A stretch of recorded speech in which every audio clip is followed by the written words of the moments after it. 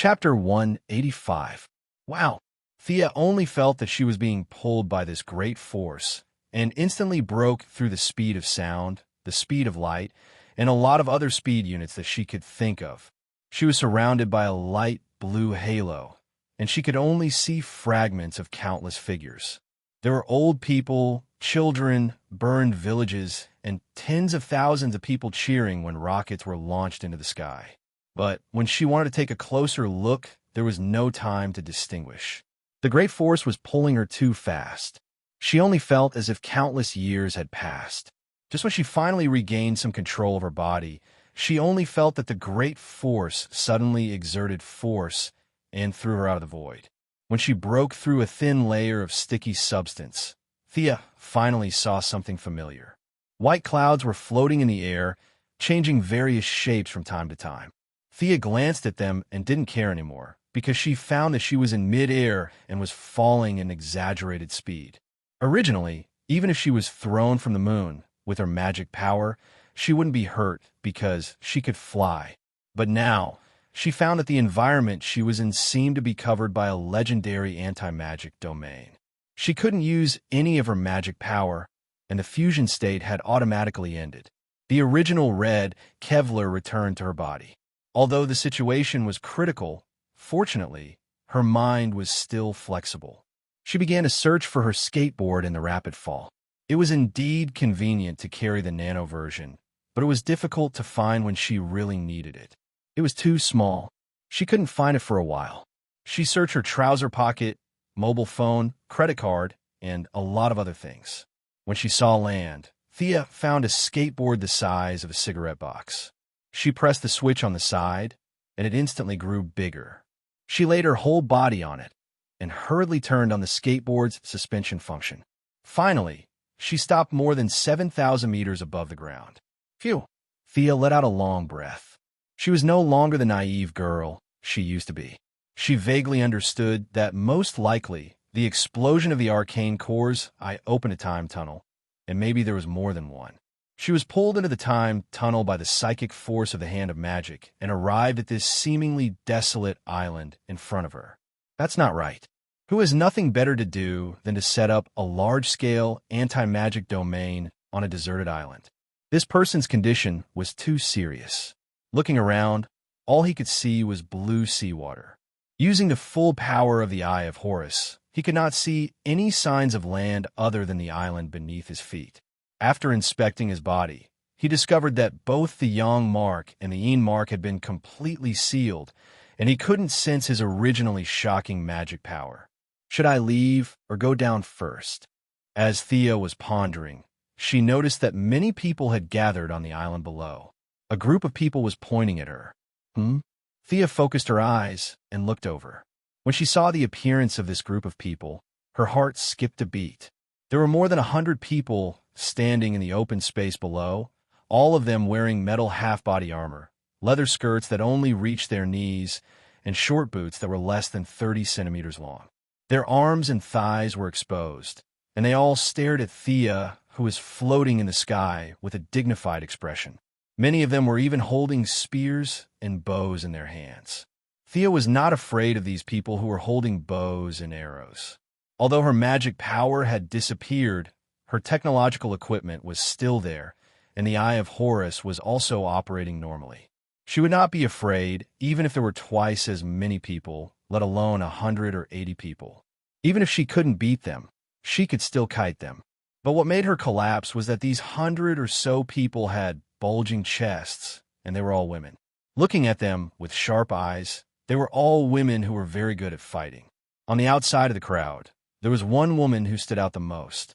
Thea was too high to distinguish her exact height, but this woman was obviously taller than the people around her. Her temperament was also very different.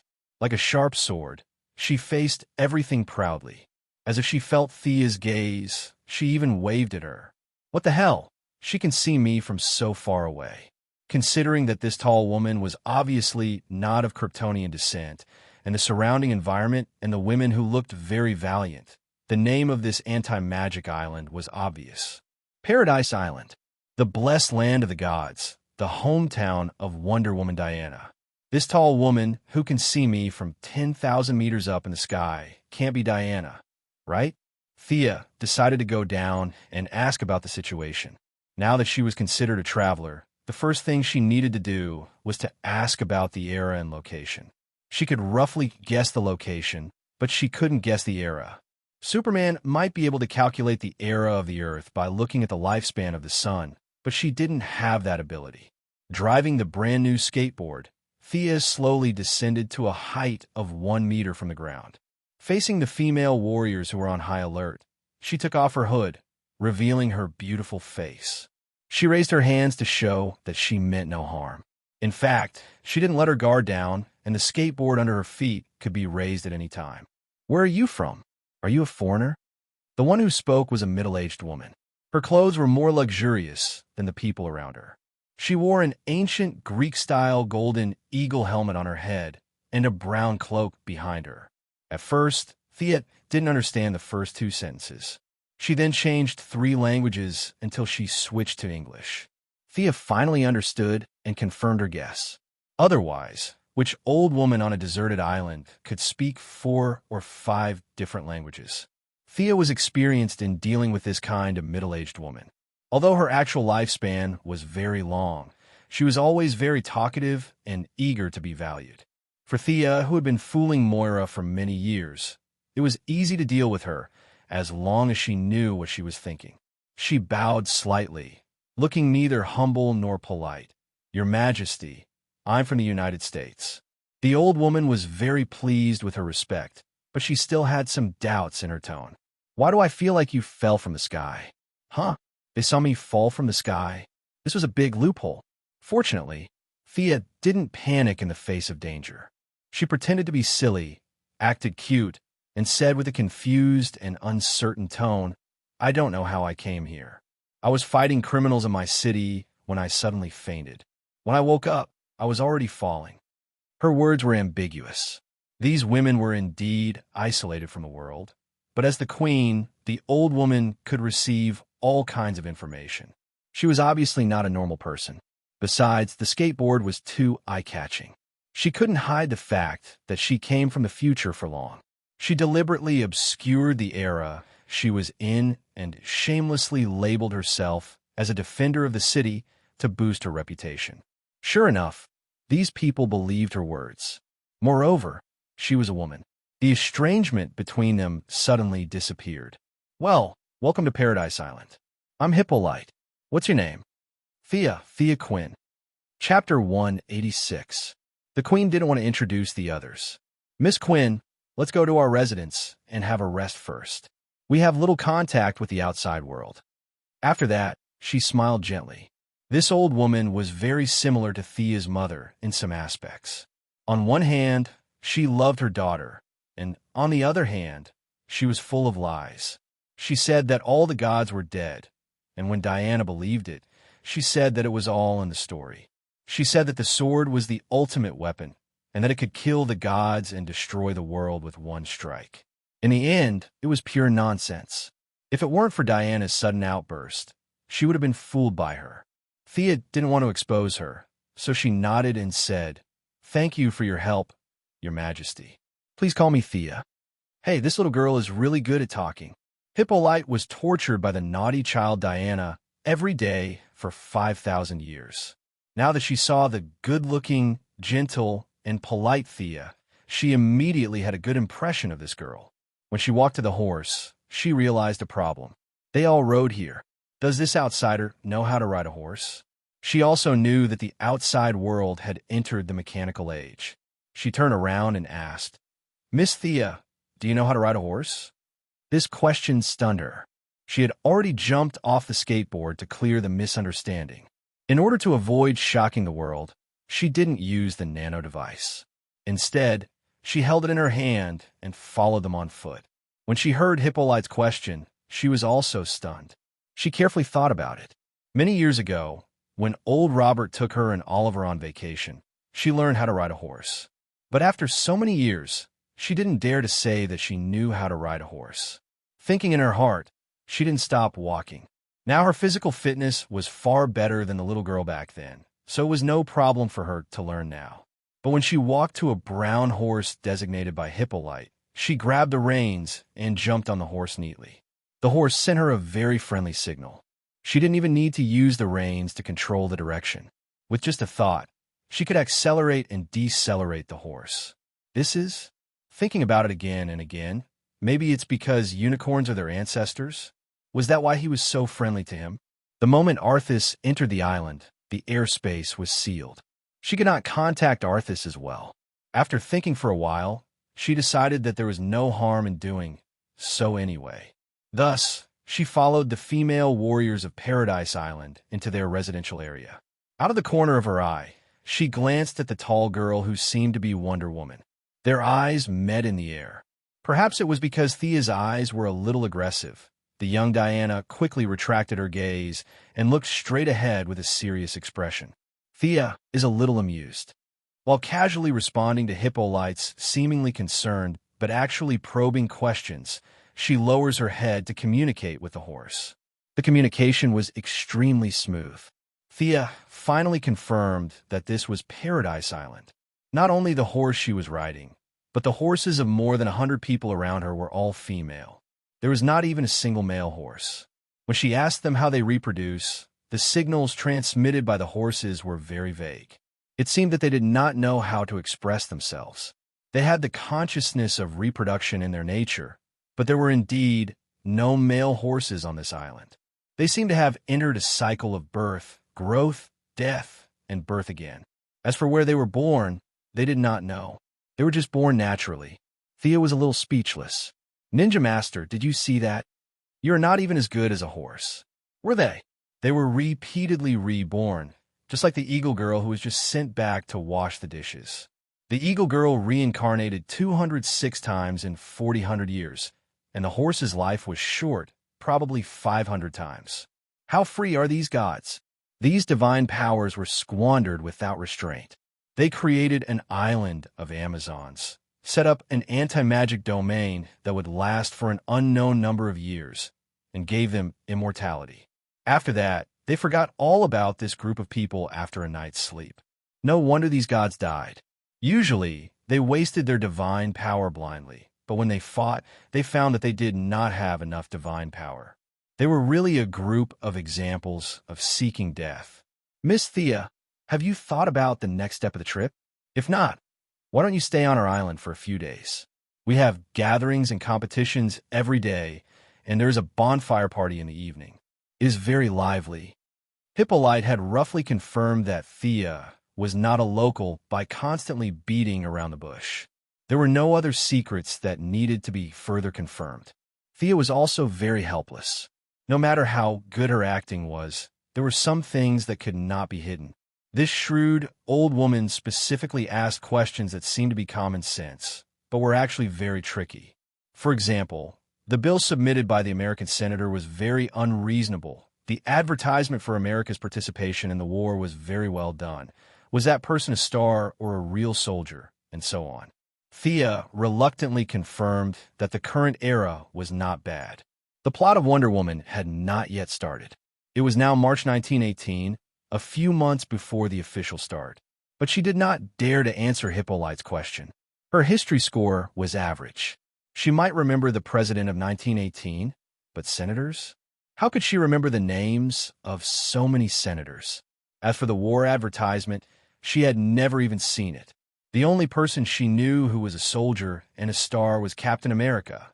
But that was in World War II, or the next universe. The result of her being unable to answer was that it triggered Hippolyte's above words, which seemed gentle, but in fact, it was irresistible. Of course, Thea could run out. At this time, Wonder Woman was not confident, or the time was not up. There was no absolute strength to stop her.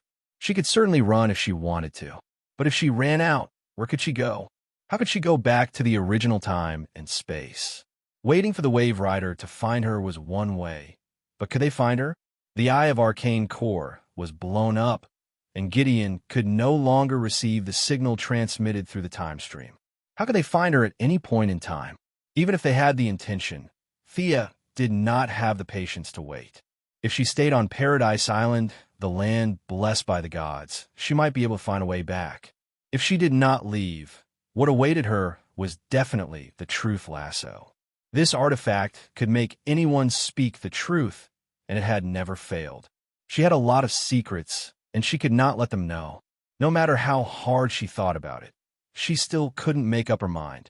Just when she finally made up her mind and was about to get on the skateboard and slip away, a huge beam of light shot up into the sky from a building not far away. The light was different from the fierce and direct sunlight. Instead, it had a hint of tranquility and serenity. Before Thea could understand what was going on, Hippolyte's expression changed drastically. She did not care about her, nor did she bring her entourage with her. She whipped her horse and galloped towards the beam of light. Chapter 187. A group of female warriors exclaimed, "Is that the direction of the temple? Are the gods going to descend again? Don't be ridiculous. It's most likely an oracle." The female warriors, who were still aggressive just a moment ago, changed as soon as Hippolyte left. A group of women began to discuss all kinds of things. The most imaginative one even said that the gods had nothing better to do and wanted to send another naughty child to the queen. Thea ignored the female warriors who had turned into ducks in a second and rode her horse to the naughty child Diana's side. She stretched out her hand and said, "Thea, Quinn." The tall girl was a little stunned. She seemed to be wondering why Thea was talking to her. Fortunately, she reacted quickly and held Thea's hand. "Diana, I don't have a surname." Ah, it was indeed her, the only female among the elders of the Justice League. She finally met her in person today. Speaking of which, this was the third time that Thea had met the leader of the Justice League.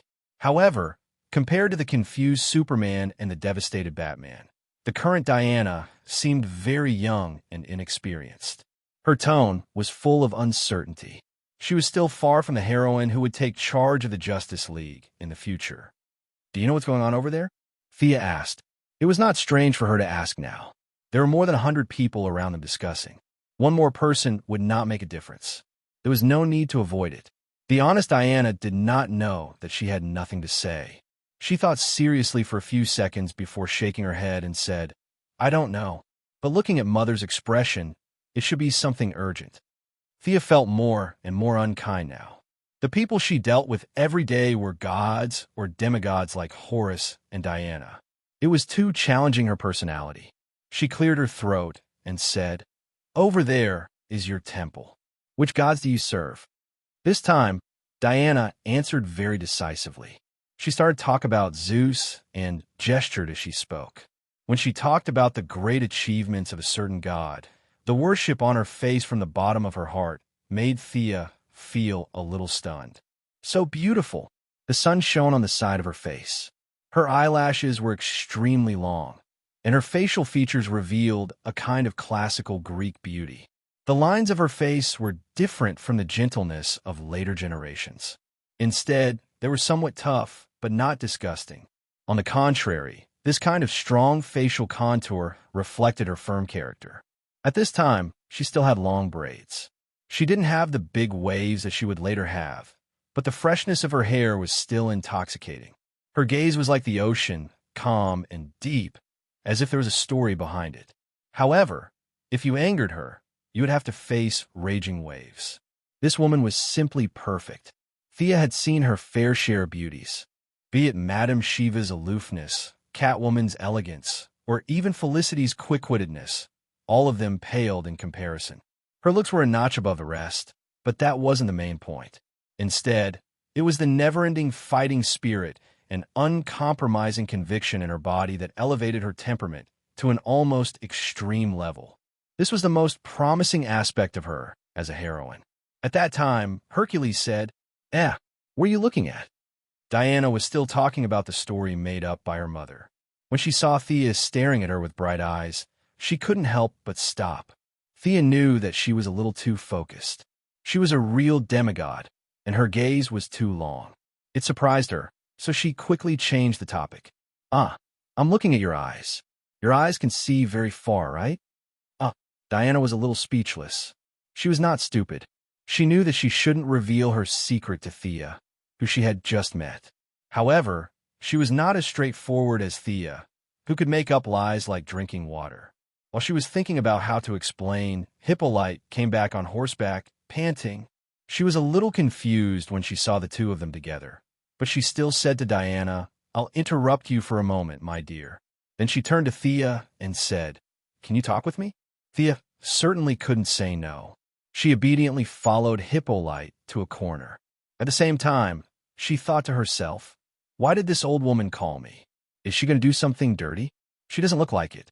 Although her body has been trained for a long time, she is far from Diana's oppressive aura. If they really fought, Thea would win. "Are you from another world?" Hippolyte didn't give her too much time to think and asked suddenly. Thea's face changed instantly. She found out so quickly.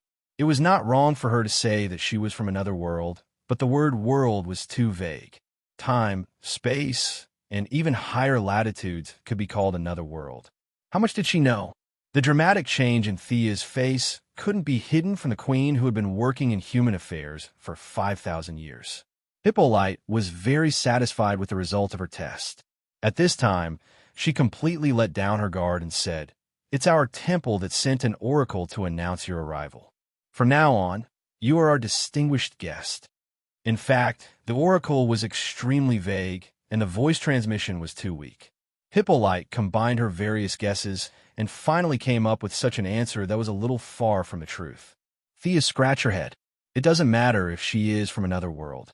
Maybe their god was afraid that she would say too much and change history, so he gave her a little change. She had to say that because of the power of Horus in the other world, she misjudged the era when the gods were lying at home and eating subsistence. She felt that the gods knew everything and were omnipotent. She carefully tested Hippolyte for a long time, but she didn't get the answer she wanted. She only got the conclusion that the gods had a premonition that she was coming. "Diana, come on, you take Thea for a walk around. I have to go back and prepare for the ceremony."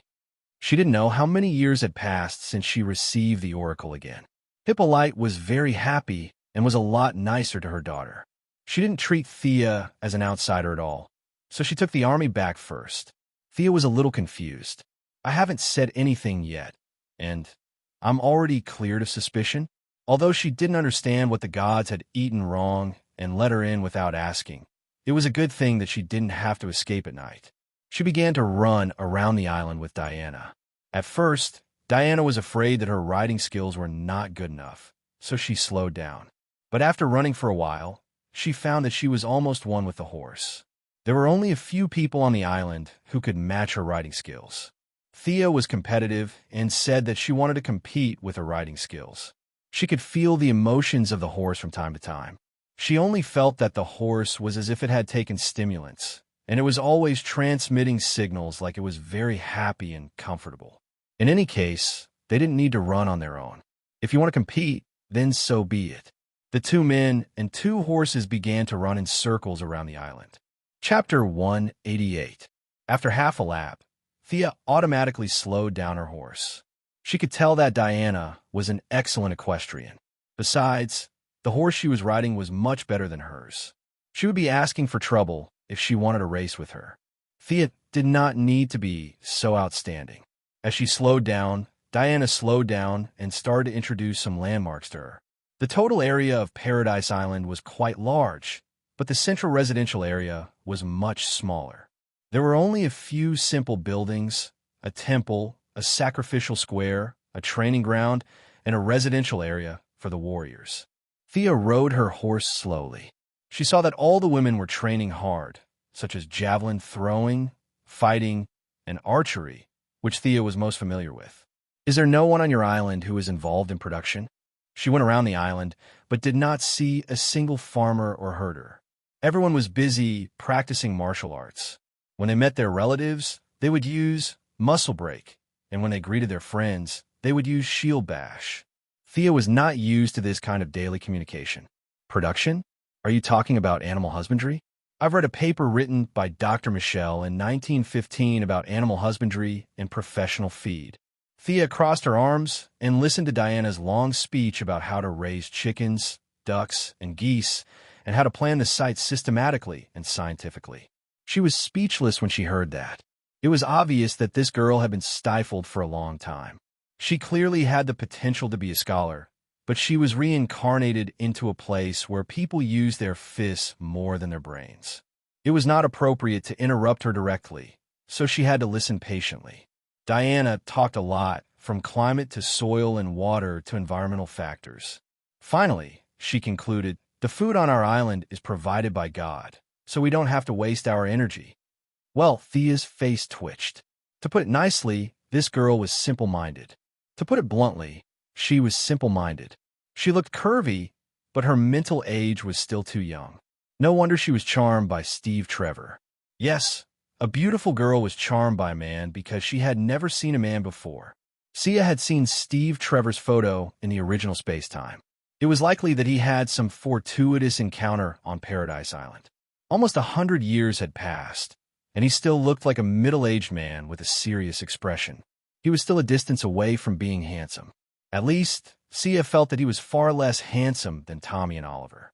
As the leader of the Heaven's Eye Society, there were many people who attacked him openly and secretly. For example, Amanda Waller and Lila Michaels, who had already signed a treaty of friendship with Sia and were considered quasi-allies, would badmouth him for no reason, saying that he was dictatorial, undemocratic, and so on. Sia was more or less affected by it. Now that she thought about how such a white lotus had been bitten by a pig, she was even more upset. She was still a child. How could you do that? Steve Trevor must die. Well, I can't affect history.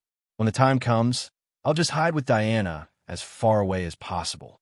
Even if I meet him, Thea will do her best to break them up. Diana didn't know that Thea was thinking about her marriage. Looking at her solemn face, she thought that she was thinking about what she said about animal husbandry. For the first time in her life, she felt the joy of being valued. She happily pulled Thea and continued to walk around. The two girls walked around the island for the whole afternoon and finally rushed back to the residential area before dinner. For people who were used to modern sound and light effects, this almost primitive style of sacrificial ceremony was indeed a little different. All the residents of the island participated in this bonfire party to prove that the gods were still paying attention to them. Looking at them singing ancient battle songs and waving their limbs enthusiastically, Thea was a little sad. They probably knew that the gods had fallen, but they still had a little bit of hope in their hearts. Now that they had received the exact news, they could no longer suppress the excitement in their hearts. This was a kind of redemption of faith, excitement, and joy. But in this grand ceremony, there was still a trace of disharmony. She's over there. She's sitting on a stone chair and wearing red clothes. Artemis, that's not good. She's the queen's guest. A few chaotic voices entered Thea's ears. Red clothes? Thea didn't need to look around to know who they were talking about. Within a 10-mile radius of this island, she was the only one wearing red clothes. Sure enough, there were idiots everywhere. Paradise Island was not a paradise. Just as she was wondering which weakling was here to pick a fight, a black tower-like figure stood in front of her. Her voice was not loud, but her words were not friendly. Outsider, don't think that today's sacrificial ceremony is held for you. This is our tradition. Do you understand? Her voice was slightly suppressed at first, but as she spoke, her voice became louder and louder. Who is this? Thea squinted her eyes and looked at the humanoid creature standing in front of her. Oh my God, this is too scary. It was already night. Although many torches were lit, the light was still flickering. At first, Thea did not notice this person when she first walked up to her. It was not until she spoke that she realized that there was a living person standing in front of her. This person was too dark, but under the light of the fire, she found that she was not the kind of black people on the African continent. After all, it was still strange for a black person to be mixed in with a group of white Amazons. She did not know if this person was born with dark skin or acquired it after being tanned. At night, her body reflected the oily light, revealing a body that was considered exaggerated even among men. There were 4 or 5 women behind this strong woman. When they saw Thea's eyes, they avoided her gaze. You are. Thea never avoided challenges. On the contrary, she had the courage to face any challenge, but she did not want to be used as a tool for nothing. She did not believe that the person who instigated this fool to come here did not have any political demands in the dark. It was nothing more than the grievances accumulated over the 5,000 years of Hippolyte's rule. Now that they had found an outlet, they wanted to defeat her and attack the political prestige of the queen. Alas, Thea sighed. Sure enough, humans were the most complicated animals. Whether they were born naturally or made of mud, they all had this bad habit. The strong woman clenched her left hand into a fist and slapped her almost muscular chest. I am Artemis. Thea was stunned for a few seconds. Haha, I'm dying of laughter. She laughed until she was out of breath and pounded on the stone table in front of her. She wasn't trying to provoke him. She really couldn't hold it in. Artemis was the legendary goddess of the hunt and the moon. Although she wasn't as beautiful as Aphrodite, the goddess of love, she was still one of the most beautiful women in the Greek pantheon. In the afternoon, Diana had told her that they had a tradition of giving the name of a god to someone in their tribe as a recognition, but Thea really did not expect that the name of the beautiful goddess of the night would be given to this charcoal head. Chapter 189. No matter how she looked at the person in front of her, she did not fit the image of someone who walked through the forest like the wind, quiet like a virgin, and moving like a fleeing rabbit. You guys think that God is not completely dead yet, so you chose this person. You guys are trying to anger him to death, aren't you? Thinking of this, Thea could no longer hold back her expression. She pointed at the brawny woman's dark face and laughed. Her provocation had achieved its desired effect. The brawny woman was so angry that she gritted her teeth. Her already huge eyes almost popped out of their sockets. She pointed at Thea with trembling lips. You. She could not finish her sentence for a long time. Thea laughed for a while and recovered some of her emotions. She covered her mouth and lowered her head. Sorry, I'm not laughing at you, huh? I'm really not laughing at you. Her explanation was insincere. The Amazons were simple, but they were not fools. Me? I want. The brawny woman thought for a long time, but could not figure out what to do. At this time, someone behind her hesitated and whispered a few words in her ear.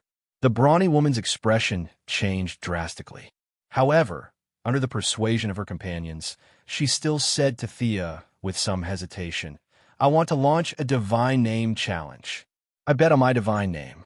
According to the rules, you must accept the challenge. Outsider. Artemis, what are you doing? Thea is not one of us. She is not bound by the rules of the tribe. Before Thea could answer, Diana, who heard something unusual, had already separated the crowd and walked over. After hearing the brawny woman's words, she was a little surprised and then angry. What do you think the honor of God is? Is this something that you can bet on? Diana's last few words were a little loud. They involuntarily attracted the attention of the Amazons, who were still singing and dancing nearby. A few people around her stopped dancing instantly, wanting to see what was going on. Under the collateral effect, the surroundings quickly quieted down.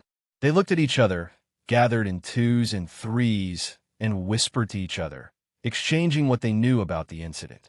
At this time, the tan woman was also a little regretful. However, the arrow was already on the bow, and there was no way back. She would rather break than admit her mistake.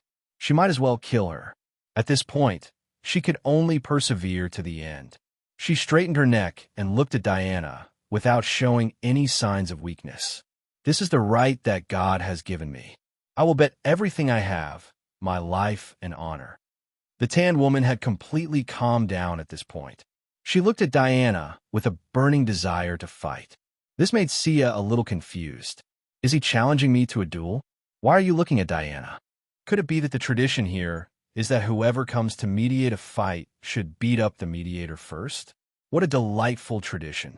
She crossed her arms and didn't say anything. After staring at Diana for a long time, the tan strong woman finally remembered who she was. She looked at Miss Thea unhappily. What is the challenge? Thea definitely wouldn't back down. Looking at the black woman's strong physique, she knew that it wouldn't be a competition of advanced mathematics or programming, but she still had to ask. Wait a minute. Hippolyte interrupted their conversation in a timely manner. Although Thea's magic was now sealed, her spiritual power was still there. She had long discovered that the queen was hiding in the distance and watching them. She didn't jump out until the situation was almost out of control. Fortunately, the people here were simple and honest, so they didn't shout "Long live." Sia also followed the crowd and bowed slightly as a greeting. "Artemis, do you know what you're doing?" Hippolyte looked anxious, just like a good queen who loved her people like her own children. For Sia, who followed Moira every day, this expression was too familiar. It was the kind of expression that gazed at you with care, but in fact, she was cursing you in her heart. Why didn't you just die? But the simple Amazon people like this. The tan, strong woman knelt on one knee and shouted with all the strength in her chest. "I know. I am willing to bear everything. If I fail, I will leave my home and go to the outside world to wait for death." Her words were resolute and unwavering, which made Thea, who was originally watching the fun, a little moved.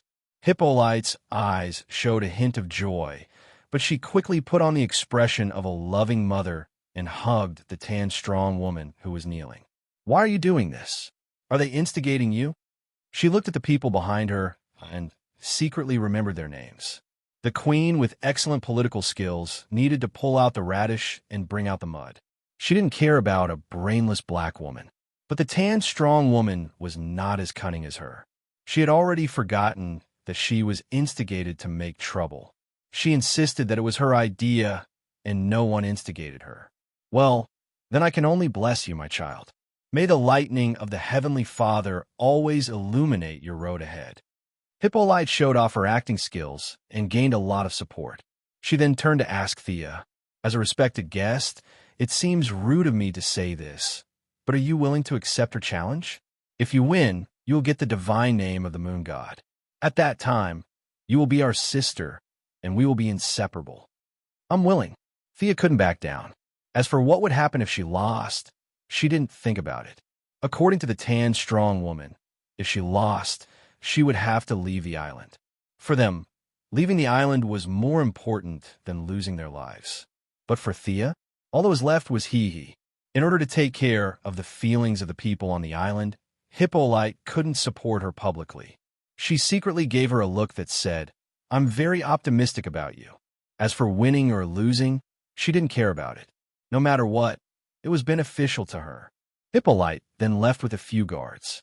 "Thea, you shouldn't have agreed." Diana, who was now a friend, waited for the crowd to disperse and said with some urgency, "This simple child didn't know the intricate relationship behind this. She just saw the upcoming duel." Speaking of the duel, Thea remembered. Damn it, these people didn't tell her how she was going to challenge them. Fortunately, there was someone in front of her who understood. That tan, strong woman just now. Thea pointed at the tan, strong woman who had already walked away. What is she going to challenge?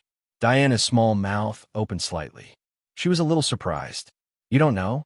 You accepted the challenge without knowing?" Thea looked at her speechlessly. "How would I know? No one told me. Is it in the arena over there?" When Thea came, she saw the circular arena full of ancient Roman style. She didn't know if it was originally there or built later, but it looked very imposing.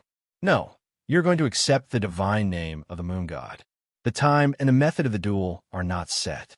These are all things that the elders of the moon god's priestly group need to ask for the oracle." Diana carefully explained to her. "What are the elders of the priestly group?" Everyone here looked the same, and she couldn't use the eye of Horus to observe them. She really couldn't remember if she had seen these old women before. Chapter 190. Since Diana didn't know either, Thea decided to put the matter aside. As for the oracle, who are you kidding? Why did you find such a dark and strong guy with the name of the goddess of the night above his head? Is this a god's approval? Most of the competitions were arranged by a few old guys, according to the conditions that were favorable to them. You guys can just bully the goddess who can't move and use the name of the gods to fool her. Sia had an expression as if she had already seen through it. She pulled Diana, who was still thinking about the challenges, back to the temporary residence. Diana, who was a warm-hearted person and also wanted to know what the outside world was like, told her mother and moved in with Thea. Thea was organizing her equipment. She didn't have many things with her, and only a few items with magic attributes could be put into the tattoo space. She wrapped the USB flash drive given by Captain Frosty with magic and sent it into the tattoo space. Now the tattoo space was completely sealed, and she didn't know what was going on inside. The Kevlar on her body had automatically appeared after the fusion was removed. The skateboard had been conveniently placed in the pocket of her combat suit at the time, and the mechanical arm had also been disguised as an accessory. These pieces of equipment had all escaped the disaster. The only pity was that the bow and infrared glasses that had been with her for almost 2 years were lost in the explosion. She was deeply regretful. Just as she was lamenting the lack of space, Diana came to her with a few sets of clothes. "Is this for me?" Thea raised the linen robe in front of her and looked at it carefully. It was just ordinary linen clothes, the kind that could be worn by any body type. The process of changing clothes was actually the process of taking off the combat suit. Diana exclaimed, "Oh, this is underwear, right? I've only seen pictures of it in books. It looks very smooth. Let me touch it. Hey, don't run away." Thea didn't expect to be teased by Little White Flower.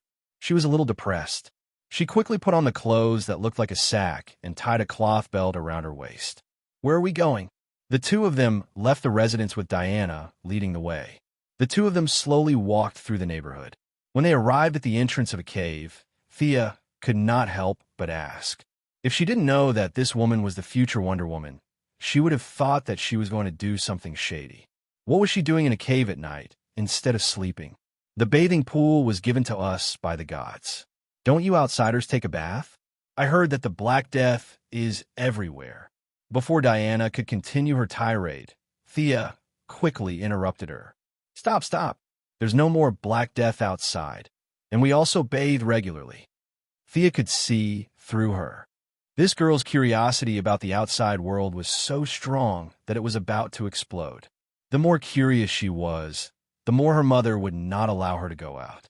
She could only desperately read those messy books, and this vicious cycle made her even more curious. She sighed. Her destiny was definitely outside, and this small island could not bind her. Her mother must have realized this as well, which was why she allowed her to fool around with her. Not long after they entered the cave, they saw a pool of clear water.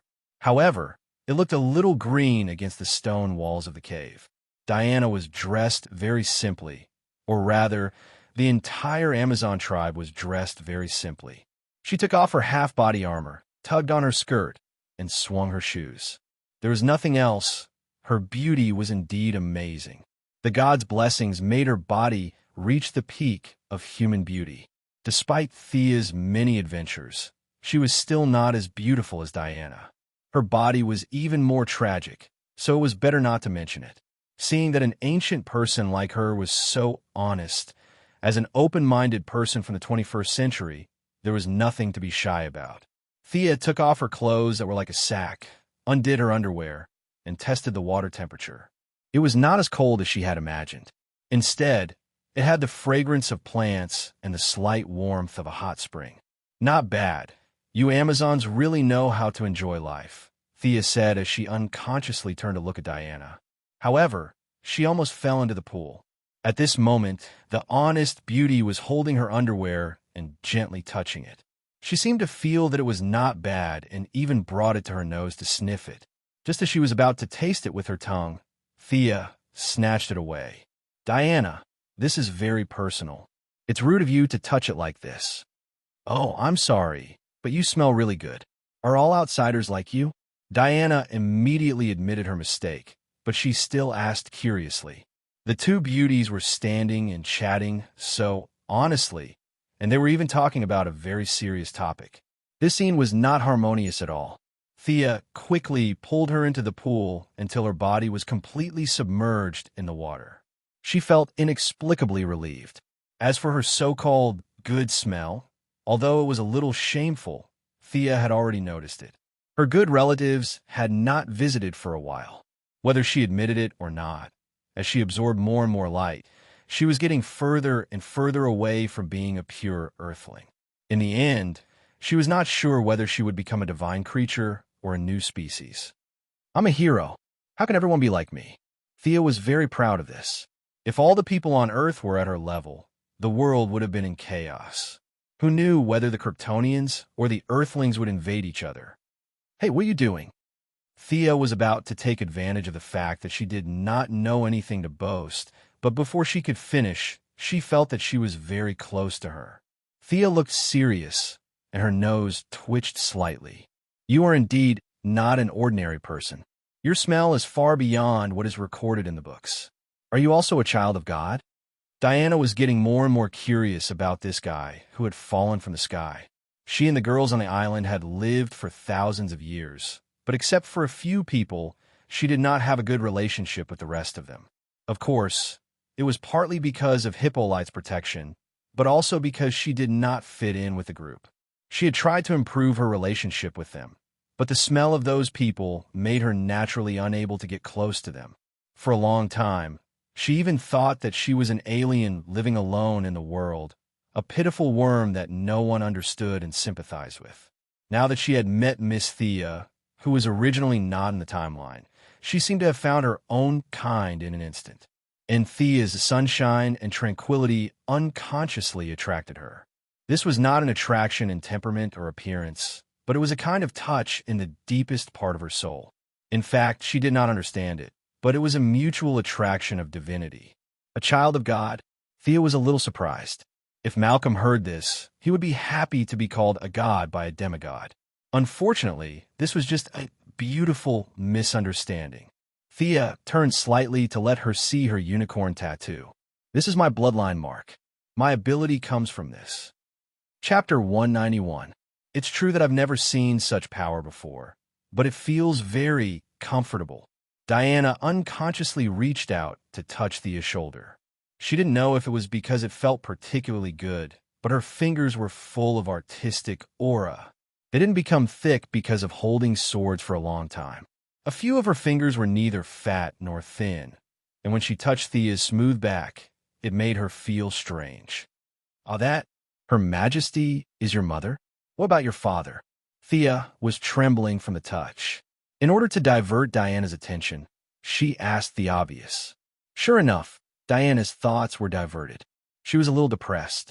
She reached out and fiddled with the water in the pool. My mother said that my father is Zeus, the king of the gods, but I've never seen him. He probably doesn't care about me. Thea couldn't agree with this point. Doesn't care about you? He can give you such great power, directly raise you to the maximum level, and give you a full set of epic equipment. Compared to her, she was a beggar. This kind of God's second generation was even more enviable than Superman. Superman's father had left his son a cape that looked cool, but was actually a hindrance. The equipment that Boss Zeus had given Diana included attack, defense, escape, and control equipment. It could be said that all of them were practical. He was definitely her biological father. Your father must love you. Thea didn't dare to say more. What about your parents? They must be very good to you. Your aura is so bright. They must be a good couple. Diana obviously didn't want to talk about her situation and changed the topic to Thea. My parents? They are very good to me. Yes, they were good to her. Of course, if you ignored Malcolm's cold-blooded killing and Moira's lies, then they must be good people. Diana was very curious about the structure of families in the outside world. She asked in a very open voice, were you born naturally through the union of your parents? Thea's face turned green. What do you mean? Could it be that I was picked up? This girl is too bad with words. She could only reluctantly answer. It's like that outside. Did you see them when they were having intercourse? What is it like? Oh my God. Zeus, save me. Thea was about to break down. How could I see it? No matter how open Europe and the United States were, there was still a limit. Thea could only shake her head with an ugly expression. However, she soon realized that Diana's question was extremely profound, and her understanding was too narrow. What I mean is, how was life first conceived? Did it really grow out of his body? What was it like when you were first born from your mother's womb? She touched her smooth belly with a look of disbelief on her face. Thea really doesn't know how to answer her more and more off-topic questions. Nowadays, except for those who travel through time, who has seen the scene of their own birth. Fortunately, she was quite knowledgeable. She rambled on about the origin of living things to Diana. If someone were to eavesdrop on them, they would definitely think that two expectant mothers were discussing the problem of giving birth. In fact, they were light years away from that stage. The two sat in the pool very honestly and talked about the process of the birth of life. Halfway through, Diana compared the theories she read from many casual books with Thea's explanation. She found that what the books said was very accurate. Thea was a little speechless about the books that she was holding on to. What's the point of just talking about theories? The most important thing is to combine theory with reality. Come, lie down, I'll tell you the truth. Indescribable scenes floated past. The two returned to their room refreshed. Thea was like a caring sister who kept answering Diana's various questions. Fortunately, the original Thea was quite good at her studies. The fusion transmigrator also read more books. She could barely cope with Diana's questions from the sky to the sea. Later on, Thea's head became heavier and heavier, and she fell asleep in the midst of the endless questions. Thea, get up, get up. Do you people from the outside world all sleep like you? Diana woke up early and found that she was still asleep. She did not disturb her. According to the tribal practice, she went out to practice martial arts and went through a lot of trouble. After breakfast, she came back and found that Thea was still sleeping. The quality of sleep was too good. We shouted loudly outside. Didn't you hear us? Thea sat up in a daze. She did not feel that there was a problem. How many young people did not like to sleep? Besides, her physique was the type that would grow naturally even if she did not exercise. There was no need for her to train in the hottest days of summer or winter. Before she finished yawning, an old woman in a robe walked out from behind Diana. Miss Thea, good morning. It seems that you had a good rest. This morning, we will hold the first competition of Artemis in the square. You must maintain your strength. After that, the old woman patted her on the shoulder as if she was concerned. She left the hut with a smile on her face. Diana was also a little confused about the old woman who came and left in a hurry. She did not wait for Thea to wake up and ran away after saying a few words. She said it too simply. She didn't tell you what the competition was. This is against the rules. Thea waved her hand. This old woman was obviously an opponent of Hippolyte. She was just skirting the boundaries of the process. Did she mention the process? She said it, but she did not say everything. At most, she would say that she was not meticulous in her work. There was no big problem, but her purpose was very vicious. She was determined to teach Thea a lesson and finally destroy the reputation of Diana's mother. Thea was quite familiar with this kind of method. This kind of workplace method of making things difficult for others was a bit unpresentable. However, although she was familiar with it, she was definitely unhappy. She thought to herself, "Old woman, I'll remember your face. Just you wait. In a few months, when the Germans come, I will not save you even if you die in front of me." After putting on her clothes, she pulled Diana, who was still angry. "Let's go. Take me to breakfast first." When they arrived at the cafeteria, Thea was a little uneasy. This group of people was too explicit. They did not even leave breakfast for her. They used the excuse of exercising too much in the morning and finished it all. "If you want to eat, come early tomorrow. We are militarized. That's it. You can do whatever you want." Fortunately, Thea was not an ordinary person. She did not feel hungry even if she did not eat for 10 days or half a month. Her daily consumption was various kinds of light in her body. Now, her absorption ability was banned, but her body was still there. Thea missed the breakfast on the Wave Rider very much. No matter how unpleasant Gideon was to her, he did not say that she should starve. Sure enough, the worst thing these days was people. Whether they were born naturally or made of mud, they were all bad. No wonder those artificial intelligences wanted to destroy the world after awakening. People were so bad that even machines could not stand it. If you don't want to eat, then don't eat. Thea angrily followed Diana to the square. Chapter 192. This was the second time Thea had come to their tribal square. Unlike the grand celebration last night, the square was filled with a solemn and dignified atmosphere. It was about the size of 4 football fields, and the ground was paved with green bricks. When walking on it, One wouldn't feel uneven at all, as if it was flat ground. Needless to say, this must be the work of the gods who had nothing better to do. The people here regarded fighting as glory and labor as a disgrace. They would not even pick up the fallen soy sauce. This road was definitely not built by them. At least, Thea did not see any excavators or other engineering equipment here. With their productivity and values, how could they build such a flat road without the intervention of divine power? There was no rostrum of the scene, and no one was playing the athlete's march. There were only two participants.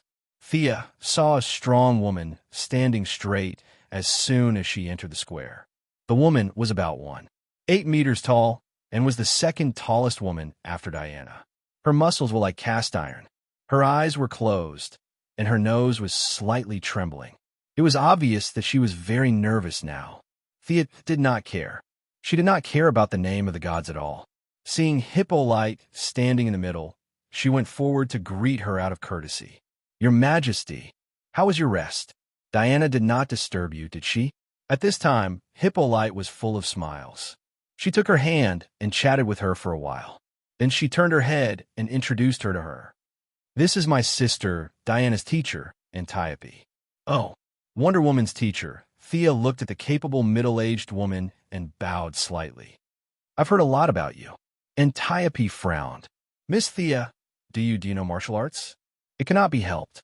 After the awakening of her sorcerer bloodline, Thea was too deceptive. Her muscles were not obvious, and people would only think that she was working out. Compared to the women on Paradise Island who had bulging muscles, there was a huge visual difference. Thea was a little embarrassed to answer her question.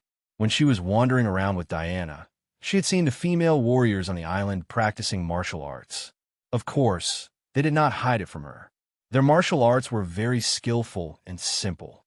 Perhaps it was because of their immortality, their individual foundations were very solid. Whether it was archery, combat, or various combinations of swords and shields, they used them very well. However, their fighting style was too ancient. Modern society had been developing for thousands of years, and countless elites had added their own understanding to their fighting style. Although their lifespan was not as long as the female warriors of Paradise Island, their fighting knowledge had been passed down from generation to generation. The accumulation of knowledge was terrifying. On the contrary, the Amazonian female warriors had become more and more conservative because of their infinite lifespan. If the fighting level of the outside world had improved by 4,000 years, they had only improved by 200 years. Thea was very confident in defeating them. If she didn't use any strengthening spells, she could defeat 5 to 7 female warriors with her bare hands. This was under the condition that their physical fitness was higher than that of human beings. If she activated all her technological equipment to recover her magic power, then they would all die. Now, in the face of Antiope's question, they directly answered that they were all a bunch of weaklings? Definitely not. She could only evade the question and say, "I practiced at home." As for what level they were at, they would see for themselves later. Hippolyte introduced her to the 3 middle-aged women in robes on the other side. One of them nodded to Thea with a serious face and ignored her. The other 2 were much more enthusiastic, and one of them was the woman who informed her about the competition in the morning. With Hippolyte's introduction, Thea knew that the 3 of them were priests of the temple. However, their miracles were rare now. The 3 priests were responsible for the daily worship of the 12 main gods of Olympus. Hearing this, Thea almost laughed again. "You are too impious. If there is no miracle, you will reduce the number of priests? You will arrange for the clergy to have secondary jobs? Needless to say, it must be Diana's mother who did this. She changed the priests into warriors under her direct leadership. It would be strange if the remaining priests were of the same mind as her." Thea was really not interested in participating in this kind of traditional struggle between theocracy and royalty. This kind of thing could be seen everywhere in Europe's thousands of years of history. It was not rare. Thea chatted with a few leaders who seemed to be the leaders of the country, but in fact, the population under their jurisdiction was not even comparable to a village. She stood alone and rested. She originally wanted to find a place to sit, But when she saw several village leaders standing under the hot sun, she could only swallow her words. As a quasi-military management, the people of Amazon gathered very quickly. Thea stood for less than 5 minutes, and a large number of female warriors had walked into the venue. They stood in rows and rows, ready to be quiet spectators. Everyone is here? Thea was curious. How many people were there? It was too inefficient to count them one by one. She secretly opened the eye of Horus, glanced at them, and instantly understood. 1,550 people. The people on the field just felt a chill and did not notice anything strange, but Diana stared at her eyes in surprise. What did she feel just now? Divine power. Although it was completely different from her divine power, the nature was definitely not wrong. That was the real divine power. Was this girl, named Thea, the child of God? Diana was a little confused. Hippolyte waited for everyone to arrive and loudly announced the start of the Divine Name Challenge. In fact, there was a bit of a logical problem with calling it a challenge. Thea was muddle-headed and was challenged, but the other party put everything on the line, and several village leaders acquiesced to the name of the challenge. There should have been a segment to introduce the two sides, nothing more than who this person was, what achievements she had, why she came a challenge, and so on. But now Thea was not one of them, and they did not know what advanced deeds Thea had done. Who knew if what she said was true or false? They could not use the truth lasso to extort a confession before the competition, right? That would be too disrespectful to the gods. They thought about it and decided to skip this step. Hippolyte motioned for everyone to be quiet and roughly told them about the past of Artemis. The Amazons all knew about it, but Sia didn't care. She just said a few words in a neutral tone. Then several priests pushed each other, and finally the cunning old woman that Thea saw in the morning walked out of the crowd and shouted, "Artemis is the goddess of the hunt, and her oracle tells us that the first game is javelin throwing." "Wow!" everyone exclaimed. It cannot be helped. Although Thea was 7 meters tall, she was of average height among these people. Compared with the muscular women, she was definitely thin and weak. On the other hand, the dark-skinned woman was 8 meters tall, and her arms were as thick as Sia's thighs. She looked like a person with great strength. The basic conditions of this competition were clearly unfair. Chapter 193. Sia was well aware that these old fellows were up to no good. They had chosen the right time to do so. Normal people would not be able to sleep well on their first night in a new environment and guessing the content of the competition. However, Thea woke up naturally as if nothing had happened. Since their first plan did not work, they came up with a second one. They took advantage of the fact that she had just woken up and was not fully awake to call for a meeting. They even canceled breakfast in order to cause Thea to be mentally and physically exhausted. Then, they called out the tanned and strong woman who had been recuperating for a long time to compete. Moreover, the opponent seemed to be good at throwing javelins. Looking at Thea's small arms and legs, and the opponent's tall and strong figure, there was almost no suspense in this competition. The worst priest looked at Thea with a smile. Although he looked kind, he was thinking about how to lead the topic to Thea when this outsider begged for mercy and quit. This bastard. Thea smiled and looked at the people around her who were pointing at her. She thought to herself, if this old thing was an employee of the Quinn Group, he would definitely arrange for her to go to Siberia to experience life. "Hey, can you?" Diana asked quietly when she saw Thea's indifferent expression. It was no wonder that she was worried. The anti-magic territory on this island was too strong. Thea was directly sealed. As a demigod, Diana was stronger, but more than half of her divine power was also sealed. She grew up in a high anti-magic territory and did not realize how strong she was before she left the island. Thea nodded, of course, to show that she was fine. Just watch. Ever since she figured out the intention of these people, she equipped the mechanical arm under her battle suit. It fit her arm perfectly and was covered by her clothes. "You want to play dirty with me? I'll play with you." Originally, I wanted to have a fair competition, but they did not intend to play fair at all. Since they did not follow the rules of the game, Thea was ready to let them know what it meant to be strong. Time passed quickly, and a female warrior carrying 2 javelins arrived in front of several faction leaders. Hippolyte also didn't expect that these people would make such a low-skill competition. Although Sia's victory or defeat didn't affect her much, it was better to win than to lose. She picked up 2 javelins and looked at them. Not bad. They didn't tamper with them. When Thea and the dark-skinned woman stepped forward to take the javelin, she whispered to Thea, "Don't feel pressured. It doesn't matter if we win or lose." Thea responded with a bright smile. Am I cheating? He still couldn't win? Not to mention this Daj Wong. Even if Diana personally went up against him, with such a strong anti-magic domain, she might not be as strong as him. The crowd automatically opened up a gap. Their meaning was very simple. You just have to throw it at a place where there is no one. Who's first? Thea saw that Daj Wong was angry and didn't speak, so she could only ask. She couldn't throw it at the same time, right? The other party shamelessly insisted that she threw the javelin in the distance. If Thea didn't want to explain, she would have to throw it again. Thinking of this scene, she felt that it was ridiculous. Moreover, this kind of scene with a large group of people watching was enough. Without waiting for Daj Wong to reply, the priest who made Thea look very annoying jumped out again and said with a kind face, "You are the guest. Let Artemis go first." Thea nodded and took a few steps back. This old guy wanted to let the dark-skinned woman get a good result to destroy her confidence.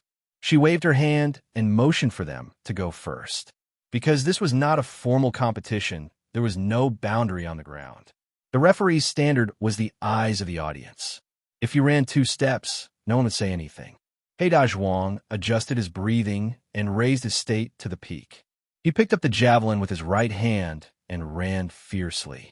Thump! Thump!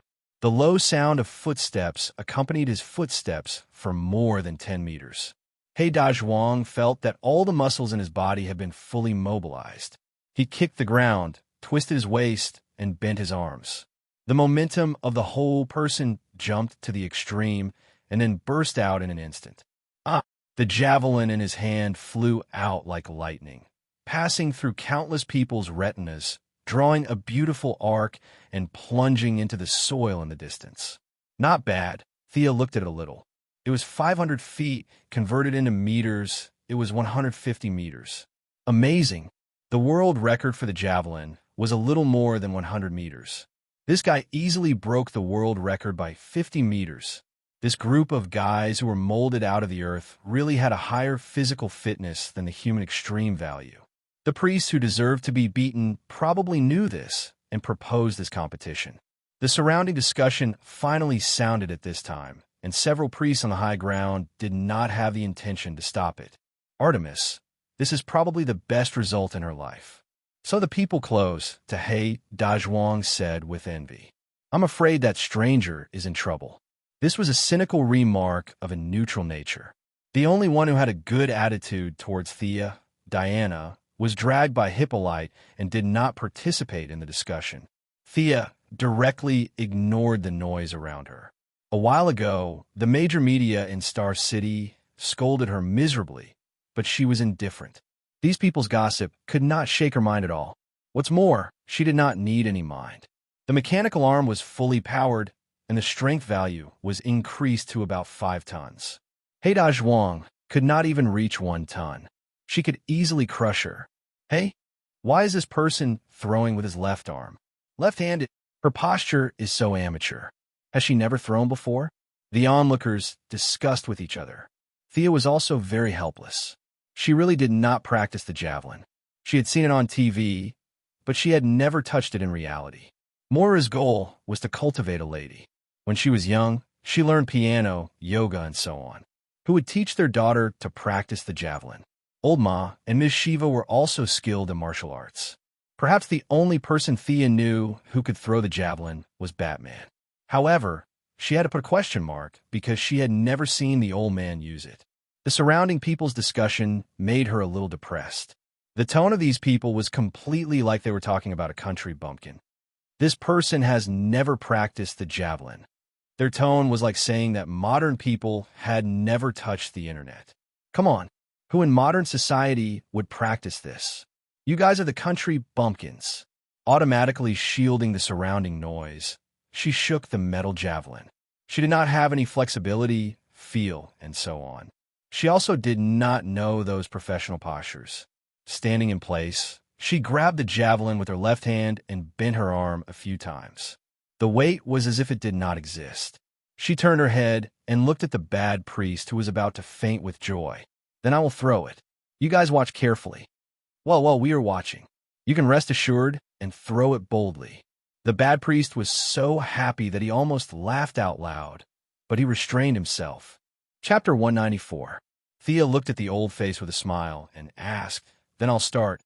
You must work hard and throw it far away with all your strength," the bad priestess said as she made a throwing motion with an expression of encouragement.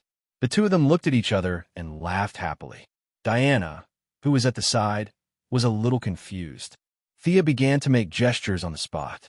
With her martial arts foundation and strong memory, such a simple throwing motion was not difficult at all. She could understand it at a glance, but she was not used to using her left hand to exert force. She tried on the spot, but it was not coordinated. "Forget it. I'm not practicing anymore." The force exertion method was not scientific, so the effect was definitely not as good. However, the force was too great. The run-up and lunge were useless. She bent her arm back, and the mechanical arm operated at full power.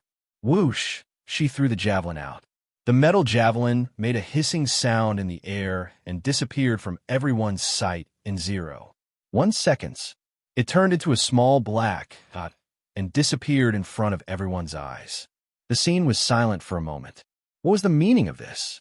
Other than Thea and Diana, who was somewhat sure that she was the child of God, everyone else was stunned. The bad priestess widened her eyes and glared at Thea, who was smiling like a flower. You trick." She did not know what to say. She wanted to say that the result did not count, but she was not so thick-skinned as to say that in front of thousands of people. Hippolyte looked at the three priestesses with a smile. "What do you think of this result?" As long as they said that the result did not count, she would immediately counterattack. There were so many people at the scene, and no one would support their nonsense. "Let's discuss." The old priestess, who had been silent all this time, pulled two of her companions, who were blushing. The three of them went to the side to discuss. They went to the side and whispered. The thousands of people at the scene were almost in an uproar. "Did you see that? It flew to the horizon. That's terrifying. How can she have so much strength with such a small body? Could it be the divine power of Hercules? I wonder who is stronger, her or Diana." The crowd was whispering, but Thea did not care. She put away her mechanical arm and walked to Diana's side.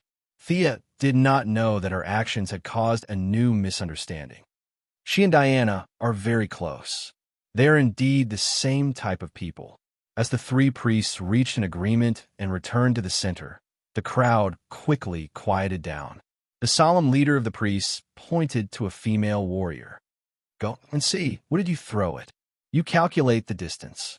She no longer had any hope for this competition, so she chose the neutral female warrior. She only wanted to get a result and end this awkward scene quickly. The female warrior glanced at Hippolyte and got the queen's nod. Then she mounted her horse and galloped in the direction where the javelin had disappeared. 15 minutes later, the female warrior rode back with an anxious look on her face. Turning over and dismounting, the female warrior knelt on one knee. "I swear to God that what I said is true." Several leaders nodded and motioned her to continue. The female warrior glanced at Thea with a little fear. "I found a javelin thrown by this distinguished guest 2 miles away. At that time, the head of the javelin was inserted into the rock, a foot deep." Her voice was not small, and the people around her heard it clearly. It was strange enough that the javelin had flown 2 miles, but now the head of the javelin was inserted into the rock by a foot. There were 1,500 people in the Amazon tribe who could not throw javelins. Thea's javelin could penetrate the rock. What did this mean? This showed that the remaining force was not exhausted. If there was no rock, maybe it could fly a few hundred meters. Everyone looked at Thea as if they were looking at a monster. Is this a human? Are all the people outside so terrible? It turned out that the Father did not let us go out to protect the human race, but to protect us. At this time, Hippolyte spoke. "Priests, can you announce the result of the first round of the competition?" The queen was far from being as pious as she appeared to be. Zeus, the king of the gods, was her man, who would worship their own man, not to mention a man who had an affair. Distance creates beauty and faith. She treated the king of gods like this, and her attitude towards the other gods was almost equal. Therefore, when Thea first came, the oracle had an impact on her, but it was not big. At that time, she did not care about the face of the priests of the temple and directly interpreted the oracle, which was the fuse of today's incident. The priests hoped to reduce Thea's right to speak by attacking her. As long as they defeated Thea, they could say that Hippolyte's interpretation of the oracle was wrong, and they could regain some of their right to speak. Unfortunately, now it was all destroyed by Miss Thea. The old priest reluctantly announced, "The first game is the distinguished guest from outside. Miss Thea Quinn wins." After that, he pretended to hold Thea's hand to show goodwill. These guys kept talking about outsiders and outsiders. Originally, this was an indisputable fact. Thea was not crying and shouting to join them, but their words reminded the people around them that Thea was not one of them. Now that they let an outsider win, where was their sense of honor and shame? Everyone thought, "That's right, we have to surpass her." All of a sudden, even if there were people who wanted to be friendly with Thea, they did not dare to get close. If they did not get close to her, she was still one of them. But if they got close to her, they would be regarded as a traitor. They had indirectly isolated Thea. At this time, the dark and strong woman finally realized something. Her face became extremely ugly, and a few traces of red appeared on her dark face.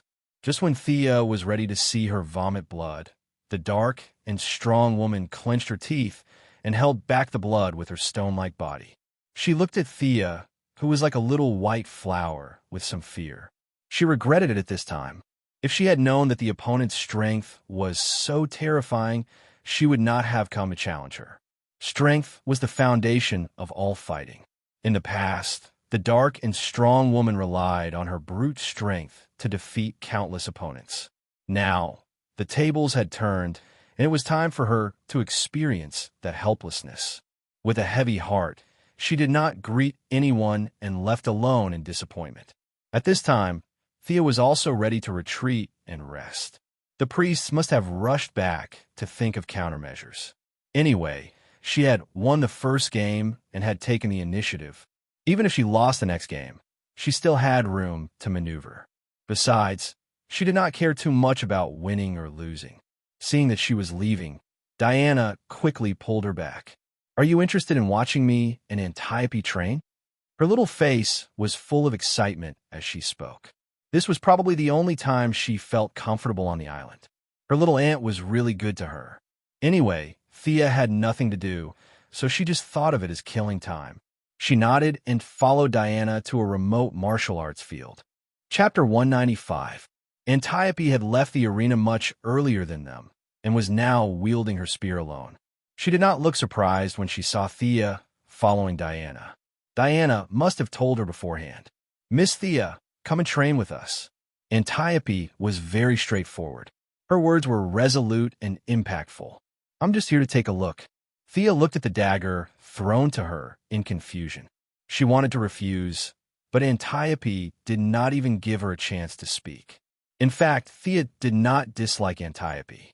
Her straightforwardness reminded her of Lady Shiva in the past. Both of them were very pure people, much more to her liking than Diana's mother and those crafty priestesses. "All right then, how do we start?" Thea waved her sword. Their swords were shorter than the one-handed swords in the outside world, but they were heavier. Thea was now walking on a non-human path. If it were a normal person, they would definitely feel uncomfortable. Antiope, who was straightforward, made an unexpected suggestion. "A three-person free-for-all. Come on." Diana already looked like a future. She took a weapon from the rack. Of course, it was not a divine artifact. With a shield in her left hand and a sword in her right, she slowly approached the battle circle. Antiope continued to wield her spear. She stared at Thea and Diana's footsteps like an eagle, constantly paying attention to their footsteps and body movements. Seeing that they were very disciplined and had no intention of attacking first, Thea could only dance with her dagger. "Then I'll go first." She slashed her dagger at Antiope's neck. "You're very fast." Antiope used her spear to block the slash and praised casually. At the same time, she leaned to the side to avoid Diana, who was charging at her. Since it was a three-person free-for-all, Thea could not just attack one person. After her dagger was blocked, she took the opportunity to stab at Diana, who was running towards her. The latter blocked her attack with her shield. Thea kicked at Diana's lower abdomen and twisted her head to avoid Antiope's spear. The three of them had their own strengths. Antiope was the oldest, and her martial arts were almost perfect. Diana completely relied on her innate combat instincts to make up for her lack of experience. Thea stood on the shoulders of the humans who had accumulated thousands of years of fighting experience. Antiope represented the depth of martial arts, Diana the purity of martial arts, and Thea represented the breadth of martial arts. The three of them fought for 10 minutes to understand each other's level. In fact, it was mainly Diana and her aunt who had deepened their impression of Thea. No matter how they changed their moves, they were easily defeated and counterattacked. If it was not for the three-person free-for-all, either of them would have been defeated if they fought alone. The accumulation of thousands of years of human knowledge was not a joke. It was not that there were no people who could defeat the accumulation of knowledge of an entire society with their own strength, but they were definitely not the two of them. The situation gradually turned into a 2-on-1 between Diana and Antiope. This time, Thea was a little overwhelmed. On the one hand, she was not used to using her weapon. On the other hand, her strength was also suppressed by Diana, so she was a little frustrated. Antiope saw that she was in a disadvantageous situation and quickly stopped attacking. She stood alone and left the battlefield to them. With one less person, Thea's strength was immediately displayed. Many of her moves were bold and unrestrained, but they were extremely lethal. She slashed left and right, and at this time, she was still unbelievably immature Wonder Woman. She would occasionally counterattack, but most of the time, she was using her shield to block. Thea was sweating. This girl had the potential to be an MT. Her shield was really good. The parry, block, and dodge values were almost full. In a short period of time, she used 7 sets of swordsmanship, from Kashima Shindo Ryu to Iran's assassination technique. She used all the best moves from ancient times to modern times, but she still could not defeat Diana, who was stubbornly defending. "Okay, I'm done." Thea panted and threw away the dagger that was chipped. If she continued fighting, she would enter a tiring phase. It was meaningless. Besides, she did not eat breakfast. Although she was not hungry, her stomach was empty and uncomfortable. Diana excitedly took the shield and looked at it. There were countless scratches on it. The best way to repair this shield was to meld it down. "Your moves are really good. Did you come up with them yourself?" "How could I come up with them?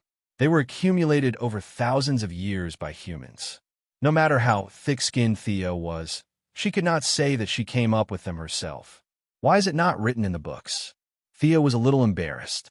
How could these things be written in the books? It would destroy the stability of society.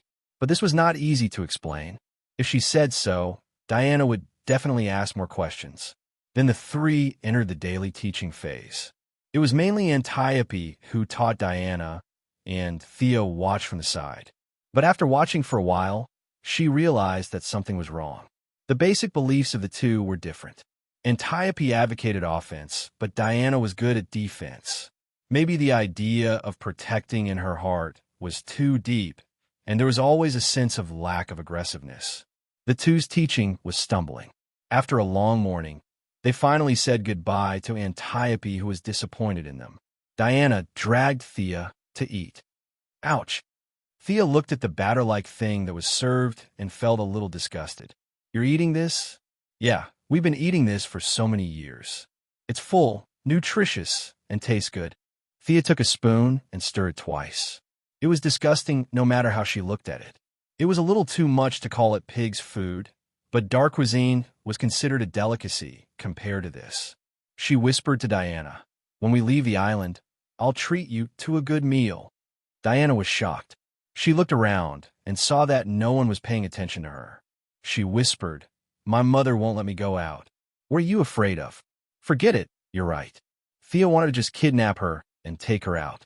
She started the skateboard and flew out in a minute. But after thinking about it, Diana only had the silver bracelet of protection on her now. It was indeed a little dangerous. Her epic equipment had been stolen by her mother. Unless it was absolutely necessary, she would not give it to her. It was better to wait for Steve Trevor to bring the Germans to wipe them out. Thea swallowed her original plan. She lowered her head and drank 2 mouthfuls of the batter. Bah, it's too disgusting. No wonder Steve had to leave after 2 days. It was purely because of this disgusting food that he was forced to leave. Thea was so angry that she instantly opened the Eye of Horus. She scanned the entire cafeteria and found that everyone was eating the same thing. No one was giving her a hard time. She could still hold on if the time was short. There was still nearly half a year left. Forget it. I'll just bite the bullet and eat. God's eye. You really are the son of God. Diana was closer this time. Unlike the mess in the square, she could immediately tell that this was definitely a sign of divine power scanning. She looked at Thea angrily. Why didn't you tell the truth? Was it because you were discriminated against that you didn't dare to say it? Chapter 196. What did you say? Thea's heart skipped a beat. She did it out of habit and did not notice that there was a living person beside her. Moreover, she was the kind of person who could sense the divine power. She regretted it. Who are your parents? Diana stared at Sia's face and asked seriously, Look, I even told you that I'm the illegitimate child of Zeus, and you still refuse to tell me. You're not a good friend. However, Thea really cannot say it. The biggest taboo in time travel was to say the names of one's parents. If she said Malcolm's name now, maybe one day in 70 years, Diana would see Old Ma on the road and think of Thea. She would go up to Old Ma and talk to him. With her personality, she would definitely do it. Old Ma was strongly stimulated. Perhaps he was originally going to find Moira to communicate with her, but because of the interference, he did not manage to do so. The little life that was born because of their communication that day was ruined, and Miss Sia might not be able to give birth. What the F***CK is this? Therefore, Thea only introduced her real name. Her real name did not matter. If there was a real name, it meant that the baby had been born. If there was no such name, it meant that the baby had not been born yet.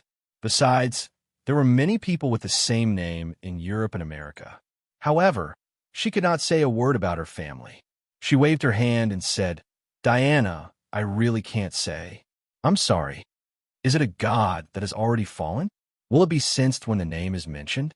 Diana touched her chin and forced herself to imagine. She seemed to realize that Thea had her reasons. She also got the answer to the great strength that Thea showed when she threw the javelin.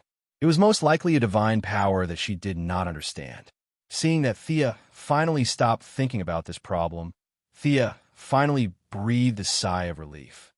Hey, do you have a kitchen here? She was very doubtful about whether she could hold on until Steve Trevor came. She could endure it for a short time, but she still had nearly half a year to go. What if she starved to death before the old man came? Her idea was very simple. There were no guns or cannons. She could make her own. She could at least take some kitchen utensils and make it herself. Diana was stunned by her wild thoughts. On Paradise Island, fighting was an honor and labor was a disgrace.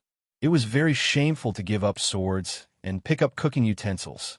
Being discriminated against and being looked down upon was a common occurrence. Fortunately, Diana was an open-minded person. She knew that their food was not suited to the tastes of the outside world, so it was understandable that Thea wanted to make some for herself. He said that he would take note of this matter and report it to the queen at night. Thea gritted her teeth. Your queen even cares about cooking utensils? It was true that she was the village chief. In the afternoon, Diana continued her so-called training. Thea, on the other hand, was not in the mood. She rode her skateboard and prepared to look for some ingredients. When Diana dragged her tired body back to the house, she almost thought that she had entered the wrong house. There were all kinds of mushrooms with ears and many other things that Diana could not name. Thea walked around the woods twice in the afternoon and found a lot of spices. However, many of them needed to be dried. There was a lot of fennel on this island. Thea picked half a bag of fennel sprouts. She also saw a few wild boars in the woods. Humph, they would be delicious if they were made into steamed buns. Of course, it was too late now. Thea saw Diana coming back and greeted her. Hey! When Thea glanced at the spear in her hand, she suddenly thought of something.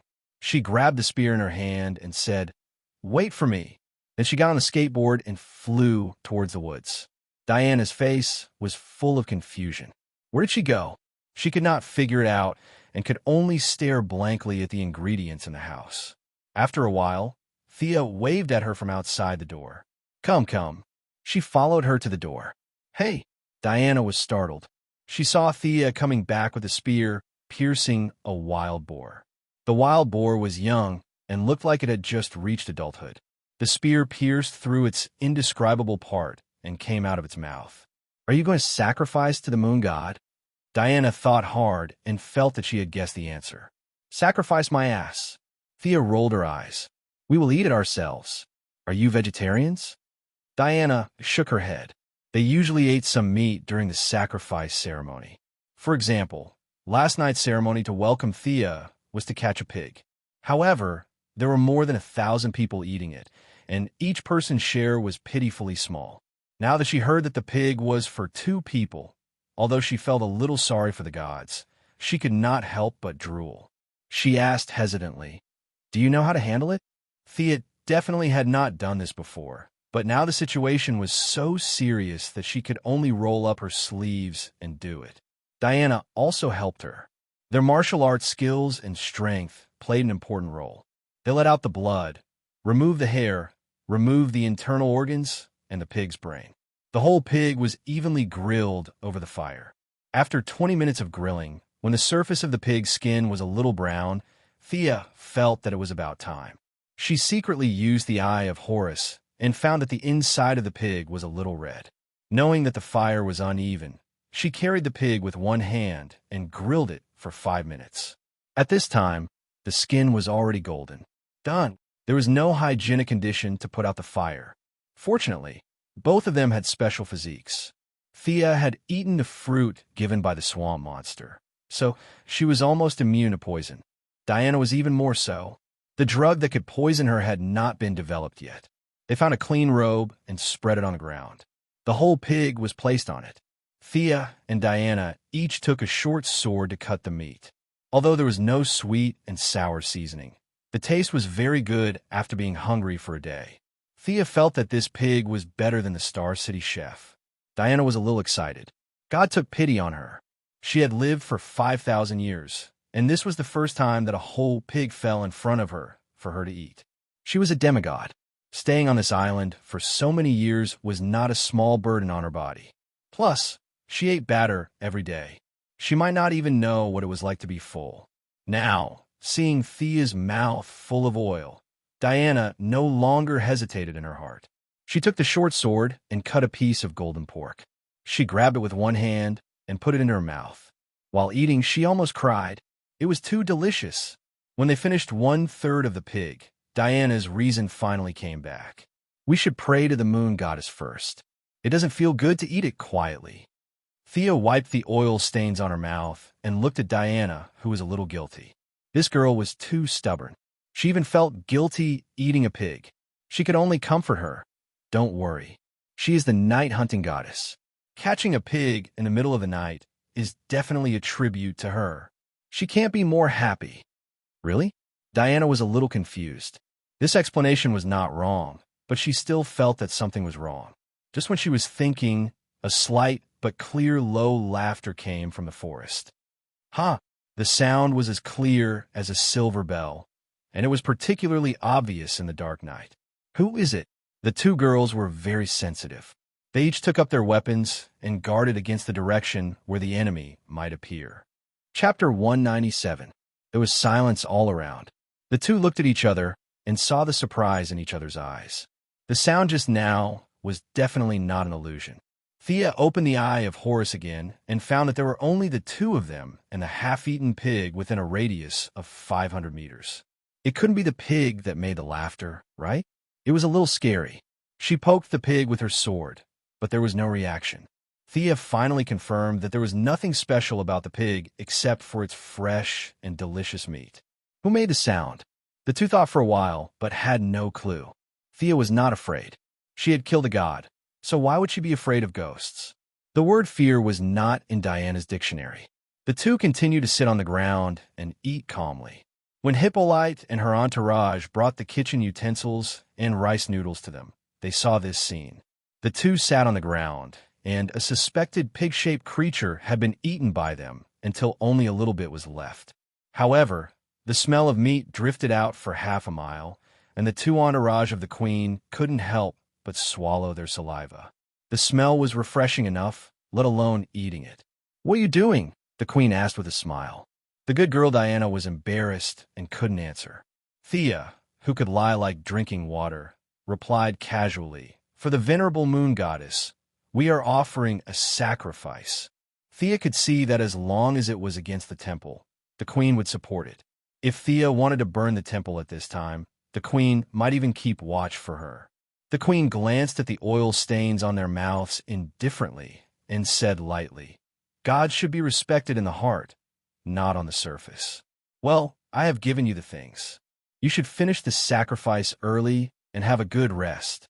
After that, the queen asked the female warrior to put down the rice noodles and pots and turned away. "You see, your mother also thinks that we are offering a proper sacrifice." Now she is relieved. Thea said to Diana jokingly. Diana is completely confused, but what her mother just said is still in her ears. She has always believed in Hippolyte's words since she was a child. She looks down at the residue on the ground. Is this really the right way to sacrifice? Thea didn't think too much about it. She cleaned up the place, took Diana to take a shower, and went to bed early. The next day, early in the morning, Diana went to do her daily training and eat breakfast. Thea had completely given up on their meals, so she decided to do it herself. She jumped on the skateboard and prepared to go out to see if there were any other wild animals.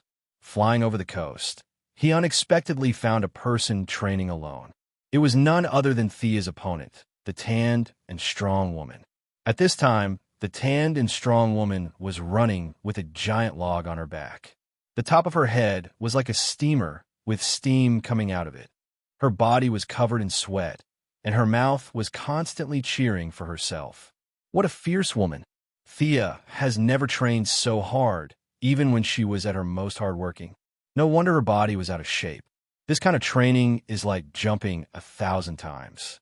If she can't do it, she will run 10 kilometers with weights. If she can't run 10 kilometers, she will jump rope 100 times. She can't stand it. It's too much of a test of perseverance. Thea is impressed that someone else can do what she can't do. She didn't disturb her and flew away. At the same time, she was thinking, is the second round a test of endurance? Then I might as well just admit defeat. She didn't want to run around the island like the tanned and strong woman. She didn't know if she was lucky or not, but she was targeted by 2 eagles. Just as she was thinking about how to shoot the eagles, the 2 eagles rushed at her like crazy. She twisted their necks and carried them back to the place where she lived. Is it because of the fall of Horus that all the eagles are hostile to me? But that's a matter of the future. How did the eagles in 1918 know? She couldn't figure out, so she didn't think about it anymore. She skinned the eagles and roasted them over the fire. She sprinkled some salt that the queen sent. The taste was not good, and the meat was a little dry. It was like heaven and earth compared to pork. After breakfast, Thea began to get busy for her future rations. Compared to Gideon's sci-fi spaceship, this is a primitive society. She wanted to eat buns, but she didn't know how to make dough. Unfortunately, there is no Baidu in this era. Fortunately, the study Hippolyte prepared for Diana had a lot of miscellaneous books. She flipped through the books and roughly understood the process. When Diana rushed to her, Thea was kneading dough with her face full of flour. The second round now? What are you talking about? Come with me. It's impossible to leave quickly. Thea's face is full of flour. This is the competition for the name of the goddess of hunt, not the competition for the god of cookery. Diana could only watch her wash her face and change clothes. She looked around and saw that there were no mistakes. She took her to the dense forest on the east side of the island. What are we doing here? Thea was very familiar with this place. She got her wild boar here, and many of her mushrooms were also picked here. Because they took some time to change clothes and wash their faces, when they arrived at the scene, all the people on the island were waiting for her. The three priests were very serious this time. No one pretended to be a grandson to her. They all stared at her fiercely. The leader of the priests cleared her throat. The goddess of hunt needs the best hunters. Your task this time is very simple. Enter the dense forest and win by the number of prey you catch. After that, she seemed to kindly remind Thea, Miss Thea, you can shoot arrows, right? This was the idea that they came up with after much thought. They wanted to play to their strengths and avoid their weaknesses. Don't you have great strength? Let's change the competition to skills. Although the dark and strong women were not good at archery, they had lived on the island for 5,000 years. These abilities were almost instinctive, so they felt that they had a good chance of winning. Can you shoot arrows? Diana also asked in a low voice. There was no other way. Thea had lost her bow and arrow. These days, she had been hunting with javelins. No one had seen her shoot arrows. Okay, but you have to lend me your bow and arrow. Thea said modestly, but the villain in her heart was roaring. What a joke. We are going to become an archery family. There are black arrows, green arrows, and red arrows. How dare you ask me if I can shoot arrows? Her vague words, coupled with the act of borrowing the bow and arrow, made several priests show a knowing smile. This time, they could finally equalize a point. She could not shoot arrows, so naturally, she would not carry a bow and arrow at ordinary times, which was very reasonable. Worried, Diana handed her bow and arrow to her and told her to be careful. Thea took the bow and tried it. Unlike the modern composite bow she was used to, Diana and the others used a very old horn bow, which required high arm strength, but accuracy required more experience and eyesight. Fortunately, she was not sure of arm strength or eyesight experience. She learned that there was no arrow limit, but there was a time limit until the sun went down. She took 2 pots of arrows and found a direction with a dark and strong woman. She took 3 female warriors who were said to be assisting, but actually monitoring into the dense forest. Chapter 198. Thea didn't talk to the people behind her, and they didn't have the intention to communicate with each other. Both sides treated each other as if they didn't exist. The 3 female warriors who assisted in the surveillance were watching her from a distance of more than 10 meters. This forest is really dense. Thea sighed after walking for more than 10 minutes. She didn't feel it when she was riding a skateboard. Walking in such deep and shallow places was really not enjoyable. Affected by the forbidden area on the island, she couldn't use her earth-shattering magical power, but she still had her powerful psychic power. She condensed her psychic power into a line and explored in all directions. She received a lot of feedback. There were some small animals hidden in the bushes and piles of fallen leaves in the tree hole. She could totally learn from Alpha Centauri and not eat or drink all day long and kill 318 rabbits as trophies. But it would be a very ugly scene. The goddess of the hunt was hanging on to her last breath. If she saw how cruel she was to the small animals, would she die with a bang? The title of God Slayer was enough. Killing 2 gods wouldn't upgrade the title. Thea decided to follow the orthodox hunting method to avoid angering the goddess. She identified the direction and ran towards the place where she caught the wild boar yesterday. Wild boar had the word pig in its name, but it was actually quite fierce. No one in the Foot Basin country had ever seen a tiger or a lion. They thought that the bravest animal in the world was the wild boar, so they often crowned the warriors with the title of pig warrior. If you didn't know the truth, you would think that he was scolding you. In fact, it was really a compliment. Thea was looking for the wild boar at this time. She was in a hurry yesterday and didn't see it clearly. She only remembered that there were a few of them.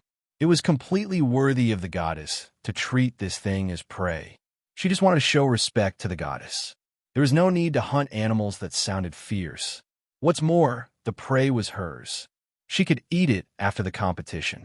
Compared to the problem of how to eat a tiger or a lion, the wild boar was the most suitable. If the 2 of them couldn't eat it, it would be a favor to give it to the queen and Antiope. The three female warriors following Thea didn't know why she ignored the small animals nearby. Seeing her walking quickly through the forest, they didn't ask her anything and quickly followed her. Relying on her keen psychic power, Thea found the crime scene 15 minutes after entering the forest. She could vaguely see the bloodstains left behind when she committed the crime. At that time, she descended from the heavens and stabbed the wild boar with a javelin. After that, she cruelly dragged the wild boar away. The traces of the crime scene were too obvious. Where did those pigs go? Thea carefully looked at the traces on the ground. After looking at it for a long time, she could only helplessly express that the scene was too messy and full of pig footprints. Moreover, she did not have the talent of a scout. In her eyes, it was really difficult to find the whereabouts of the pigs in such a messy scene. Just as he was about to turn around and fight other animals, he found several large animals running towards him under the scan of his spiritual power. When she took a closer look, weren't they the pig's sisters she had been searching for? It couldn't be helped. There were no males on Paradise Island. The one they ate yesterday was a little sow. Of course, the pig sisters were not here to reunite with her. Her brutal methods yesterday had caught them off guard. Today, a few wild boars were immersed in the grief of losing their loved ones. Unexpectedly, they saw her in her iconic red dress nearby and charged towards her without caring about their stamina. "Stay away from them," Thea shouted at the few Amazons. As for whether they listened to her or not, it was none of her business. She looked at the surrounding terrain and found a boulder more than 3 meters above the ground. Using the huge grip of the mechanical arm, she climbed up quickly and drew her bow, ready to deal with the first wave of the wild boar's charge. When the first wild boar rushed out of the forest, it was greeted by an arrow as fast as lightning. Unfortunately, Sia had never used this kind of ancient bow before. She pulled the bowstring a little too hard, and the arrow that was originally aimed at the wild boar's eye brushed past its mouth, bringing a large piece of flesh and blood with it, and flew far away. She's really strong, and her archery skills are not bad. A few Amazons hid in the trees and watched from afar. Thea's arrow was almost drawn to the maximum tension of the bow. The angle was not very good, but it still left a bloody mark on the thick skin of the wild boar. It fully showed that the strength and speed of the arrow had reached the extreme of this kind of ancient bow. They thought it was good, but Thea felt that it was too embarrassing. She missed such a big target, partly because of the bow, and partly because she did not practice. For the second arrow, she did not blindly pursue speed. She spread out her spiritual power and corrected the arrow's trajectory. She pulled out another arrow, looked at the wild boar's bell-like eyes from afar, and released the bowstring. Bang! The wild boar was shot and fell on the spot. Blood flowed out of its eye sockets like it was worthless. Its limbs trembled violently. Although it was tenacious, it was only a matter of time before it died. Beautiful! A few female warriors could not understand Thea. Considering that she pretended to be weak when she threw the javelin, they could not figure out whether she was originally good at archery or had a breakthrough on the spot. From a pure warrior's point of view, her arrow was almost perfect. Even if Antiope, the best archer in the tribe, personally shot it, he would not be able to do it. There were a total of 3 wild boars that rushed out. This pig was obviously stronger than the other 2. Thea could not tell whether it was the mother or the sister pig. She only knew that the remaining 2 small ones seemed to taste better. Anyway, they could resurrect infinitely. She continued to aim at another wild boar without feeling guilty. This wild boar also fell under her sinful arrow without any suspense. The remaining piglets screamed and turned around to run. Still want to run? Thea jumped down from the boulder and chased after them like a galloping horse. In order to avoid capsizing, she always kept a distance of 100 meters and followed them at a leisurely pace. This pig was a little abnormal. Thea found that it was not running in a panic. It was running in an orderly and purposeful way. Is it trying to lure me into an ambush? Do wild boars have such intelligence? But thinking that they had lived for thousands of years, it seemed that anything abnormal could happen. Thea's expression gradually became serious. She slowed down a little and scanned the area with her psychic power to the maximum. If the Godslayer was ambushed by a group of wild boars, then Horus's death would be too unjust. Her caution soon paid off. 600 meters to the east, there were several large animals. The little wild boar leading the way in front of her was also heading there. Thea, smiled mysteriously, revealing 8 teeth. Her strengthened eyes had already seen a thick figure not far away. She wondered if there was an ice house on Paradise Island. It would be a pity to waste so much pork. Chapter 199. This time, there was no boulder for her to look down on, but she was already familiar with the performance of the hornbow. Instead of dodging immediately, she began to shoot arrows from a distance with all her might. She did not stop shooting arrows one after another. Every time, the bow was almost fully drawn. She did not use her eyes to aim, but used her mental power to accurately position the arrow. When several female Amazon warriors arrived at the scene, they saw such an inhuman scene. She shot a rain of arrows from a distance of 300 meters. Nearly 40 arrows were shot out by her in less than a minute. The hit rate was as high as 90%, or even a little higher. The 5 wild boars, including the first little pig, were all pierced with arrows. Some had 7 or 8 arrows, and some had 5 or 6 arrows. 2 of them were shot to death on the spot, and the remaining few were barely breathing. It was only a matter of time before they died. Thea waved at them from a distance, as if she was asking for draft paper in an exam. "Hey, I run out of arrows. Can you give me some?" The few of them looked at each other in dismay. "You shot too fast." In the past, they pursued a fatal shot, and 2 quivers of arrows were more than enough. However, looking at Thea's impressive record, they could not say that her arrow rain was nonsense. The female warriors were very upright, and the level of their skills was obvious at a glance. At least they had lived for so many years and had never heard of anyone doing this. They still felt sincere admiration for others who could do what they could not do. They each had arrows with them, but there were not many. The 3 of them pulled together and gave her another quiver. Thea continued to shoot arrows at the wild boars that were not dead. According to the rules of the Amazons, the death of the prey was considered a result, and they could not let the female warriors help. They could only shoot arrows one by one into the fatal parts of the dying wild boars. Soon, the remaining few pigs were shot to death. It should be about time, right? Thea felt that 8 wild boars were enough. The dark and strong woman might fight for the last second, but she was not so eager to win. Going too far was as bad as falling short. For this meaningless battle, she was too lazy to play.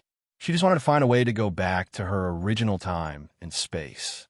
If she could not go home, not to mention the name of Artemis, even if you gave her the name of Zeus, it would be useless.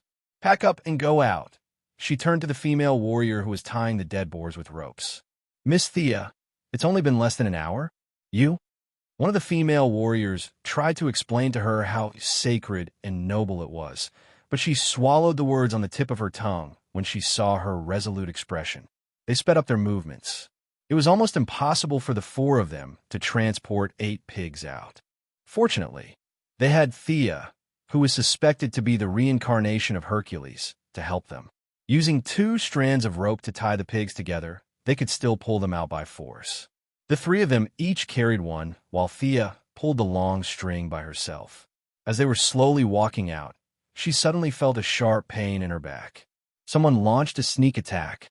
She immediately thought that the 3 female warriors were going to use underhanded means, but in the next moment, she judged that it was not the case. The danger came from the sky. He threw the rope away and rolled sideways on the spot, dodging the fierce attack from the sky. Thea was a little shaken when she saw who the enemy was.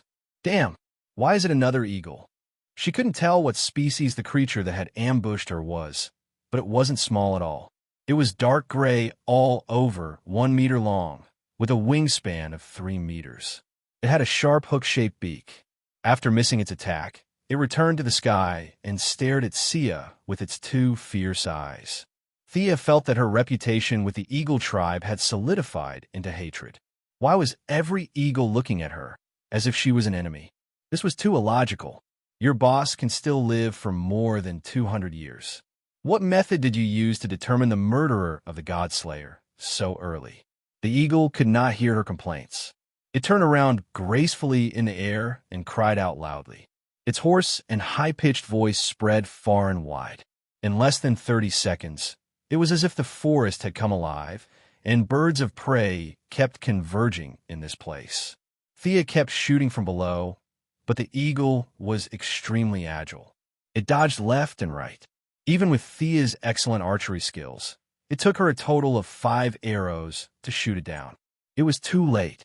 Thea looked at the black shadows that appeared in the distance and used the eye of Horus to observe them. There were a total of 17 birds of different sizes and colors. They were obviously not of the same species. She didn't know if these eagles were stimulated by her divine eyes or because the first eagle had been shot down, but their speed suddenly increased by a large margin. How unlucky! Thea quickly put the quiver on her back. The arrows used to kill the wild boar had been retrieved. The Amazon's iron smelting skills were good, so the arrows could be used again. It was just that the tail feathers had dropped a lot, which affected the shooting accuracy.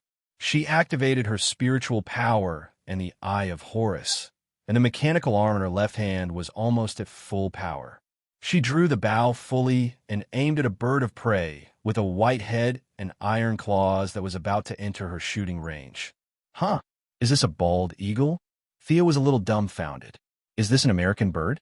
This is the national bird of the United States of America. It was full of free, democratic will. You have a Mediterranean climate here. How did this American bird fly here? Thea did not have time to complain. She shot down the national bird that represented the spirit of freedom and democracy without any guilt. She then drew the bow again and aimed at the second bird. As she continued to draw her bow and arrow, she shot down 6 different birds of prey. The female warriors had already hidden themselves. Many of these birds had not been seen in the past 5,000 years. God knows which rock crevice they had jumped out from. Their mission was very simple, which was to continue to watch until one side was completely wiped out by the other. Thea had no time to calmly shoot arrows at this time. The speed of the eagles was too fast. Compared to them, the wild boars were as slow as turtles. She constantly used trees and other obstacles to avoid the enemy's attacks. One of them was too close to her, and she punched its head with her mechanical arm at full power. Damn it! If she had known that he would be so savage, she would have brought a knife.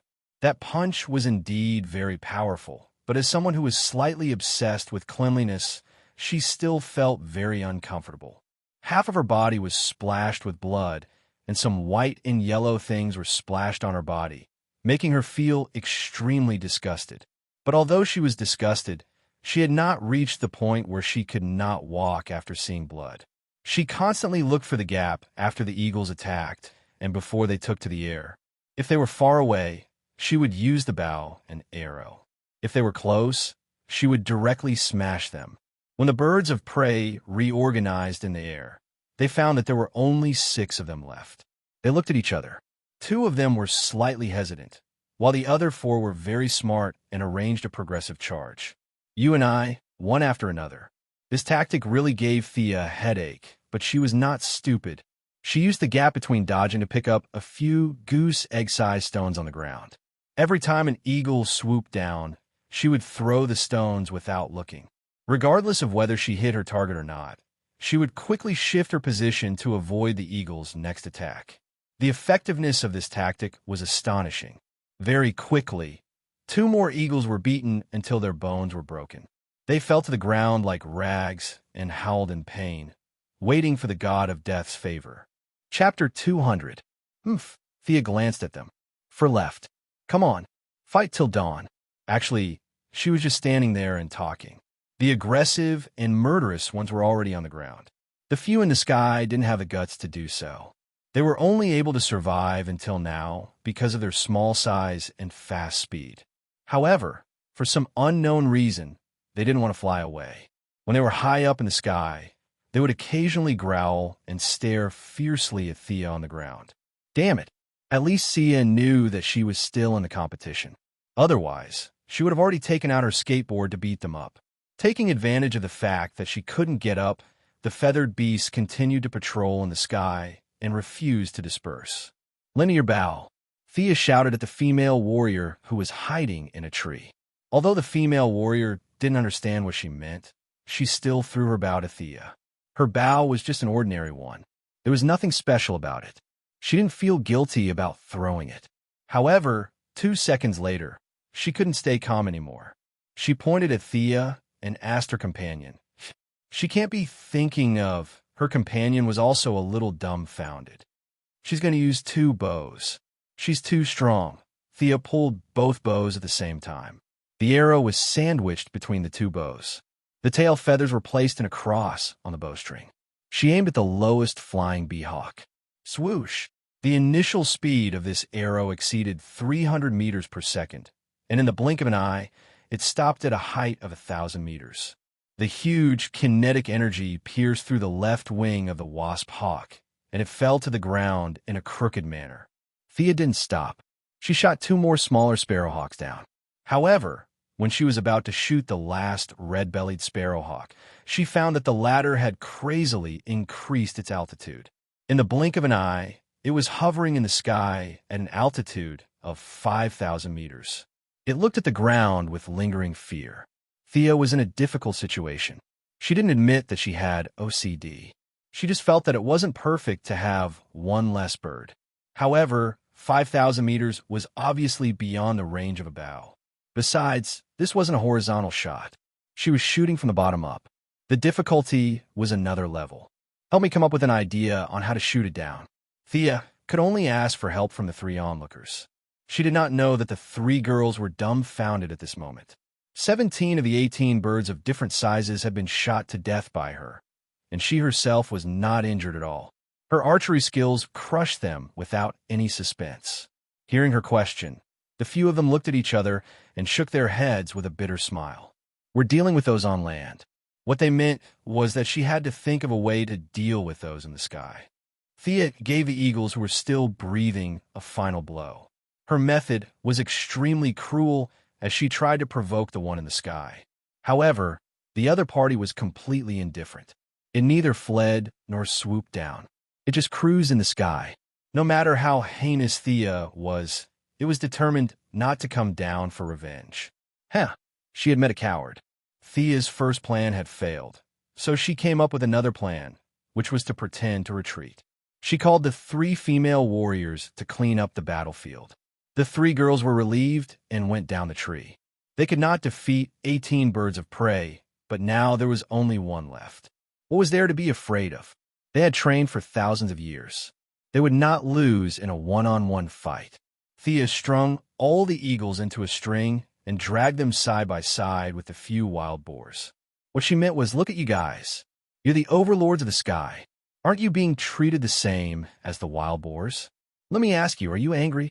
Sure enough, the red-bellied eagle in the sky had suffered a great psychological trauma. Its companions were all killed, and it was the only one who survived. Now that the enemy had humiliated the body of a brave warrior, it could not stand it anymore.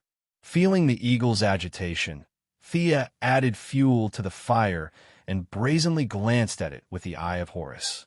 A low cry was heard, and the sound quickly spread from the sky to the ground. The red-bellied eagle that was controlled by anger completely gave up on the idea of flying again. It did not reserve any energy and increased its speed to the maximum.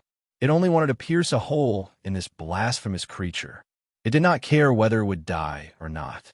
Come on. In the face of the red-bellied eagle's desperate charge, Thea finally found the feeling of blood boiling.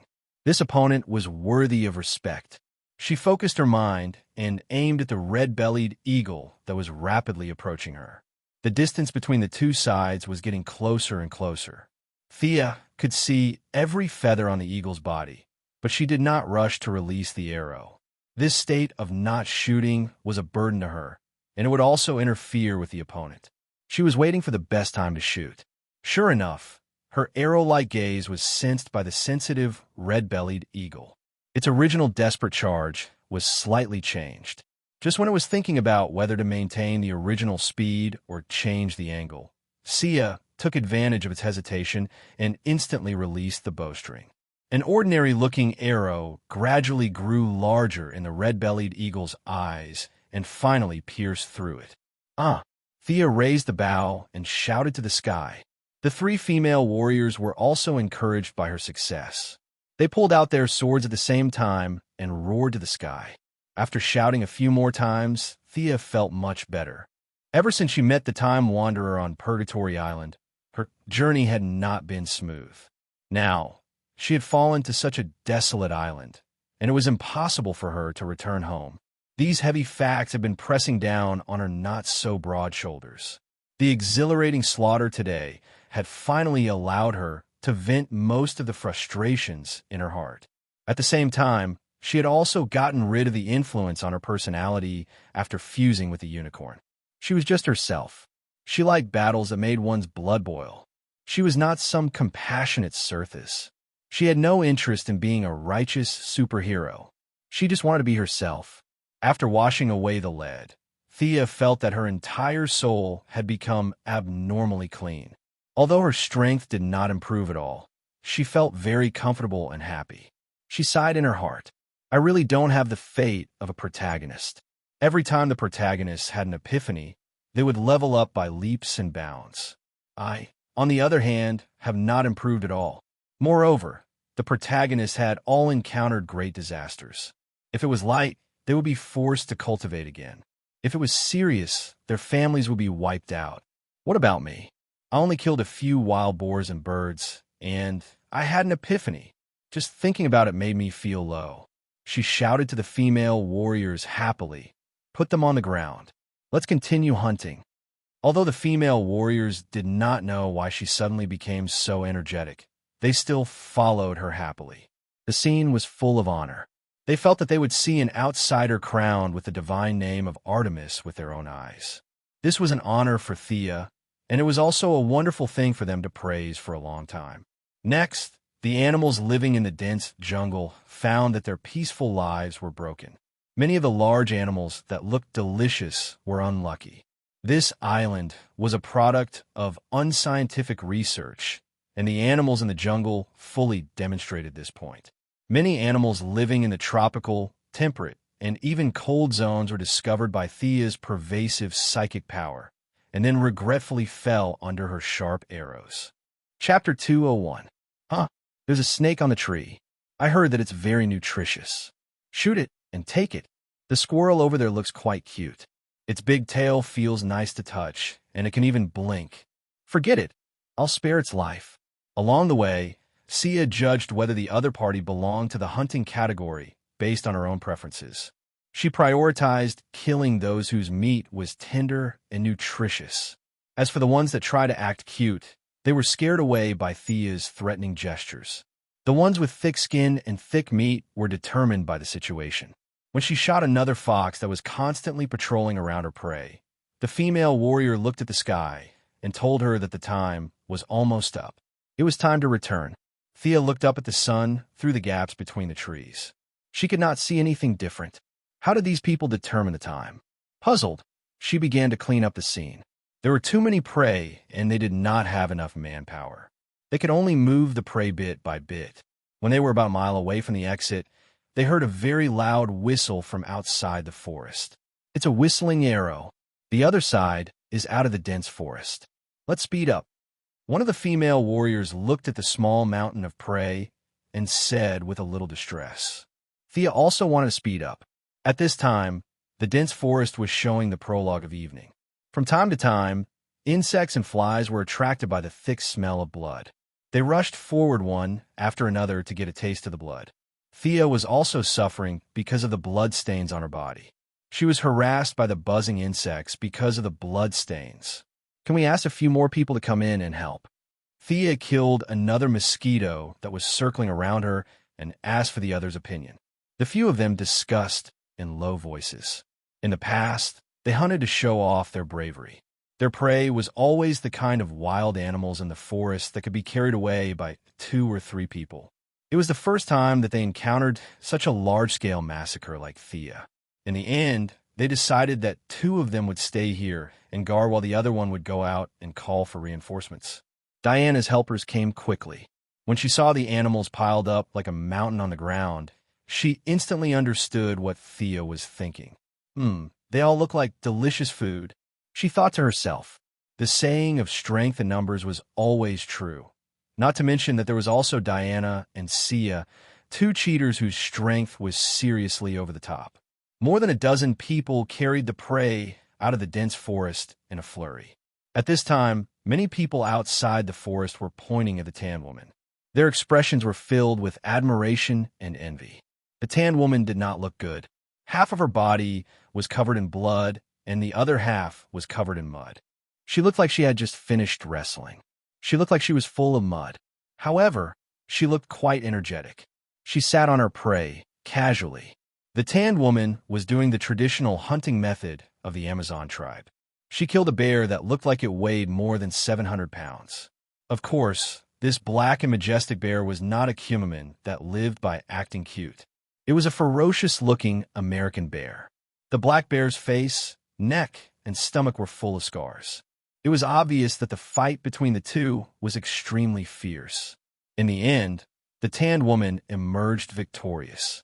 As if to show off her personal strength, her shoulder was scratched by the bear's claws, leaving 3 bloody wounds that were so deep that her bones could be seen. Her metal half-body armor was scratched to pieces. The wounds were urgently treated by the Tan Woman. Unknown herbs were smeared on them, but they were not bandaged. From time to time, some blood could be seen oozing out. She came out nearly half an hour earlier than Thea.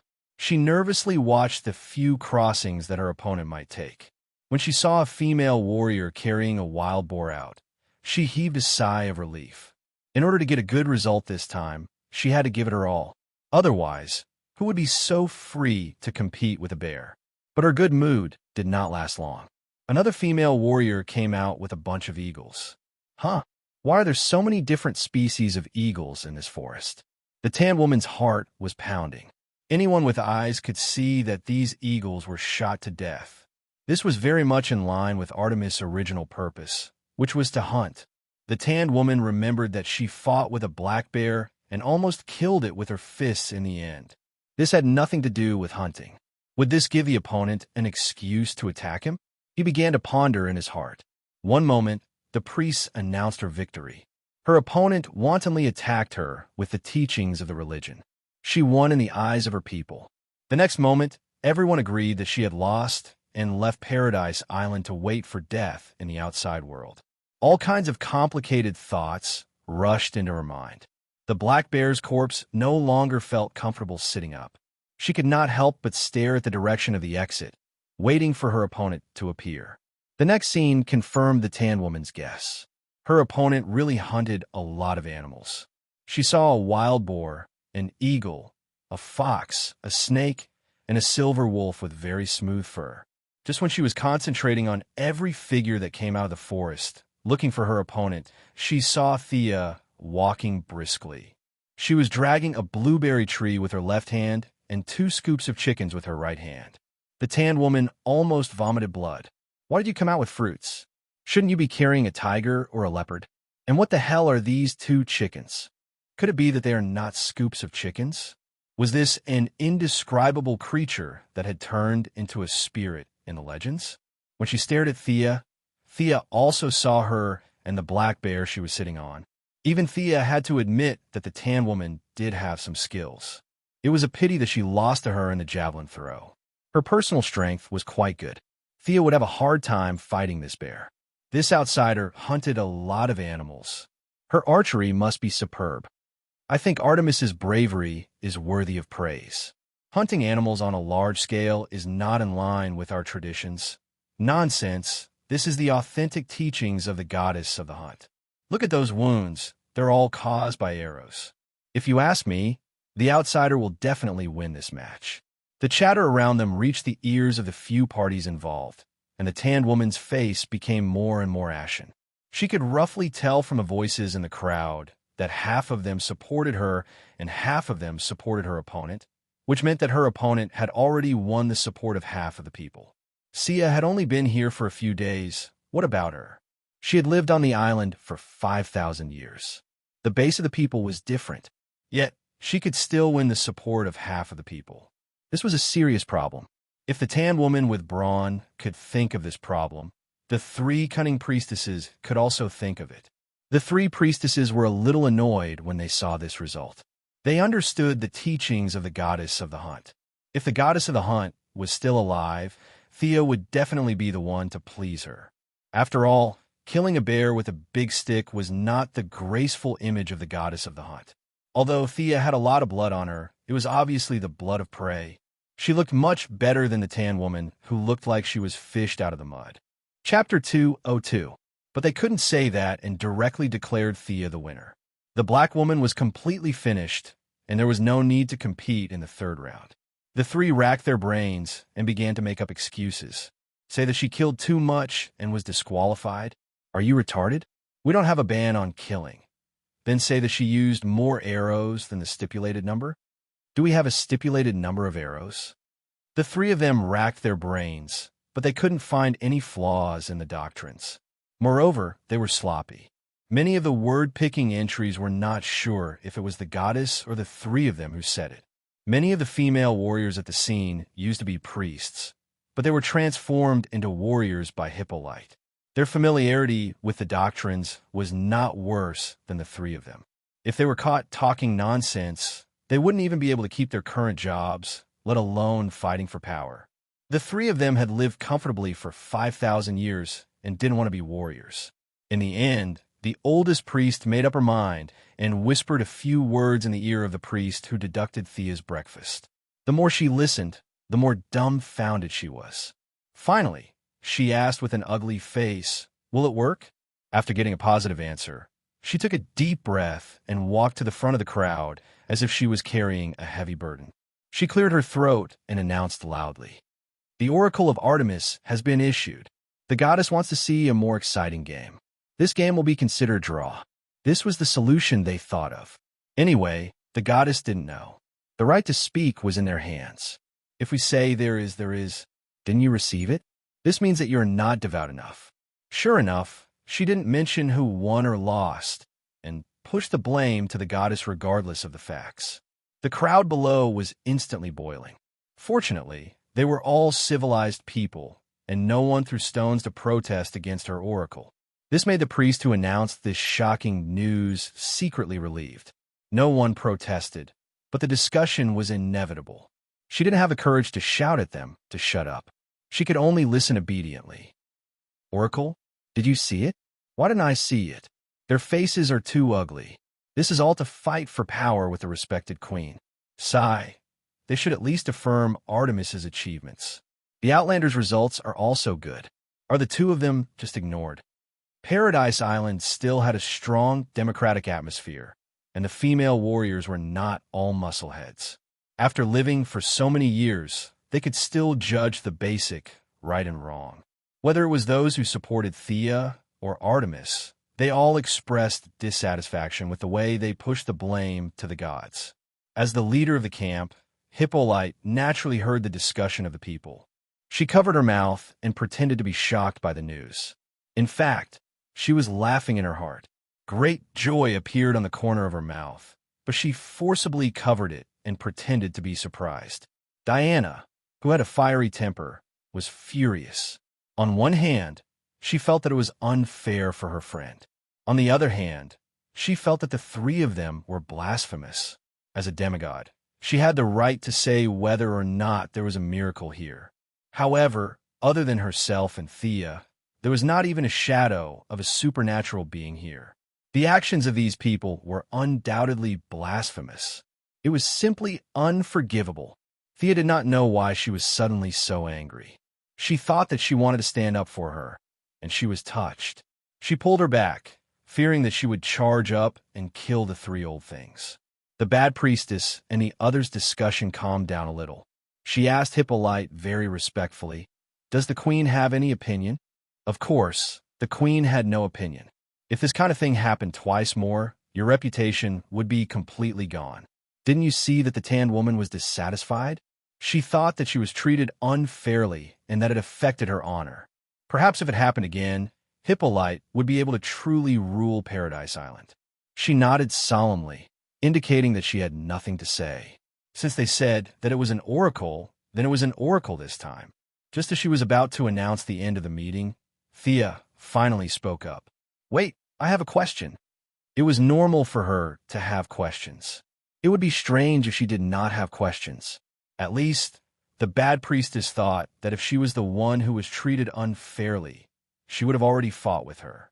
In fact, she was not the only one. The other female warriors were also waiting for her to speak up. Some of them were even secretly cheering her on. "Kill these old bastards. If you dare to start a fight, I'll kick your ass." Many of them thought. "You said that there was an oracle just now?" Thea asked loudly. The bad priestess was not shameless enough to eat her words on the spot. She nodded. "That's right. The oracle wants to see a more exciting match."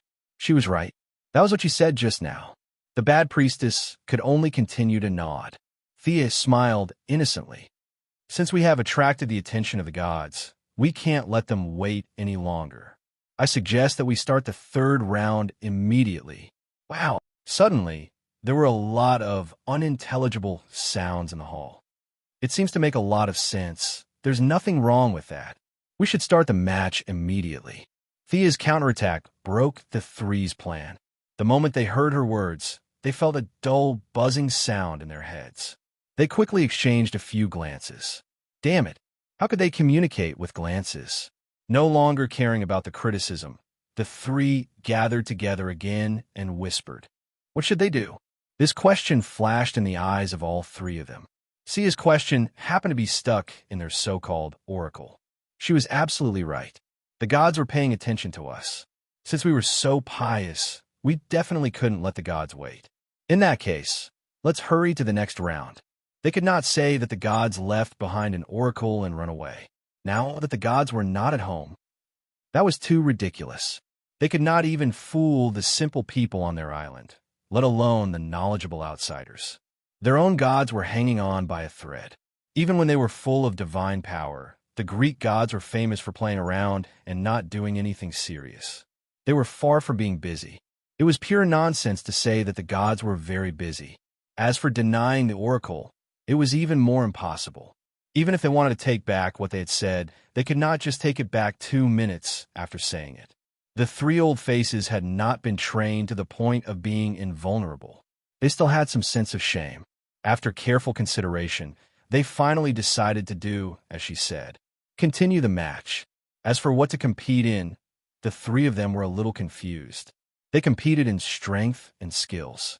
Was there any other specialty on Paradise Island that they could compete in? In a hurry, the three of them saw more and more female warriors pointing at the three of them. Needless to say, they were definitely not praising the three of them for their piety and honesty, especially the distrust in Artemis's eyes, which hurt the three of them. Damn it, we are wasting our brain cells for you. Chapter 203. If the black and strong woman looked at them like this in the past, they would have already given up. Who do you think you are? But now the situation is different. No matter what the original purpose is, they must pull the black and strong woman. They have been forced into a corner. If they want to live peacefully, they have to fight. However, even if he was capable of making bold claims, it would be too difficult for him to actually execute them.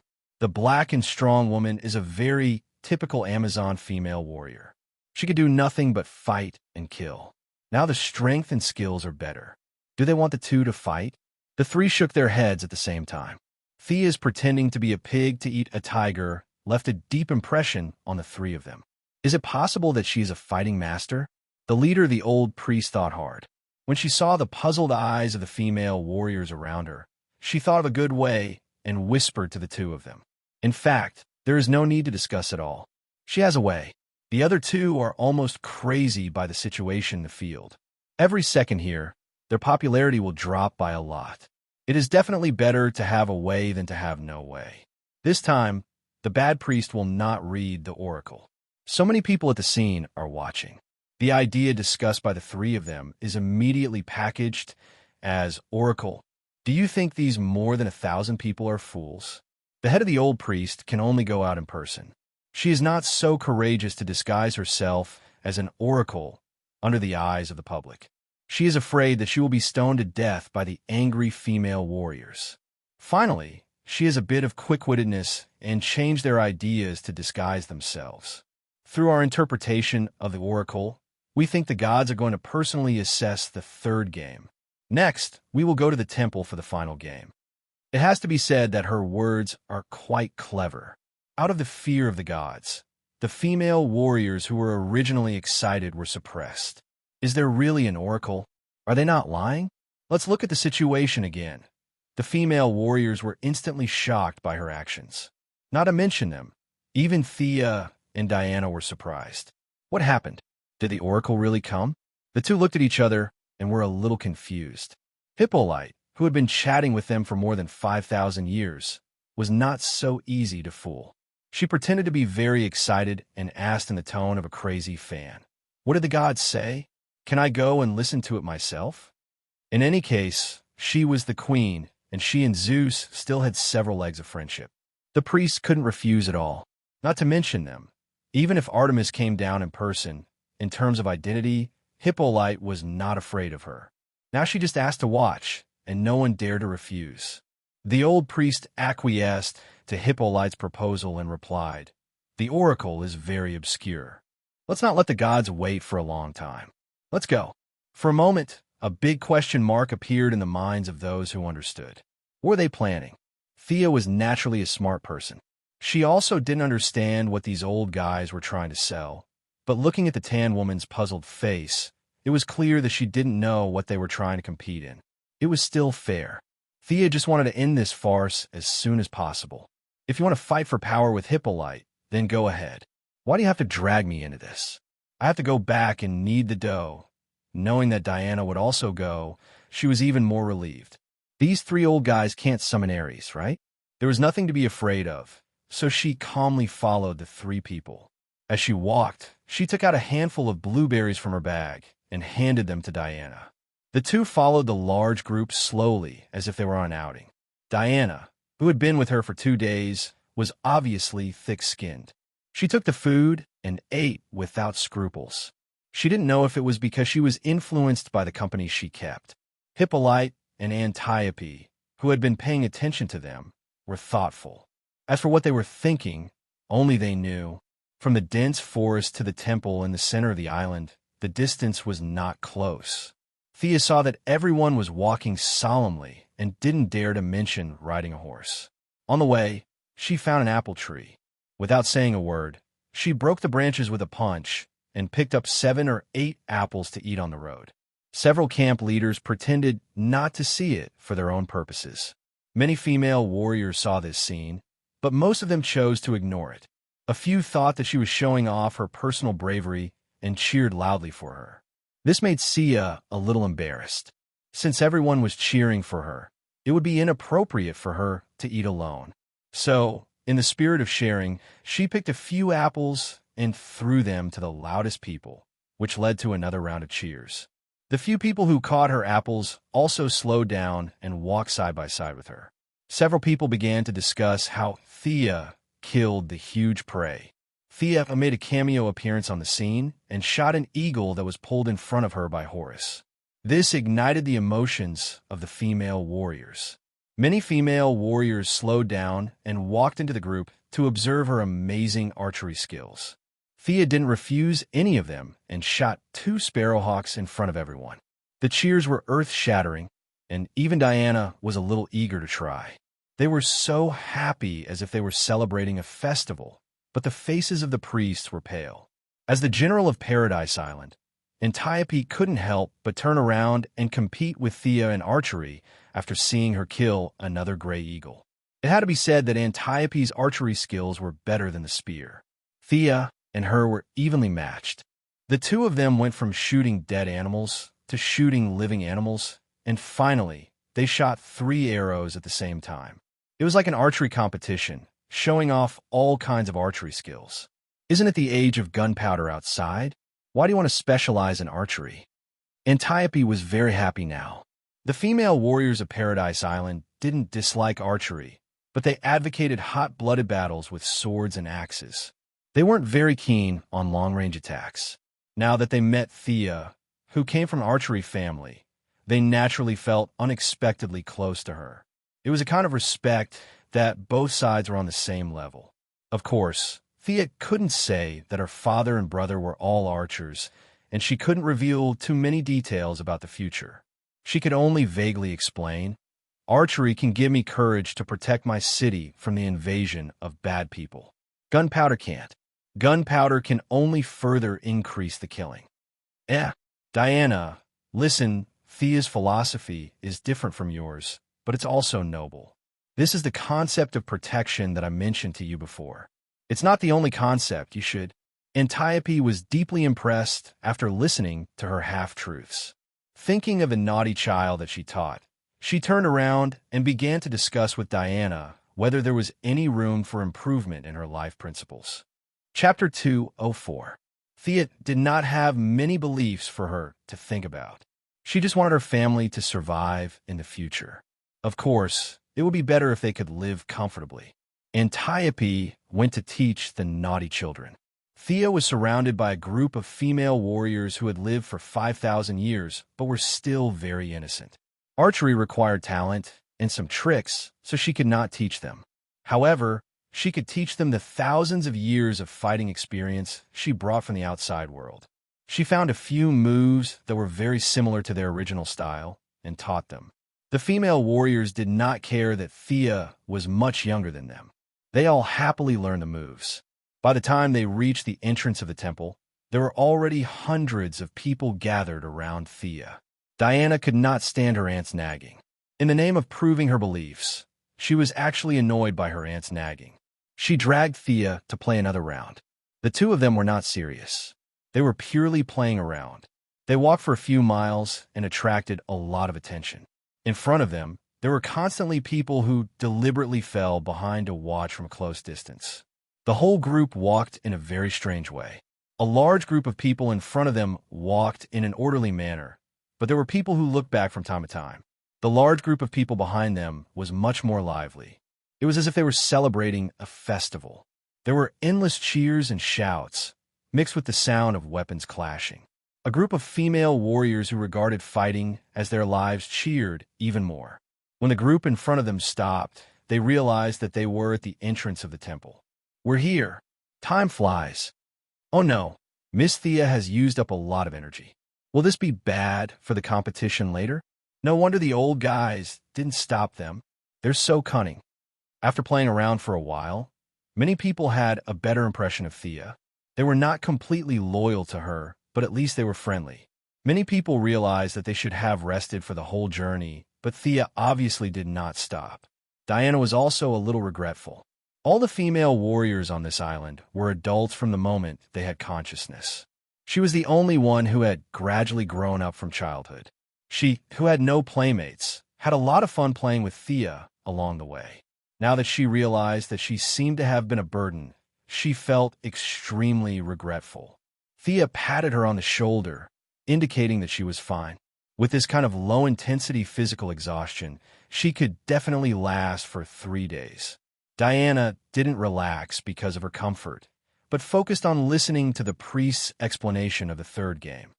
The space inside the temple is limited. The contestants can enter. "Oh, Her Majesty can also come and watch," the old priest said calmly. The Amazons didn't have any objections. The temple area was originally large enough, but in the past 5,000 years, Hippolyte had used various excuses to occupy it. Today, she built 2 houses to improve the accommodation of the female warriors, and tomorrow, she took away a large piece of land. Now, the temple area had shrunk sharply. It could barely accommodate more than 200 people at the same time. The 3 priests didn't wait for them to respond. They led the way in, followed by the queen, Antiope, and the strong black woman. Thea sighed and followed them. Diana calmly accompanied her. She was blessed by the gods, and no one could stop her. The female warriors pushed out 100 people and finally entered the temple. The era of the gods is over. This was the first sentence that came to Thea's mind when she entered the temple. The statues of the 12 main gods, which should have been full of majesty and solemnity, were now crowded side by side. The whole space seemed cramped and small. Although the statues of the gods were full of power and beauty, Thea didn't feel a trace of divine power from them. There was only heavy lethargy and defeat. Would there be any hidden equipment here? The protagonist's golden finger was usually hidden in the statues. Thea secretly scanned the place with the eye of Horus. When she saw something, she almost laughed out loud. She saw traces of human living in the backyard of the temple. Needless to say, this was where the priests usually lived and ate. This was normal. The priests were also human, and they needed to eat and sleep. It was not surprising. However, Thea saw a row of neatly dried sweet potatoes in their house. This almost made her laugh. It turns out that I'm not the only one who thinks the food is bad. They're also secretly improving their food. Hey, don't use your divine power. Diana elbowed her. Sorry. Thea quickly apologized in a low voice. Using the divine power of the gods in the temple. Are you sure you are not here to cause trouble? Besides, these Greek gods were not dead. They were just too injured to move. After apologizing, she couldn't help but whisper into Diana's ear and share her discovery with her. After listening to her story, Diana's expression was extremely strange. Her serious facial muscles were a little twisted. She gave Thea a strange look and covered her mouth hard. She lowered her head and did not dare to look at the three old priests on the stage. She was afraid that if she really laughed out loud, it would not end well. The old priest's footsteps did not stay in the temple for too long. Instead, he went to the side door. Isn't the competition in the temple? Where are we going? Thea whispered to Diana. It seems to be the way to the tower. Tower? Thea saw that Diana did not say much. She could only put down the doubts in her heart and follow the others. Clang! The guards in front of the tower pushed open the thick wooden door. The old priest did not care about the dust falling from above and took the lead to walk in. Entering the tower, Thea saw the sword in the middle of the room at first glance. It was a typical Greek-style casting model. The sword was 60 centimeters long, and the hilt had a flame-shaped handguard holding the blade tightly. The whole sword was golden. This was the so-called Godslayer with 999 attack power that Hippolyte tricked Diana into believing. However, the divine power of this tower was too concentrated. Thea could feel that some of the gods will still remain here. She did not dare to rashly observe with her divine eyes. She just felt that the divine power on the sword was a little too gorgeous. Even her eye of Horus could be instantly attracted. This was very strange. In the original plot, it was easily shattered by Ares. Did this mean that this was a fake sword? The real sword was stolen by Hippolyte? Thea could only say that this way of caring for her children was really unique. As the priest moved forward, Thea saw a lot of divine equipment. There was the shield of the future Diana, the lasso of truth, and many other equipment that she could not name. What a pity! What a pity! If only they could give me all of them. The further she went, the stronger the feeling of being watched by the gods. Even Horus could borrow divine power from his father. That was only a second-tier god. There were a lot of main gods. Plus, there was the unfathomable god king Zeus. Even if Superman were to fly over in his dark form, he would not be able to snatch them. Lady Thea could only be an honest spectator. Chapter 205. Along the way, Thea's heart was itching. In the end, she simply stopped looking at them and followed them around in circles with her head lowered. From the outside, the tower covered an area of about 100 square meters, but the internal space was extremely unscientific. She felt that there was no end to it. Was this space magic? Thea kept looking at the surrounding environment, but unfortunately, she could not see anything. When several people climbed over a mountain in the tower, crossed two small rivers, and stopped, they had come to a shallow beach covered with grass. There were some low trees around. The whole environment layout was not natural, but it was obvious that it took a lot of effort. A silver-white elk was lying alone on the shore. When it heard the footsteps of several people, it did not look up, but its ears trembled slightly. It seemed to be trying to identify the identity of the people. This is the Oracle of Artemis. It has accompanied the goddess of the moon for countless years. Your third test is to get its approval. Who will go first? The old priest introduced it with some pride. In fact, it was mainly for Thea. The Amazons basically knew the identity of this elk. Several former priests who had turned into warriors had fed it before. The only one who was really unfamiliar with it was Thea. Although the dark and strong woman was not familiar with the elk, she had been around for so many years and had dealt with the elk under the name of Artemis.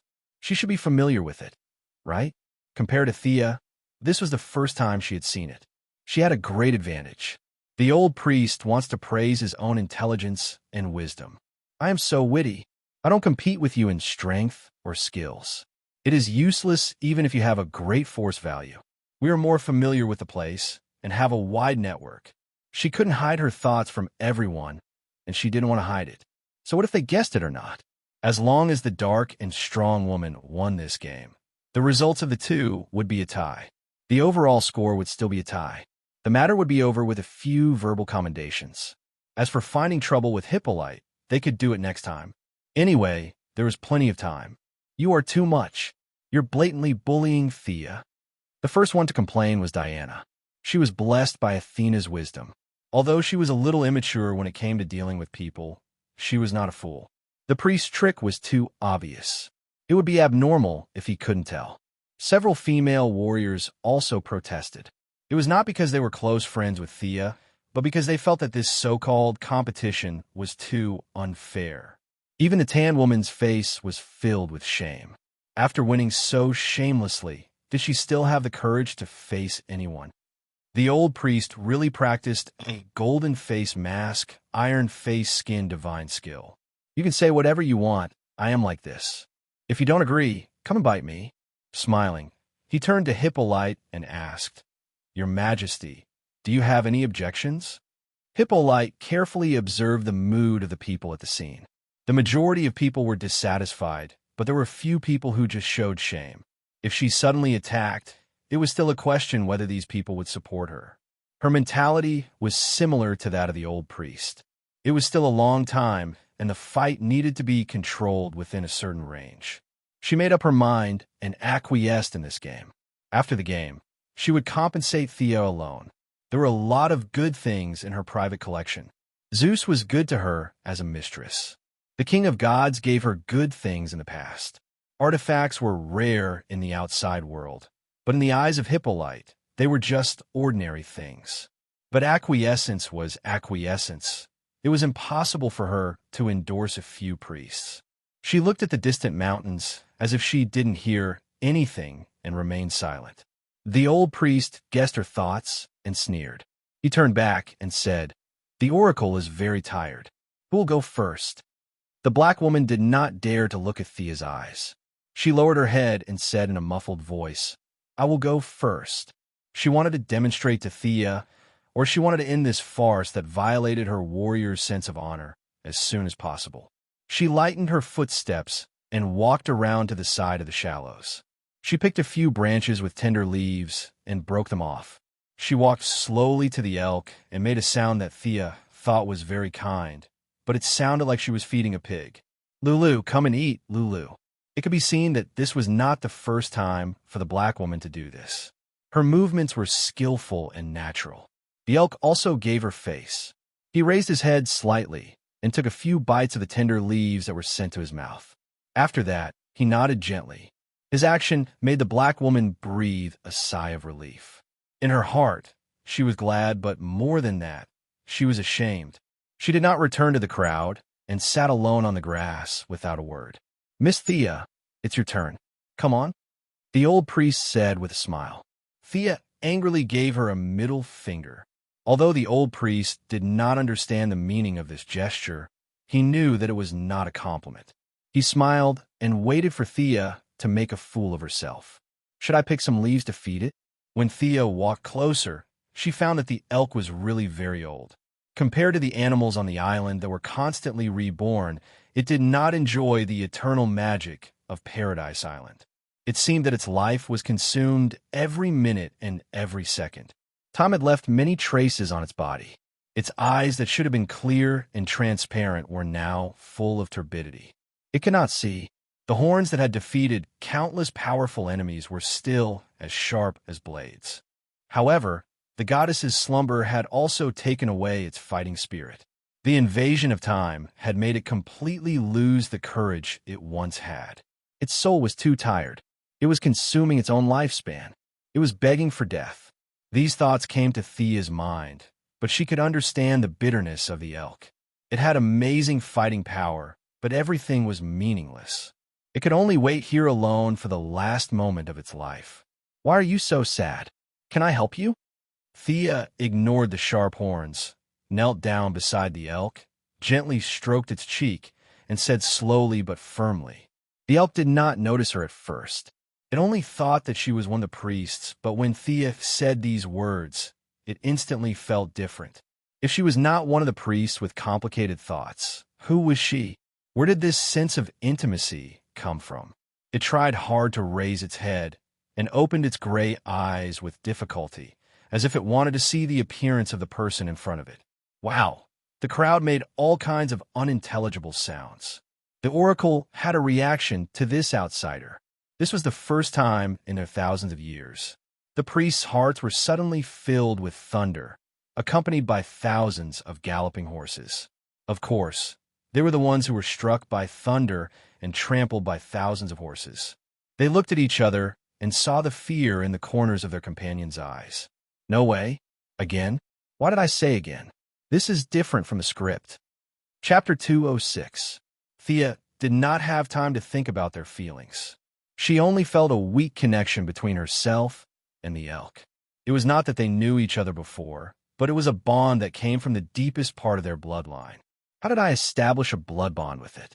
Thea was a little shocked by her own thoughts. Was it because of the unicorn? Maybe they were distant relatives? In a flash, he found a relatively reliable answer for himself. She did not understand, and the elk did not understand how this connection came about. It only wanted to see her face with its cloudy eyes. So sad. Thea was a little sad when she saw the signal. She made up her mind and hugged the elk's head with both hands and put her forehead on it. Thea was ready to transfer a part of her eye power to let the elk see the light again. Don't. Diana only said one word before she stopped. She did not know whether she should stop or agree. She was so anxious that her little face turned red. What is she doing? Antiope saw the mysterious light flashing between Sia and the elk. Something she couldn't understand was floating around, which made her very puzzled. Seeing Diana's anxious shout, she asked in a low voice, "What's the matter?" Diana hesitated for a long time before she whispered, "She is transferring her divine power. She is also a child of God." With the common values of Paradise Island, she instantly thought of this word. As for killing a god, it was not in her dictionary at all. She is a noble child of God, Diana said with absolute certainty. At the same time, the spirit of sacrifice, protection, and dedication in her heart deepened by a few percent. In fact, Thea was not as noble as she thought. She could help others when they were in trouble, but she was not willing to sacrifice herself to help others.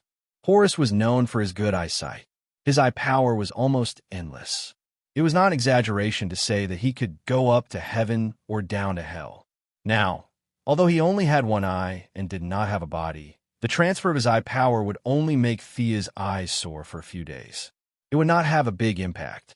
In addition, the elk itself also had divinity. It was just that its desire to die was too strong previously, so it did not heal its eyes immediately when it was damaged. Now that Sia's eye power had overflowed and its own self-healing ability, the white mist in its eyes dissipated at a visible rate. The elk saw Thea as soon as it regained its vision. It intimately rubbed its face against hers. Thea had used too much eye power at this time, and her eyes began to ache. She rubbed the corner of her eyes, and a few drops of tears flowed down her cheeks. When this scene fell into the eyes of Diana and other inexperienced young girls, it was like a man and a deer crying with joy after seeing the light again, causing the eyes of several female warriors to turn red. Sia was about to turn back and greet the bad priests. "Look, this young lady has passed, right?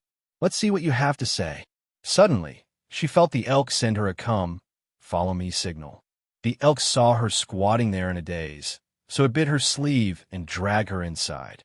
Don't pull, I'll go with you." This guy was really strong.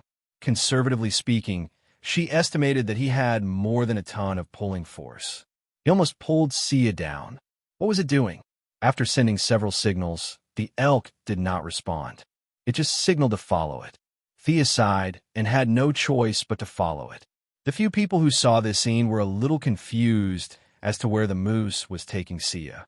Diana, who had infinite courage, was the first to follow.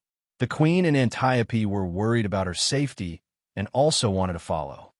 You can't go up. That is the eternal resting place of the gods. The old priest shouted at Thea. The response to her was the moose's teeth and Sia's middle finger. The old priest saw the moose's sharp horns, and his heart trembled a little. Their Amazons were not the same as the animals who were constantly reborn on the island. When they died, they died. The gods only gave them eternal life, but they did not give them the ability to resurrect indefinitely. If they were stabbed to death by the elk, they would really die. They were not afraid of death, but if they were killed by the oracle, it would be too bad. It would make them look like they had done something heinous. At first, they just wanted to take back part of the right to speak. It was far from blasphemy. Hippolyte, as the god king's mistress, was careful to play the game. They did not dare to do anything that crossed the line. The three of them could only watch in fear as Sia disappeared from their sight. As for Diana and the others, they did not dare to stop her. The blessings of the gods were not a joke. In addition, many of these main gods were her brothers and sisters. She could wander around all the temples as she wished. Even the gods had no objections, let alone the three of them, divine servants. The queen's status was similar. She didn't even look at the three priests and walked over calmly. Antiope didn't say anything. She just pulled out her sword and followed after her sister with a flash of swordlight. Seeing that the female warriors also wanted to go inside, the three priests were completely angry. You can't go in. I have the right to go in. I still have a name of the gods. The black strong woman looked at the three old things seriously. She was very sad when they mentioned the name of the gods. Even the blind could see that Thea had won the competition. It was them who urged her to make trouble. Otherwise, how could she fall to this point now? Without waiting for the three to answer, she waved her hand and walked inside like a black bear. The rest of the female warriors did not have as good a reason as her. They could only stop under the strict gaze of the priests and look from afar. The elk pulled Thea and walked for a short distance.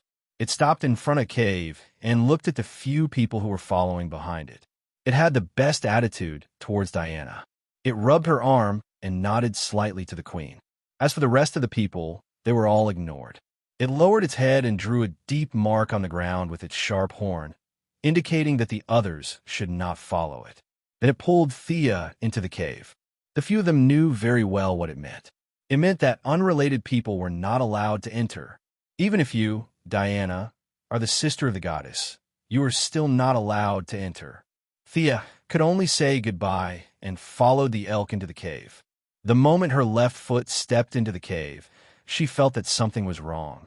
After experiencing the explosion of the Eye of Arcane Core, she immediately sensed that the surrounding environment had changed dramatically. A huge amount of time flowed around her. No way. Did I wear it again? But soon she realized that she was still in the original 1918 time period. It was just that the space had changed drastically. She was teleported to a very conceptual place. There was no definition of time and space around her. There was only silence and eternity. Hello, young time traveler. I am Artemis. Just as Thea was looking around, a vague figure of a human figure appeared in the open space on her left. The figure was erratic. She could not see the face clearly, as if it could be blown away by a gust of wind. Chapter 207. Oh my God, wasn't this guy dead? How could he appear in front of others? Could this space be? The humanoid shadow seemed to have guessed her doubts and continued. You are now in a high-latitude bit wall that must rely on the original space-time. What you see is a shadow of me projected from past. Since the shadow had made it so clear, Thea naturally had to show her respect. She bowed her head and said, Your Majesty, why did you summon me here? The shadow did not answer her question directly. Instead, it reached out and drew a unique mark, opening a space channel. The old elk came to its side in an instant and rushed into its arms with great attachment. Thea did not interrupt their reunion. Or was this not a reunion? Was this just a short reunion at the angle of time? Her vocabulary was too limited. She really did not know how to describe it. She could only watch silently. Time seemed to pass very quickly. When the shadow of the goddess patted the elk's head and stood up again, Thea quickly focused. She knew it was her turn. The shadow of the goddess nodded slightly. Time traveler, thank you for allowing us to meet again. Thea's head was full of question marks. What'd I do? Didn't this elk pull me in? No. The goddess chose her words carefully, as if she wanted to keep it short. I have fallen into an eternal slumber. There will not be a trace of divine power entering your plane. Now, I am borrowing the vast power of time in your body to pull out a fragment of time from the past. Her words were very strange. What projection? Fragment of time? Thea did not fully understand, but she understood one thing. She was using her power to create this high-dimensional space. There was a hint of displeasure in her expression. The goddess saw her displeasure and chuckled softly. Little girl, are you angry? That's fun, but your power will dissipate when you reach this time and space. I'm only keeping a part of it. Don't be angry. Ha! Thea could understand this. Her magic power had skyrocketed from 2008 to 2166, and now it had fallen back to 1918. It was as if her credit was good and her assets were increasing slowly as time passed. But suddenly, an accident happened and she received her future salary in advance. She could have paid it back, but unfortunately, she came back to the past and did not pay back her debt. Instead, she was overdrawn. Thea did not dare to imagine what would happen if she left the anti-magic zone. This was also the reason why she did not dare to leave Paradise Island. Time was too scary. Even the God King would not easily touch anything related to time, let alone her. Reverse Lightning was such a smart person, but he ran from the 25th century to the 21st century and lost all of his speed. He had to cultivate from scratch again. What a painful experience. This was a lesson to be learned from his mistakes. After thinking about it, he realized that the other party had taken a part of what he would lose in the first place. Although she had borrowed it without asking for permission, considering that even if women evolved into goddesses, they were still unreasonable creatures, and he couldn't bite her. He could only endure it. Thea lowered her eyes. Okay, you did nothing wrong. Then why did you call me here? The goddess stopped smiling and touched the elk's cheek sadly. It is connected to my life. It has accompanied me for countless years, but in the end, it is time for us to part. The old gods will eventually fall, and the new gods will come back to Earth. My life is irreversible, but Thea could tell that the goddess was really sad. She had changed from eye to eye. She sympathized with the pitiful elk. Do you need me to do anything? The goddess's facial expression was extremely blurry, but Sia still felt embarrassed for a moment. I still need to borrow your power to cut off the connection between it and me over the long years. I need a large amount of time power to bring my divine power from the past over here. Your sister. You're bullying an honest person to death, aren't you? Thea looked at her suspiciously, waiting for further explanation. Seeing her confusion, the goddess quickly explained. Of course, I won't use it for nothing. After cutting off the connection with me, it will follow you. It has a lot of combat experience and will be of help to you. Also, I can help you retain some of its magic power for about 10 years. Think about it. So that's the case. Thea began to think. This condition was not impossible. Thea could not see the elk's combat power. No matter how she looked at it, it was just an old elk. It could not have eaten the man-man fruit, right? She really did not see how it could help her. But the 10 years of magic power retention was very powerful. It could save her 10 years of time. It seemed to be a much better result than the previous one, which was 100% wasted and even had the possibility of getting money back. Your Majesty, it was an accident that I came to this time and space. Will my bloodline cause me some time trouble after I leave the island? Thea thought about it again and again. This was a serious problem. She did not want to be blown up as soon as she left the island, nor did she want to stay on the island for the rest of her life. It was rare to meet a goddess who seemed to be easy to talk to, so she had to ask clearly. Moreover, if she took away her magic power, time would come to her door to ask for money. If she could not pay it back, it would be a big joke. The goddess seemed to have expected her question and answered proudly. Divine power can change everything. We respect time, but we are not afraid of time. With your authority in the Master of Time, I will help you to stay within a constant value. Even if you return to your original time and space, you will not lose control, and it will not affect your future development. This part will be your power from now on. The goddess also knows about the counsel of the Master of Time. Thea was a little surprised that those weaklings could be known by Artemis, a true god who had been dead for God knows how many years. I only know that they are not as simple as you think. I don't know more than that. It seems that the water is very deep. Thea could not help but be a little moved. Let Rip Hunter and the others worry about the council. Your Majesty, what do you need me to do? I will release the anti-magic enchantment on your body. What you need to do is to transfer all your magic power to me in the shortest time possible. After confirming that she was ready, the goddess pointed at her body. Wadash! The sudden surge of magic power made the high-dimensional space begin to tremble. Fortunately, this was not the first time. She summoned the unicorn that still did not understand what was going on. The two of them merged again and quickly gathered the sudden surge of magic power. Amazing power. It's hard to imagine that you are immortal. Huh? You seem to have a trace of divinity, but it is not the divinity of the Greek gods. The goddess did not expect her magic power to reach this level. Seeing that the space was trembling, she stabilized the surroundings and watched her merge and said thoughtfully. Chapter 208. She touched the ears of the elk beside her. She's a good girl. She will achieve great things in the future. I don't think you will feel wronged if you follow her in the future. The elk whimpered at the goddess. Although it was just a quick glance, it did see the unicorn that was dragged out in a daze.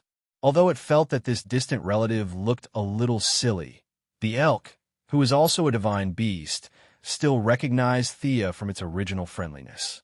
Thea did not know that the master and servant were talking about her.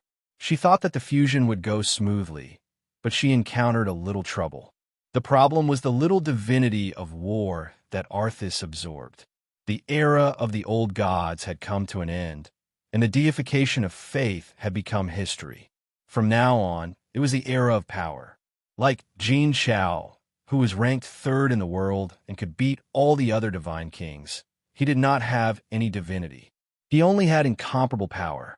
Thea was now stuck at the time when the old gods had died and the new gods had not yet been born. Divinity could be said to be a unique characteristic of the gods. It included their personality, beliefs, rules of conduct, and a lot of other things. Originally, Thea could not absorb it, and the other divinity did not like her. However, the unicorn absorbed a little, and this little bit was integrated into Thea's body through the fusion. She also had the eye of Horus, which was of the same origin as the divinity. After the fusion of the two, she unexpectedly also had a trace of divinity. What Thea did not know was that if she absorbed too much divinity, Horus might be resurrected with her body. Fortunately, Horus was not the god of war. Most of the divinity that represented war in his body was taken away by the Dragon Queen. After that, with the unicorn's share, the divinity that fell into Thea's body in the end was very little. It was impossible to rely on this trace of divinity to ignite the fire, build a divine body, obtain a divine title, and then happily crown her name as the god of war. But sometimes, this trace of divinity determined the difference between a human and a god. Thea only needed time to completely absorb this trace of divinity. No matter how weak it was, she would be considered as having divinity. It took a Herculean effort to temporarily control the divinity. It would take a lot of time to completely understand it. He put on the golden armor again. Due to the divinity of war, the patterns on the armor were more detailed. Quick, you don't have much time left. Give me your hand. The goddess saw that she was looking at her armor and quickly reminded her. Oh, okay. Even without his reminder, Sia also felt that her magic power was rapidly dissipating and the speed was getting faster and faster. Before she could see how much her armor had changed, it had degenerated from a full body armor to a half body armor in less than a second. The palms of a man and a god crossed the distance of countless years and finally clasped together. Thea felt as if there were two huge water pumps beside her. It was hard to say which one was pumping harder, but she could feel the energy that filled every cell in her body being rapidly sucked away. The golden armor turned from a full-body armor to a half-body armor, then to a chainmail, and finally to a leather armor. The only thing that didn't change was the cloak, but it was useless. Give me back my armor. Right now, Sia felt as if she had painstakingly planted the land, only to find out that the Japanese had robbed her of it when she was about to harvest it. That kind of heartache was indescribable. Fortunately, the gods, except for the god of lies, were all people of their word. Or rather, they disdained to deceive mortals. The goddess didn't absorb her magic power blindly. She began to help her stabilize part of the magic power in her body gradually. Thea didn't understand the method used in the middle, but she felt an indescribable charm. Okay, the goddess pushed Thea away and stood alone. Even for a god like her, it was not easy to transform a large amount of magic power into divine power. Thea wanted to cry, but had no tears. Although she was mentally prepared, this kind of loss could not be described without experiencing it firsthand. The elk seemed to be very experienced in comforting people. He walked to her and rubbed his face against her hand. Even you are comforting me? Sigh. I'm still very strong. Ouch, don't push me. Okay, I'm a little sad. My magic power is invincible in the world.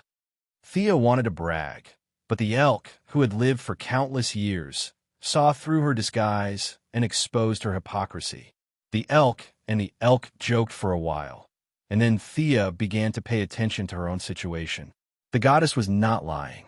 Although the original magic power was very strong, it was also very vague and unreal. Thea felt that the magic power in her body was now a part of her, just like her hands and feet. The weakness of insufficient control had been greatly alleviated. She believed that after a few days, this part of the magic power would be completely integrated with her. After checking herself, she focused on the goddess again. The shadow goddess finger kept drawing strange patterns, and many shadows appeared one after another in this narrow space. There were young dancers, old huntresses, and female lords sitting on chariots. There were all kinds of shadows. Hoo-hoo! It could be seen that this kind of summoning across time and space was also a great burden on the goddess. She did not waste any time. All the shadows seemed to have received a signal and quickly rushed to her. Finally, they merged into a huntress in a green robe and carrying a silver longbow on her back. Thea was far away from the elk. She knew that the next step was to tamper with the elk's timeline. She was now completely afraid of time. The goddess method was not strange. She used her divine power to summon herself in different time periods, and with the help of Thea's power of time, they each projected a part of their power and merged into the current form. Although Sia was now a little stronger than New B, her previous height would not disappear. She had also fought battles from a commanding position. Her intuition told her that the current goddess was stronger than Horus when he first ascended. As for how much stronger she was, it was hard to tell. But Thea touched her chin. I don't mind if you carry a bow on your back, but why are you wearing a green robe? This image reminded Thea of Olivier on Purgatory Island. Could it be that the green arrow could not be killed? Was he her true believer? Suddenly, Thea saw the goddess pull the bow, an arrow, and aimed at the elk. A huge vortex appeared behind her. This time, the space shook more violently than before when Thea exploded. Some of the ground had cracked, and the whole space was distorted violently. Oh my God, what did I see? Thea knew that her previous judgment was wrong. She still underestimated the difficulty of cutting off the timeline. The shadow of the goddess was just a catalyst. She was attracting the main body to come here. As the vortex expanded, Thea took a few steps out. She had no choice. She had felt a huge energy fluctuation on the other side of the vortex. This was probably the main body of Artemis, the strongest attack across time and space in her heyday. Chapter 209. The elk was on all fours, lying on the ground and shivering. Of course, it didn't think that the goddess was going to shoot it to death, but it was distressed that its master had wasted her divine power for it, so it couldn't help but lie on the ground and cry. Here it comes. The momentum of the phantom goddess reached its peak, and she loosened the arrow. At the same time, there was a crisp sound of a bowstring in the whirlpool behind her. Faster than lightning, faster than light, and even faster than the concept of speed itself. An arrow flew out of the whirlpool and instantly pierced in front of the elk, while the arrow of the phantom goddess fell behind it. Two low sounds sounded in Thea's heart. This was not the transmission of sound, but some kind of conceptual resonance. The elk's past and future were cut off.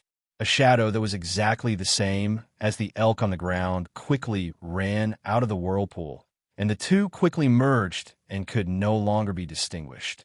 The phantom goddess closed the whirlpool, and her green robe and bow disappeared again as if they had never existed. She gently stroked the side of the elk's face. "Child, you are free. Go and live a new life." The elk walked to Thea's side, and the goddess pointed at their foreheads. "In the future, it will accompany you until the end of your life.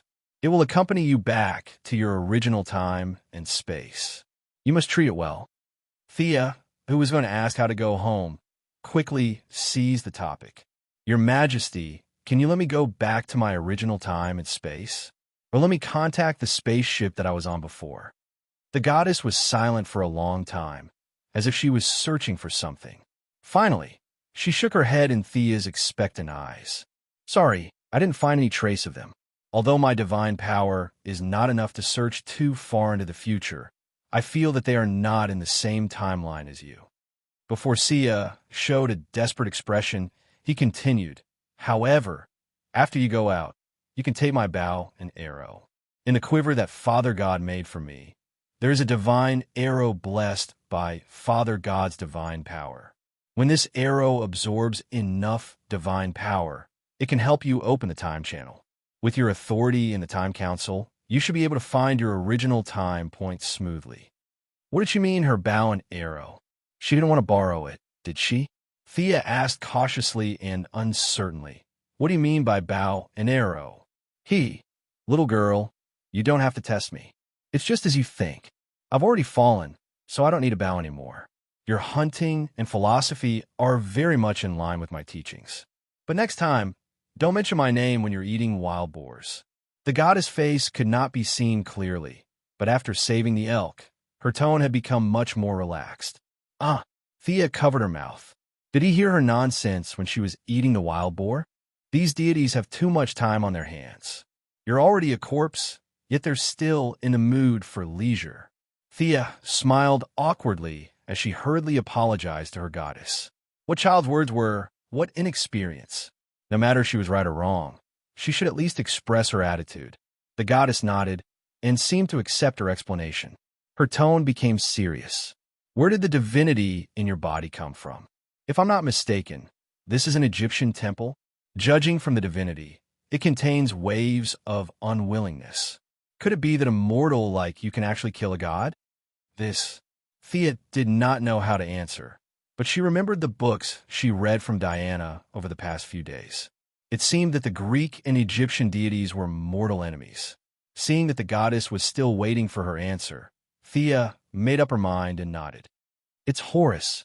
The goddess was silent for a few seconds. Suddenly, her tone became high-pitched. "Amazing. It's hard to believe that you can do such a feat as a mortal. I have to reward you." Thea laughed in her heart. She had made the right bet. There was indeed a grudge between them. This could be considered as a proof of his allegiance. But definitely on the same side. She could almost see all kinds of divine equipment falling in her bag. One of the 18 types of weapons. She might not be able to defeat Darkseid, but General Zod should not be a problem. Awesome. Just as Thea was wondering if she would wake up from her dream, the goddess sigh made her heart skip a beat. "It's a pity that I'm all alone now. I have nothing to reward you with, but I still have some of your magic left. What's the meaning of this? Now that the divine equipment is gone, You want to use my original items to send me away? Thea could not tell what she was feeling at the moment. She only felt that the goddess was a god. She was too stingy, but it was better than nothing. Just as she was about to nod, the goddess spoke again. I've converted all of this magic into divine power. You can't use it even if I give it back to you. What should I do? Sia's mood was in a mess because of her sometimes high and sometimes low. She could tell that the goddess was not teasing her. She was indeed shy and could not take out anything. Seeing the goddess thinking hard, Sia did not dare to urge her. She could only stand straight and wait. Young time traveler, are you willing to be my chosen one? The goddess finally asked a question. Chosen one? The first thing that came to Thea's mind was the scene of Moira fooling the people. Those were her mother's chosen ones, but she soon realized that the goddess did not mean that. Thanks to Diana, Thea had recently read a lot of books about the gods. She had also attended literacy classes for 2 nights. Her knowledge of the gods was not shallow. She immediately understood what the goddess meant. What responsibilities does your chosen one have to bear? The reward was proportional to the effort. It was not that there was no such thing as a free lunch, but in theory, it was not her turn. The goddess waved her hand. I've already fallen. My chosen one doesn't need any responsibilities. If you're in a good mood, help me spread the word. If you're in a bad mood, don't. Such preferential treatment. Thea was immediately tempted. According to Diana, the chosen one was different from the priests. The priests were the servants of the gods. No matter how powerful the priests were, they were still servants. The role of the chosen one was similar to that of a disciple and an assistant. Seeing that she was a little tempted, the goddess added another weight. I originally thought that you were of the light attribute, so I absorbed more magic. I didn't expect that you also have the dark attribute, and a lot of it. If you become my chosen one, you will be able to master countless spells under the moonlight, and the power will be increased by 30%. I'm willing to be your chosen one. Thea immediately knelt down on one knee. It was too embarrassing to have magic, but not the corresponding spells. Since there was no responsibility or obligation, why not get a lot of free knowledge? Ahem, you stand up first. The goddess was a little embarrassed. She pulled Thea up again. In her puzzled eyes, the goddess asked very seriously, Time traveler, tell me your name. Thea's mouth twitched a little. Are you kidding me? We've been talking here for a long time, and you don't even know my name? This goddess looked very serious, but in fact, she was a little funny. After thinking about it again, she could not blame her. Horus, who was stabbed to death by her, probably did not know her name until he died. Chapter 2:10. This group of gods, whether it was Greek or Egyptian, had this problem. They looked down on mortals. Perhaps it was because their level of life was too high, and they were too lazy to remember the short lifespan of human beings. There was an idiom that could very accurately describe their attitude towards life, and that was, they were arrogant. Thea stood up helplessly and cleared her throat. Your Majesty, my name is Thea Quinn. Ahem, I remember. Come, kneel down now. Thea resisted the urge to kneel down again. Fortunately, nothing went wrong this time. The goddess conjured a shadow of a longbow and placed it on Thea's shoulder. She breathed steadily and said solemnly, I'm the daughter of Zeus and Leto. My name is Artemis. I am the goddess of hunting and moonlight. Today, I bless Thea Quinn, my chosen one, forever. At first, Thea thought that it would be like a Western wedding, where she would have to say something like I do, but the truth was that this ceremony did not require her consent at all. The gods meant what they said. If they said you could do it, you could do it. The goddess then repeated it twice in 2 strange languages. Thea did not understand a single word. A soft silver light connected the foreheads of a human and a god in the blink of an eye. Countless knowledge poured into her mind. There were dark spells, the sacrificial methods of the Greek gods, hunting and breeding animals, and even a lot of dance moves and a lot of knowledge about brewing wine. What kind of nonsense is this? Thea was speechless. These gods looked very sacred, but they were actually very bored. Almost 70% of the knowledge that the goddess passed to her was about eating, drinking, and having fun. Usually, no one was thinking about fighting, and time was wasted. No wonder Ares could defeat an entire ship of them. But to say that this chosen one was useless was an injustice to the goddess. Although the specific knowledge needed to be sorted out, she had automatically mastered a spell-like ability. The goddess called this spell Eternal Night, which was cast once every 3 days. It could ignore the environment at the time and transform the night into a night with few stars, covering a radius of 10 miles. Within the range, regardless of friend or foe, the attack power of women would automatically increase by 30%, while the attack power of men would decrease by 30%. Such a discriminatory spell also depended on the strength of the specific target. If the target was too strong, it would not decrease by 30%, but it would definitely weaken the target. As for other benefits of the Chosen One, such as increased lifespan and immunity to hallucinations, Thea was not in the mood to look carefully, because the shadow of the goddess was more ethereal. Apparently, the magic that she had absorbed from Thea had been completely exhausted. The divinity that you obtained from Horus, I have completely transformed it into divine power. Divine power is the foundation of the future. I will teach you a method. If you obtain divinity again in the future, you can use this spell to completely transform it into your own divine power. After the goddess finished speaking, she sent a ball of light into Thea's body. Farewell, my chosen one. I am very lucky to have met you at the last moment of my life. May you walk a new path under the stars. Go out. Your future is still waiting for you. If Diana is in trouble, for my sake, help her. The palm of the goddess quickly enlarged in her eyes, and Thea only felt that she was pushed down from a high building. When her consciousness returned to her body, she found that she was still in the cave. There was no high-dimensional space, no goddess, only the mournful cry of the elk. Did she come out? Feeling that the magic in her body was less than 1/10 of the original, she sighed in her heart. This magic could be completely controlled by herself. She removed the fusion with the unicorn and lowered her head to hug the elk. Let's go out. This time, the elk did not hesitate. It kowtowed on the spot and followed Thea out of the cave with firm steps. As soon as she walked out of the cave, she saw Diana's concerned eyes. Before she could ask how much time had passed, she saw 2 meteors in the sky. One was silver and the other was dark blue.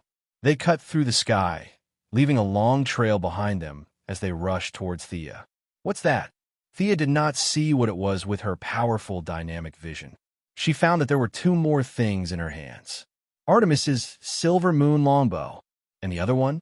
Oh my God, it's a quiver made by the Father. The only person who could exclaim like this was Diana.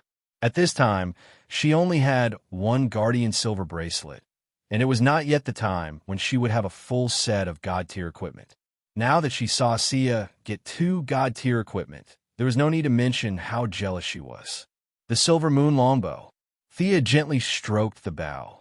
The touch proved that the bow was not made of metal. Instead, it was a mixture of oak and some debris of the stars.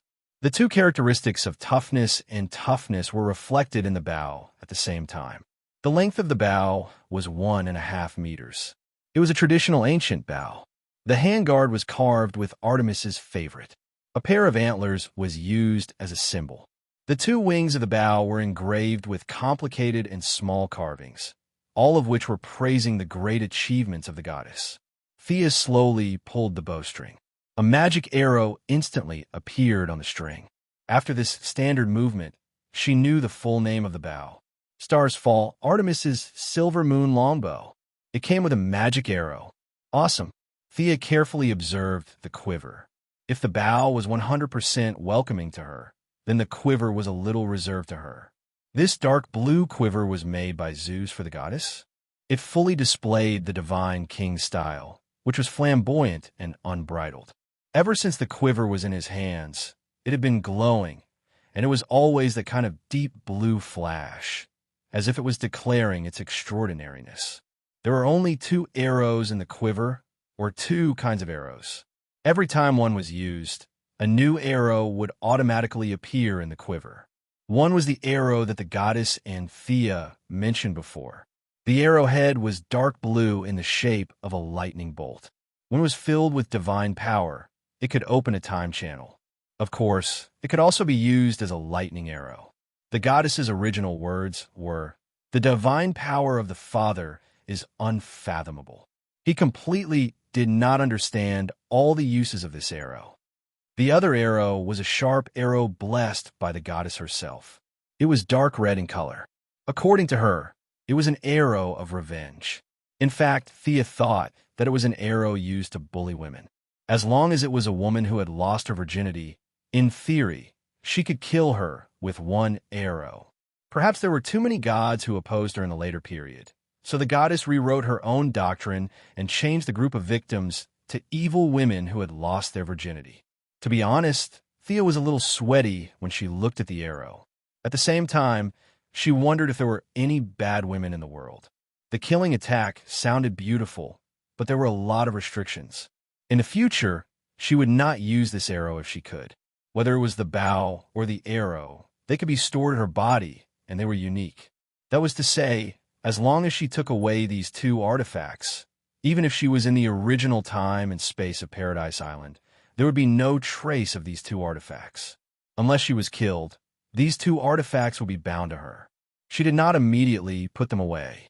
She still wanted to see the faces of these bad priests. If she put them away, what if they did not admit it? Chapter 211. Thea grinned as she approached the third priestess. You didn't wait long, did you? If you don't mind, then. Before Thea could finish her sentence, the dark-skinned woman knelt in front of her. She held her short sword with both hands and sobbed. "You're the only representative of Artemis in this world. I am willing to return the name of Artemis and become your eternal servant. I will continue to serve the goddess of the hunt. Please accept me." Thea quickly glanced at the crowd and found that they were all surprised. This meant that this was not anyone's idea. It was the dark-skinned woman's own idea. She had to admit that she was quick-witted. She gave up the name of Artemis and became a servant. At least her reputation was preserved. If Thea did not leave the island, no one could banish her. However, her so-called eternal servant was a heavy promise. She probably thought that Thea would not live long. What a pity. Now, with the blessing of the chosen and the divine power, and the life she shared with the unicorn, Thea could live for tens of thousands of years. The dark-skinned woman's plan was quite thorough. It seemed that she was not a completely brainless warrior. Should I accept her or not? She glanced at Hippolyte and saw the queen nodding slightly at her. Thea would not be so obedient, but she was already in a state of indifference. The queen's gesture made her make up her mind. "What is your real name?" the dark-skinned woman said with a little pain. "Niobe." Thea took her short sword and returned it to her. "I am Thea Quinn, the chosen of Artemis. As the only representative of Artemis's authority on Earth, I accept your loyalty until the end of your life. I allow you to continue to serve the goddess." After saying that, she gently stroked Niobe's shoulder with the silver moon longbow in her hand. "Get up, warrior of the goddess. I'll give you a mission now." Under the dark and muscular woman's puzzled gaze, Sia pointed at the elk. "The task of feeding it from now on is yours." Sending the tan woman to feed the elk was an important reason for Sia's final decision. As the daughter of a wealthy family, she did not have the patience to serve animals. Since the tan woman knew the elk before, the task of feeding it from now on would be handed over to her. All of this happened very quickly. The dark-skinned woman gave up on the title of god, and the competition became meaningless. Only then did the crowd burst into a huge discussion. Chosen one. This is an honor that only the ancient heroes can obtain. God is the only one who walks on earth, the spokesperson of God. Oh my God! The three old priests were completely withered, and the most important fighting force under their hands, the black strong woman, directly surrendered to the enemy. The remaining few female warriors looked at their eyes with a little distrust. Although the voters were only designated by a single G-O-D, her status as a representative of the G-O-DS gave her great power to speak. The three of them had been talking about the 12 gods together for so many years. Now Artemis and the others definitely couldn't represent them, but they couldn't say that it was announced by 11 gods when they announced the oracle in the future. The whole could not be changed. This was their iron law for almost 5,000 years. Now that a hole had been dug in the iron law, the three of them felt that everything that happened today was still a dream. Thea was too lazy to pay attention to their thoughts. She just wanted to go back quickly and carefully study the specific abilities of the Chosen One and the Divine Bow. However, Hippolyte pulled her, raised her arm high, and announced loudly in her puzzled eyes, "From now on, she is our Artemis, our sister." "Oh, Artemis!" The crowd below burst into cheers, especially Diana, who shouted the loudest. "Oh, I've joined the team?" Thea looked at the excited expressions of the crowd. This was no longer a matter of unlocking the reputation.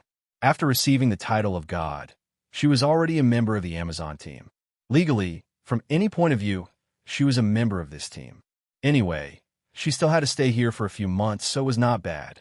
Thea calmly accepted the praise of everyone, including the old priests, who came forward and said a few words of congratulations against their will. Hippolyte ignored the priests who had ugly expressions. "Diana, you take Artemis to change clothes. The rest of you, come with me to prepare the ceremony to welcome the new sister." Thea, "Oh no, Artemis, let's go. The ceremony will be ready quickly." Diana dragged Thea and ran. Elk saw it and quickly followed. The black strong woman sighed and followed behind. "Diana, just call me Thea." Before she could finish her words, she was interrupted sharply. "No, you must maintain respect for the gods." Elk blabbered a lot. Thea was a little speechless. You don't have to be so respectful to the gods. In her opinion, the goddess is just a little bit better than a clown. You admire her so much, but she doesn't care about you at all. Although you are half-sisters, the goddess only mentioned Diana at the end. I'm afraid that 10,000 Dianas added together are not as important as her dear. Thea was a little speechless. The so-called blessings of the gods were most likely forced by Zeus because he loved his daughter. Thea felt that her time was tight and her task was heavy. She had to correct her life principles and establish a healthy outlook on the gods. Otherwise, she would be defeated by her half-brother in the future. The three people and a deer left the tower and began to speed up. Thea now had one god's blessing. Although it was far inferior to Diana's 6 gods' blessings, the anti-magic restriction on her body had been lifted. She still had more than 10 years of magic power in her body and a trace of divine power, transformed from divinity. She was now more powerful than Diana, whose divine power was suppressed by 90%. Elks were animals that were good at running. The black strong woman ran around the island every day, so she was not slow either. In less than 15 minutes, they returned to their residence. Diana took out a set of Amazon armor and asked Thea to change into it. There was nothing to say. For the coordination of the organization, they had to wear the same uniform. Thea had to change into it if she wanted to join them. "Can't I wear underwear?" Thea asked Diana when she knew that she had to wear the half-body armor without any clothes. Diana hesitated and let her try it on. She quickly found the problem and shook her head. No, your black belt is too obvious on your back. You should get over it." Fortunately, there were shorts in ancient Greece. She did not have to walk around in a battle dress. Although there were no males on the island, the refreshing feeling was intoxicating. Thea's body was a little skinny compared to her peers. Fortunately, she was tall enough. Although she was not as tall as Diana, who was 8 meters tall, her height was considered average on the island. After changing into the standard Paradise Island uniform, she looked at the bronze mirror to see if there were any flaws. She was satisfied. She added a cape and a spear and shouted Sparta. She could go to the movie set next door to be an extra. She wrapped a few parts of the mechanical arm with magic power and put them into her blood space. Their ritual advocated simplicity. Wearing too many accessories would make them look weird. Chapter 2:12. Thea changed her clothes and followed Diana. "Why are we here? Isn't this a temple?" Thea followed them to a huge karst cave and asked in confusion. This place was very close to the place where the two girls were honest with each other 2 days ago. "Our sisters came from here in the beginning." Diana didn't explain much and led the way inside. Thea secretly observed the nearby rocks and landforms. Does this mean that the soil that created the Amazon came from this cave? Should I take some soil back for testing before we leave? She followed Diana into the depths of the Karst cave. Wow, this place is huge. The Karst cave was as spacious as a large square, and the height was at least 20 meters. The female warriors were all in position, half kneeling with their heads bowed as they recited ancient poems. Hippolyte's eyes opened slightly. When she saw them, she gestured for Thea to enter the pool in front of her. Thea had just taken 2 steps when Diana pulled her back. "Why are you pulling me?" Diana first pouted with her mouth, but when she saw that she did not understand, she could only whisper, "Clothes bath." Although Thea did not have Athena's wisdom, she was still an outstanding smart person among the mortals. When she heard her words, she asked in surprise, "Now, isn't there a changing room? I just walk in after taking off my clothes?" Diana nodded vigorously, indicating that there was no room for negotiation. "Oh my God, you're indeed influenced by ancient Greece. You are so open-minded." However, there was no room for hesitation. She had to make up her mind and stomp her feet. If she died, then so be it. They were all women anyway, so it was not a loss. Thea trembled as she handed her clothes to her new servant, Niobe, for safekeeping. The tanned and strong woman had been expelled from the Amazon and could not participate in this ceremony. Now, she was just watching the ceremony as Thea's servant. "Shoes," Diana hurriedly reminded her when she saw that she was about to move forward. Thea took off her shoes again.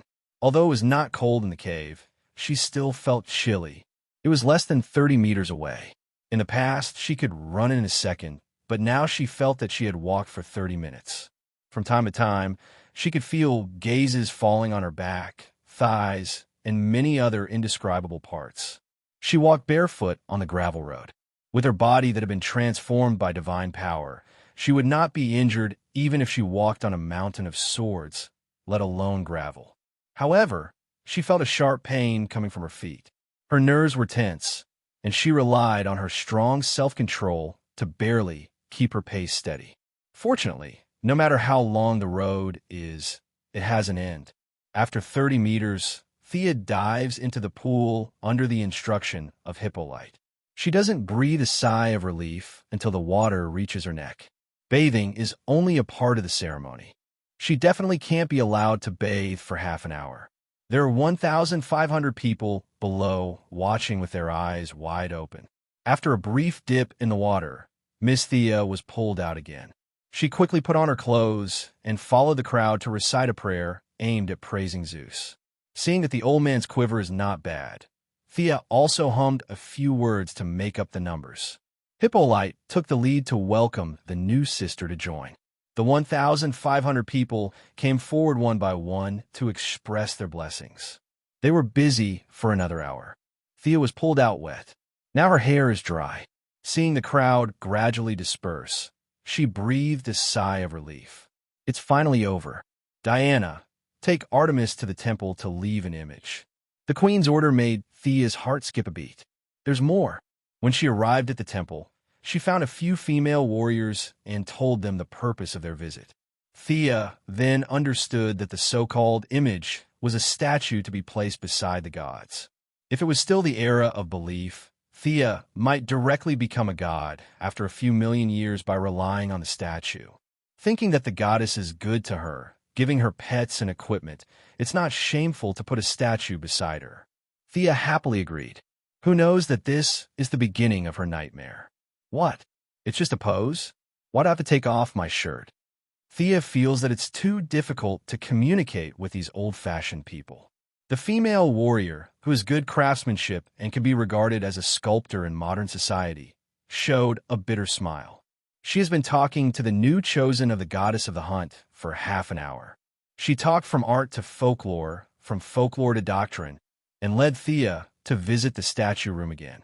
Indeed, as she said, all the statues were in a variety of combat postures. There were no extra clothes, just a cloth belt below his clothes. Seeing that Sia was a little hesitant, he began to talk about the beauty, the sense of honor, and the power of faith of believers. He chattered on and on about the benefits of all these. Thea didn't listen to the female sculptor's other words, but she did hear the power of faith clearly. Although it is not the era of belief, it doesn't mean that belief doesn't provide power. It can't be seen in a short time, but Thea is not a person of this era. When she returns to the original time and space, it will be 100 years later. The faith accumulated in this 100 years is enough for her to transform a lot of divine power. Then can we go into the temple to make a statue? No way. The gravel will tarnish the sanctity of the temple. No, we have to make a statue in the square outside. It is ventilated and full of sunlight, an important place for art to burst forth. The sculptor insisted that the statue must be made in the open. Thea thought for a long time. For the sake of that little bit of faith, I'll go all out. She couldn't help but look up at the sky. The gods have fallen. Batman's watchtower will not rise for another 100 years, so there shouldn't be anyone watching from the sky. For the second time in a day, she took off her armor, wrapped a piece of linen around her waist, and stood in a place with the most sunlight. She was a little embarrassed when she carried the quiver. The quiver was slanted, and the belt just happened to pass through the indescribable thing on Thea's chest, making her a little breathless. Why is this thing so tight? She adjusted it a few more times and put it in a barely suitable position. She raised the longbow, and although her chest was pounding, she had to pretend to be careless and fearless. Hold on to this position. I'll be done in a minute. The sculptor corrected her a few more small movements, and then he began to work with the hammer and axe. Thea maintained this position for 3 hours, but she didn't look like she was going to be done soon. She wanted to cast a haste spell on this guy, but the spell was blocked by the island's anti-magic barrier as soon as it was cast. Sigh. Thea sighed. It seemed that the anti-magic barrier on her body had been lifted, and she could only cast spells on herself in the future on the island, as the sun set. Most of the female warriors finished their day's training. When they passed by the square, they all paid attention to Thea, who was posing. It was really a test of her acting skills to be watched by a group of people, but she still had to pretend to be serious. Thea could only focus on thinking about new skills to ease the inexplicable awkwardness. Chapter 213. The first thing she needed to study was the weapon that would feed her for a long time in the future, the Silver Moon longbow. Thea now had a slight understanding of the composition of the energy in the world. Earth, fire, water, wind, and light, as well as the 6 major elements, were the conclusions that the sorcerers came to after observing the world. However, in the eyes of the gods, these were just changes in the attributes of divine power. Divine power had no attributes, but its level was higher than the magic of the 6 major elements. It was the ultimate power in the world. Artemis' Silver Moon longbow was most suitable to be driven by divine power, but because of the longbow's compatibility, it could also use magic of a lower level. Thea could attach various directional spells to the arrow to form a variety of special arrows. Not only could it increase the shooting range, but it could also increase the casting speed and reduce the consumption of magic. If she was more proficient in magic, she could combine 2 or even 3 types of spells on the arrows, and the effect would be even more amazing. She knew 2 little fire and wind magic, and a simple flame arrow might be considered powerful in ancient times, but it was a little weak in the modern era where technological equipment was everywhere. Thea focused her research on the light and dark elements. The arrow with the light attribute, coupled with her Eye of Horus, could shoot very far. She did not know if it could reach as far as 800 miles away, but the arrow could constantly absorb the energy of light from the natural environment while flying, so the energy consumption of the arrow was almost equal. In theory, the arrow could shoot as far as the light could go. This result made Thea sweat profusely. Did this mean that as long as she could see, she would be able to shoot it? The problem was that her divine power limited the Eye of Horus, and she could not see that far. Another problem was that even if the arrow could travel a few light years, it was not powerful enough. It was impossible to kill Darkseid with this arrow, but it could still bully the Earthlings. With the help of the knowledge of the Chosen, Thea now had the most knowledge of the dark element. Many of the goddess understandings were too profound. Putting aside the combat strength of the two, Uncle Merlin was like a child compared to the goddess in terms of age. Many of the goddess knowledge was not suitable for the beginner Thea. She could only compare a few similar spells with her own Black Fog spell and Black Fog Hold spell for reference. One of the spells caught Thea's attention. The goddess named the spell Shadow Labyrinth. It was a very high-level spell. Even if Thea used up all her magic, she wouldn't be able to cast it. However, with the help of the divine power in her body and the divine bow, she could barely cast it. The target affected by the spell would ignore their own will and be instantly pulled into a maze made of dark elements. If the target had a deep foundation and superior intelligence, they would be able to see the path around them clearly. There was a small chance that they could walk out of the maze and return to the normal world.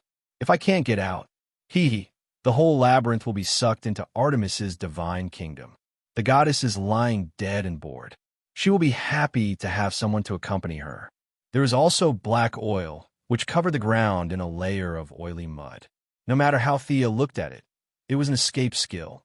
There were hundreds of spells, each of which was broad and profound. It would take a lot of time to fully understand them. After Thea stood in the sun without drinking water for 6 hours, the sculptor finally said that she could leave. The preliminary work was completed, and she only needed to deal with the rest. Thea didn't need to suffer anymore. Thea felt as though she had been pardoned. Knowing that the statue wouldn't be open to outsiders after it was completed, she was completely relieved. She didn't want Steve Trevor to come to the island half a year later and see such a humiliating statue of her. Thea was afraid that she couldn't help but dig out his eyes. For everyone's future, it was best to place the statue inside the temple to receive faith. With Diana, who had been accompanying her, the two walked around the temple but couldn't find the 3 bad priestesses. She wanted to slap them in the face, but the eye of Horus couldn't find them. Thea could only give up on revenge and find a place to practice with Diana. Thea had a great time in the following days. Although she despised it, the goddess did have a lot of cooking experience in her knowledge. In order to not let her hunter believers starve to death in the jungle, the goddess painstakingly studied a lot of recipes and summed up a set of easy-to-learn survival guides in the wild.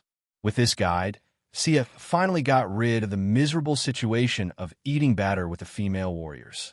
The tanned, strong woman, who was forced to submit to her because of the situation, came to eat with her every day.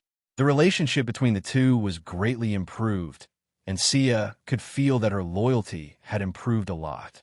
As for Diana, the original obedient girl, she was also completely taken away from the collective life.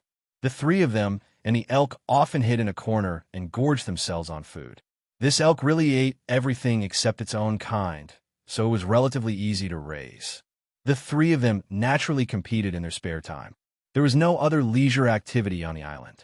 Thea could leave the island at this time, but she couldn't think of where to get the divine power. Once when she was fighting with Diana, she inserted an arrow and tried to absorb some of the dissipating divine power, but the result was a little disappointing. She didn't know if it was because of the anti-magic field, but the divine power she absorbed was very little. Although the divine power of other gods could be used as a recharge, and in theory, Vandal Savage was also present at this time, Thea couldn't find him. Even if she found him, he wouldn't summon Horus unless he was in a desperate situation. Thea also didn't want to trick Horus over and over again. He was really an honest god.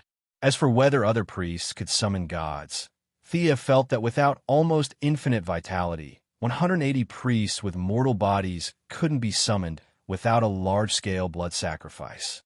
After thinking about it, she could only follow Diana to fight Ares. Their battle should be able to absorb enough energy to let her go home. The battle for the divine name of Artemis came to an end, and Paradise Island gradually returned to peace. Thea used 3 months to absorb a drop of Horus divine blood. At that time, she got a total of 4 drops of ordinary divine blood and 2 drops of extremely pure divine blood. The Atom Man used a drop of ordinary divine blood, and Thea left 2 drops to take back for her parents. This time, she absorbed the remaining drop of ordinary divine blood. Her foundation was completely different from ordinary people like the Atom Man, and with the secret method taught by the goddess, She turned divine blood into divinity, and then divinity into divine power. The initial absorption process made her absorb without eating, drinking, or moving for 3 days. The remaining energy was also constantly extracted and digested, and the whole process lasted more than 3 months before it was finally completed. The divine power in her body changed from the original hair to the thickness of a toothpick, and Thea's strength, speed, and endurance were all improved. On this day, Niobe was arranged to take the elk for a walk, and Thea and Diana were sparring at the beach. Diana may have realized how strong she was, and her strength increased rapidly like a rocket. From the beginning, she lost more than she won, and now the two were very close in strength. This kind of battle had been carried out many times in the past 6 months. Huh, what's that? The two of them who were sparring suddenly heard a rumbling sound in the air. Both of them stopped what they were doing at the same time and turned their heads to look. It's a plane. Chapter 2:14. That's the plane? Why does it look like there's someone on it? That person seems to be calling for help. Diana did not have special eyes like Thea. Her divine power had improved her in all aspects. Her overall qualities were extremely balanced. She had no strong points, but also no weak points. At this moment, she squinted her eyes slightly and looked at the single-winged Fokker plane in the sky that was emitting thick smoke. Diana asked Sia with some uncertainty. If she could see it, Thea could see it even more clearly. It was indeed the young Steve Trevor, the future liaison between the Justice League and the American government, the leader of the Heavens High Society. He was wearing a German military uniform and looked at the plane anxiously as it spun and crashed into the sea. He did not have Thea's ability, nor did he have any life-saving equipment, such as a skateboard. Although he tried for a long time to regain control of the plane, all his attempts were in vain. With a splash, the plane plunged into the cold sea. Diana saw the scene clearly. She hesitated for a moment and was ready to jump into the sea to save him. However, she realized that her braid was grabbed after she took 2 steps. She could only look at Thea with a puzzled expression. Paradise Island should not be discovered by the world. Think about what Her Majesty the Queen taught you. Thea certainly would not let her save Steve Trevor. Steve Trevor was about to meet God when he was unexpectedly saved by a beauty and fell into an inconclusive love. In psychology, this was how the suspension bridge effect was created. However, directly saying that she would not save him would affect her glorious image. Therefore, it was best to use Diana's respected mother as a scapegoat. As expected, Diana was led astray by her words. She thought about Hippolyte's attitude and felt a little bitter. Her Majesty the Queen would not even frown if 10 million people died in front of her, let alone one person. This result caused Diana to be in a dilemma. Just as Diana's head was about to explode, Thea finally spoke. Forget it. Let's save him first. After all, he's alive. Thea's face was full of positive energy when she said this. Diana's gaze froze as she thought to herself, she's really a good person. Thea certainly could not watch Steve drown. This guy was even more important to the timeline than she was. If he died here, who knew what would happen to America in 2008?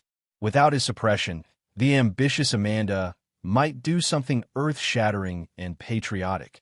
Although Thea had to be saved, she was not going to jump into the sea and swim over. She did not know if it was because of their conflicting natures, but Thea hated water. She could accept and enjoy daily baths, but she hated swimming in the sea. Thea estimated the distance. The place where the plane crashed was outside the anti-magic area, so her magic could still work as usual. She muttered softly and chanted an incantation. A large silver hand appeared in front of Steve Trevor. In his inexplicable horror, the hand violently grabbed him by the collar and pulled him out of the cockpit. It then flew slowly to the shore. Diana had seen Thea's magic many times in the past 6 months. At first, she was surprised, then envious, and now she was used to it. Now that Diana saw the people being rescued, her own interests and hobbies surged into her heart. Hey, can you pull that plane back? I'm a little curious. Huh? A plane? Thea looked at the old single-winged Fokker plane that had broken into 3 pieces. The original plot did not have this part. Although this request was difficult for others, it was not difficult for her. She took out her silver moon longbow and condensed a magic arrow. She estimated the distance. It was only 3,000 meters. The arrows attached to the magic ropes were stuck to the fuselage. In the hands of the 2 girls with unscientific strength, the fuselage seemed to be non-existent. The fuselage that had broken into 3 parts was quickly pulled back by their great strength. As the giant magic hand sent Steve Trevor to the shore, Diana was a little hesitant. "Is that a man?" Thea was too lazy to answer such a childish question. She turned her face away and ignored her. Diana hugged her elbows and fell into deep thought. Should she study the man first or the plane first? In the end, the light of humanitarianism prevailed. Those machines could not escape anyway. Diana was a little excited and pulled Thea to see the man. It was the first living man she had ever seen in her life. Thea knew that the war was about to begin. The Germans and Hippolyte would appear one after another. The Germans did not care, but she did not want Queen Hippolyte to think that she was the one who saved Steve. She did not want Queen Hippolyte to think that she was the one who saved Steve and then kick her out of Paradise Island to appease the islanders, leaving her daughter behind. According to Sia's conjecture, the two-faced Hippolyte was completely capable of doing such a thing. That would be too unfair. She could not go and fight Ares, could she? Diana had to leave the island. This was an important event in the timeline. Thea unconsciously slowed down a few steps. She instantly cast a suggestion spell to reduce her presence. "You're a man." Diana revealed her 8 white teeth, which she thought were very amiable, and looked at Steve, who was in a daze, with a smile.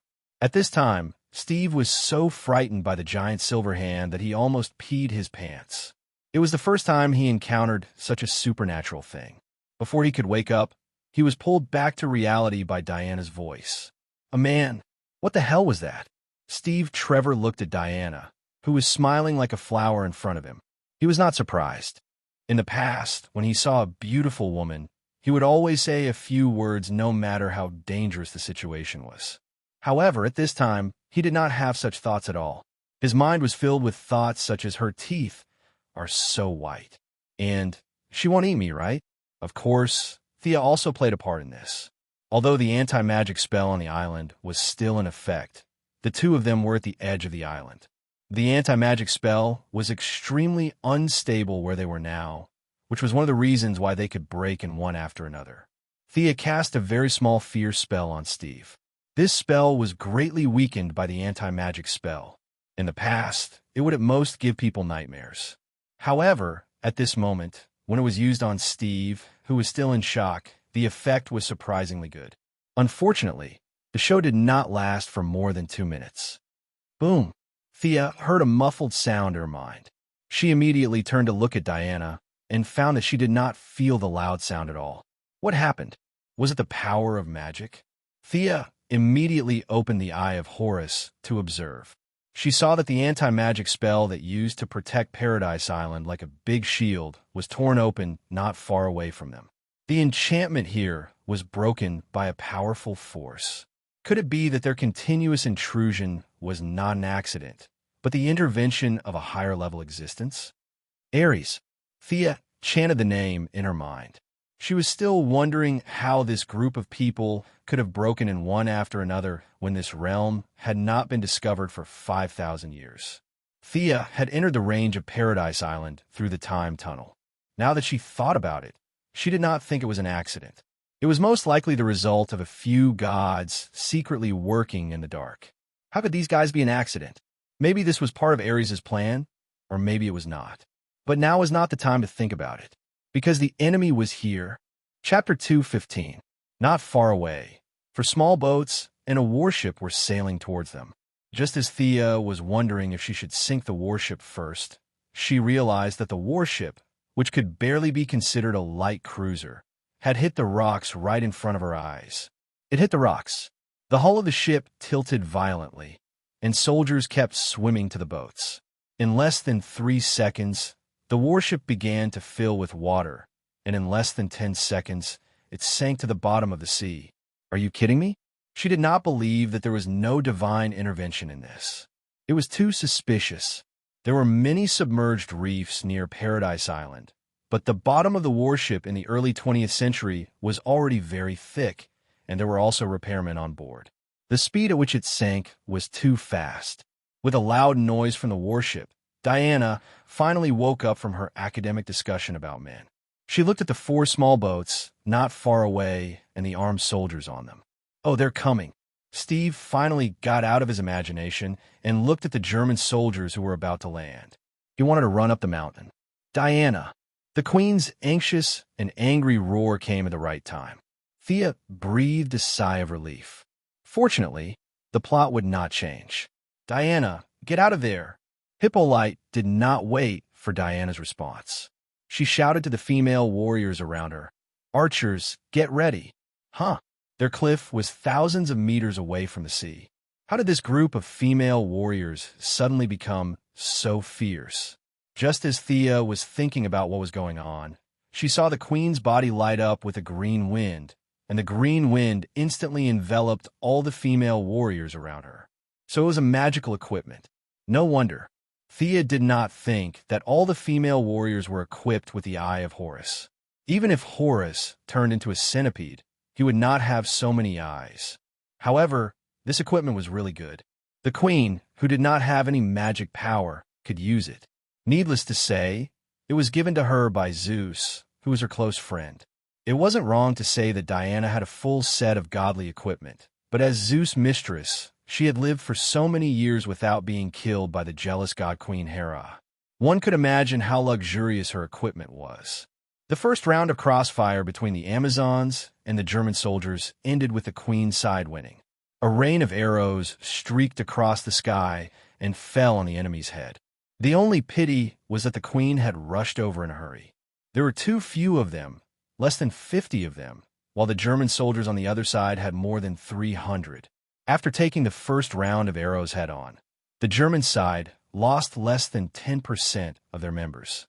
The remaining people yelled and rowed with all their might, rapidly shortening the distance between the two sides.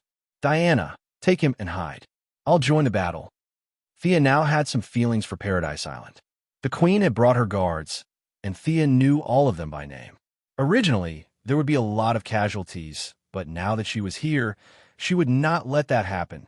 As for these Germans, they were all wiped out in the original plot. Presumably, they would not interfere with the timeline, so she did not have any psychological burden to kill them. Before the German soldiers completely entered the anti-magic area, Thea shot 4 arrows in a row. Each arrow was accompanied by a flash spell.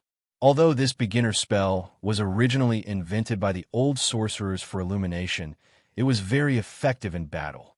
The German soldiers on the 4 ships felt like they were on the edge of the sun. The strong light made them unable to open their eyes. However, they were well trained after all. The leading officer gave the order loudly, and everyone closed their eyes and continued to row with all their might. Amazing! Thea sighed softly. The Germans were known as the strongest army in Europe. This kind of discipline was admirable. However, due to her standpoint, she shot the leading officer dead with some respect, but soon she was stunned. The Germans' command system was not completely paralyzed.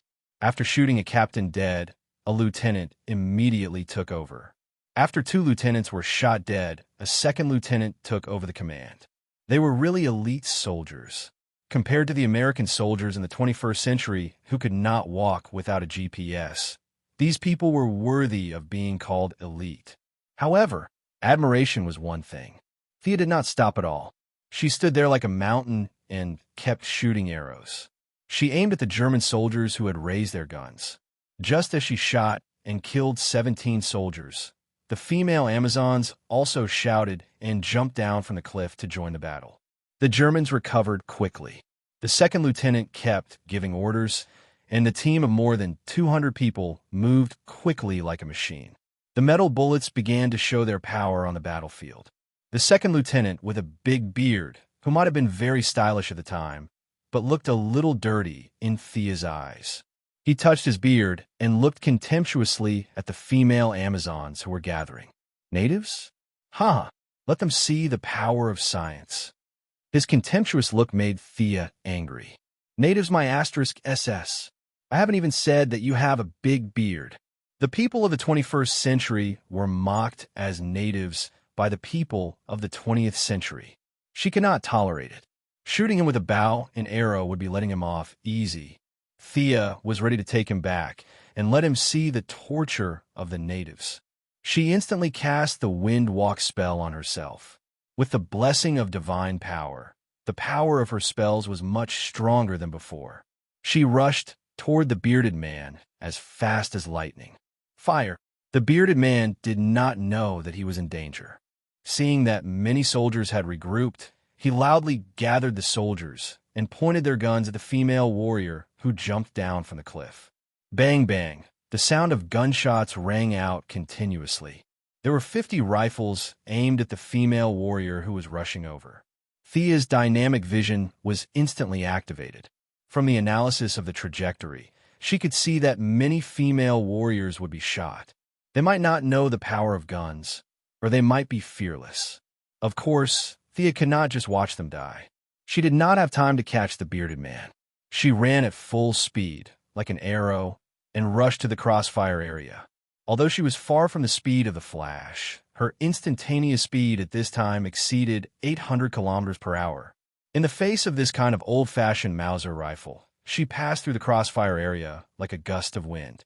Fearing that stray bullets would cause accidental injuries, she wrapped her hands with magic and intercepted all the bullets that were shot at the female warrior in midair. You have science, I have magic. Thea shouted this sentence out loud. She didn't care whether the bearded man understood her or not. She just shot the bullets in her hand in the opposite direction like scattering flowers. She did not practice with hidden weapons, nor did she deliberately aim. She used her mental power to roughly determine the direction. She did not pursue any lethality. She threw it with all her strength just to deter this group of enemies. The sound of a large number of horses' hooves could be heard. The queen took more than 30 guards around the bottom of the cliff and began to charge at the flank of the German soldiers. The two sides were very close, and many people were stunned by Thea's attack. It was not until the queen, wearing a gorgeous-looking armor, charged into the German team that they were shocked. The formation was directly broken up, and they could only try to stop the Amazons' attack in 2s and 3s. Chapter 2:16. At this moment, the queen was as valiant as a Valkyrie. She rode on a tall white horse and slashed left and right with a long sword. Wherever she went, it was as if she was invincible. Thea could see spiritual light that ordinary people could not see. She was almost dazzled by the magic effects on the queen. At a rough glance, there were 7 or 8 pieces of equipment with different effects. There were some that increased attack and defense, and there seemed to be some kind of halo effect. The combat power of the female warriors was obviously higher than usual. This was the level 1 Smuff that was armed with epic equipment by the max-level main account Zeus. Thea watched the queen slashing the German soldiers like they were vegetables. At this time, she deeply understood Zeus's love. The anti-magic domain to protect the Amazons from the outside world was all a lie. The real thing was to protect his mistress. Looking at the queen's godly equipment, except for the king of gods, the rest of the gods would be beaten up by the queen if they entered Paradise Island in their true form. Thea naturally would not just stand there and watch. She silently used her divine power to activate the talent of the Chosen One. Eternal Night. The power that belonged to the goddess of the hunt shrouded an area of 10 miles. The clear sky of the battlefield was instantly covered by the clear moonlight. The strength of the women in the area was greatly increased, and the men were severely suppressed. Diana, who was hiding with Steve Trevor, saw that her people were fighting. Thea's night sky had also greatly enhanced her strength. She only felt that her strength was endless. She gritted her teeth and ran out to participate in the first battle of her life. Steve was also prepared to go and help, but Thea's transformation had completely destroyed his worldview. He did not know that he was being suppressed by an invisible divine power. He only felt that his mouth was dry and his legs were trembling. His legs were trembling, and he could not take a step forward for a long time. The queen, the female warriors, and even the mares they rode were all buffed by Thea. The female warriors on foot moved like the wind, almost leaving afterimages behind. Antiope jumped down from the horse's back, her body turning continuously in midair, the short sword and spear in her hand constantly swinging. By the time she landed, there were already 7 German soldiers lying around her. The dark-skinned woman and the elk, who were not far from the battlefield, heard the exchange of gunfire and rushed over. This was also the first time Thea had seen the elk fight. Its body gradually began to expand as it ran, and finally became the size of an adult elephant. Its originally cute antlers had now become as sharp as swords. Its huge body was unstoppable as it rushed into the central area of the German soldiers. 4 or 5 soldiers were directly pushed into the sky by its huge momentum. At this time, Steve mustered up his courage and finally got rid of a German soldier. When he raised his gun to support the female soldiers, he saw such an anti-Darwinian moose. His emotions surged, and he collapsed to the side. Niabi, he is not the enemy. The dark-skinned woman ran a little slower than the elk and happened to see Steve sneakily raising his gun. When she was about to throw a javelin at him, Thea hurriedly stopped him to avoid a major change in the timeline. The dark-skinned woman glared at Steve until he couldn't stand up. Then she rushed into the battlefield with a roar, the javelin in her hand shooting out instantly. She was different from the female warriors. As a servant, she had come into contact with Thea's eternal night enchantment many times in the past 6 months. She was very experienced in using the increased power. The javelin in her hand shot out at the right angle. 2 German soldiers were nailed to the ground before they could even make a sound. At this time, the most dazzling person on the battlefield was Diana. After spending half a year with Thea, she had gradually gotten rid of her naivety. Whether it was her conviction or her own martial arts, she was much better than her original self. Especially when she saw a Queen's Guard fall to the ground, the anger in her heart washed away the fear of entering the battlefield. Charging, whirlwind slash, shield bash. It was as if she didn't know fatigue, constantly rushing left and right on the battlefield. On the other hand, the German soldiers were greatly weakened. They were originally inferior to the female warriors in all aspects. Now, with the Queen's halo and Thea's discriminating buff, they found that their opponents came and went like lightning, while they were as slow as 80-year-old men.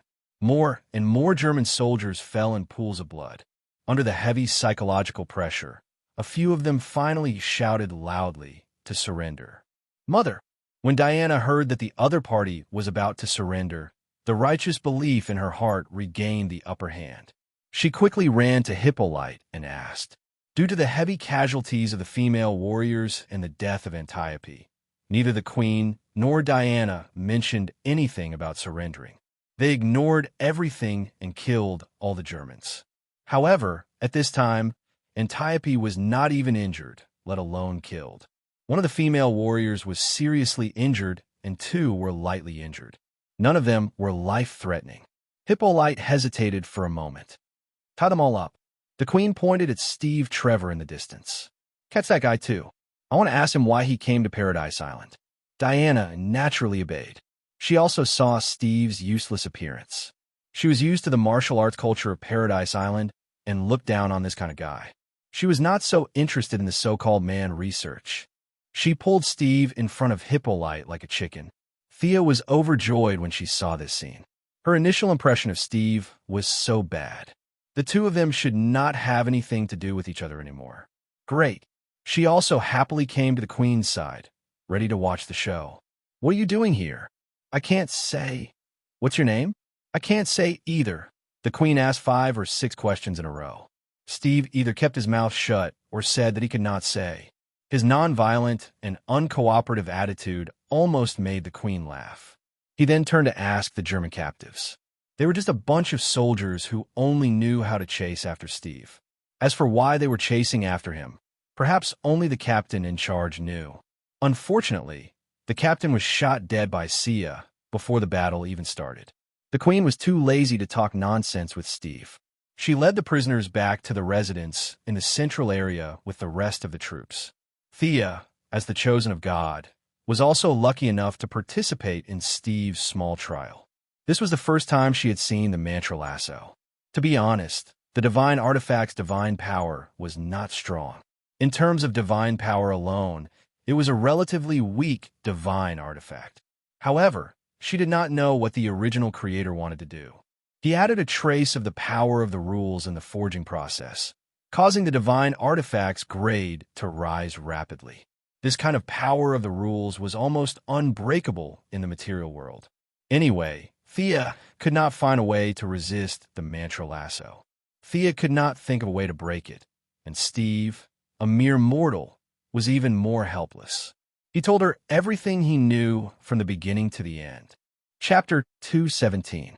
Regarding his claim that Germany wanted to dominate the world, how righteous the Americans were, and how selfless Steve was fighting for the liberation of all mankind, the people of Paradise Island, represented by the Queen, just treated it as idle chatter. No one took it seriously. Sia, on the other hand, was a little speechless. These words were said under the truth lasso, and to Steve, it was the absolute truth. In his heart, he really thought that Germany was evil and America was righteous. He was willing to sacrifice himself for the sake of his country. Such a noble sentiment made Sia sweat. Compared to him, Sia's patriotism was not even as big as a sesame seed. This child was still young, similar to the patriotic young man in Marvel who also added Steve as his friend. Both of them did not realize the filth of politics. The war has been going on for 4 years. 27 countries have been involved. 25 million people have died. Countless innocent old people, women, and children have been slaughtered. The power of weapons has never been as great as it is today. I have to go back and save my people. At the end of his speech, Steve was sobbing uncontrollably. Except for Sia, who knew the truth of the history, everyone else was moved. Mother, this must be Ares' doing. Diana instantly came to such a strange conclusion through her own worldview. Thea wanted to say that Ares was wronged. This god was so wronged. What did the greed of mankind have to do with the god of war? How could he just put the blame on Ares? The good things were done by the wise leaders of mankind, and the bad things were done by the evil god Ares. In the beginning, Ares' only priesthood was war.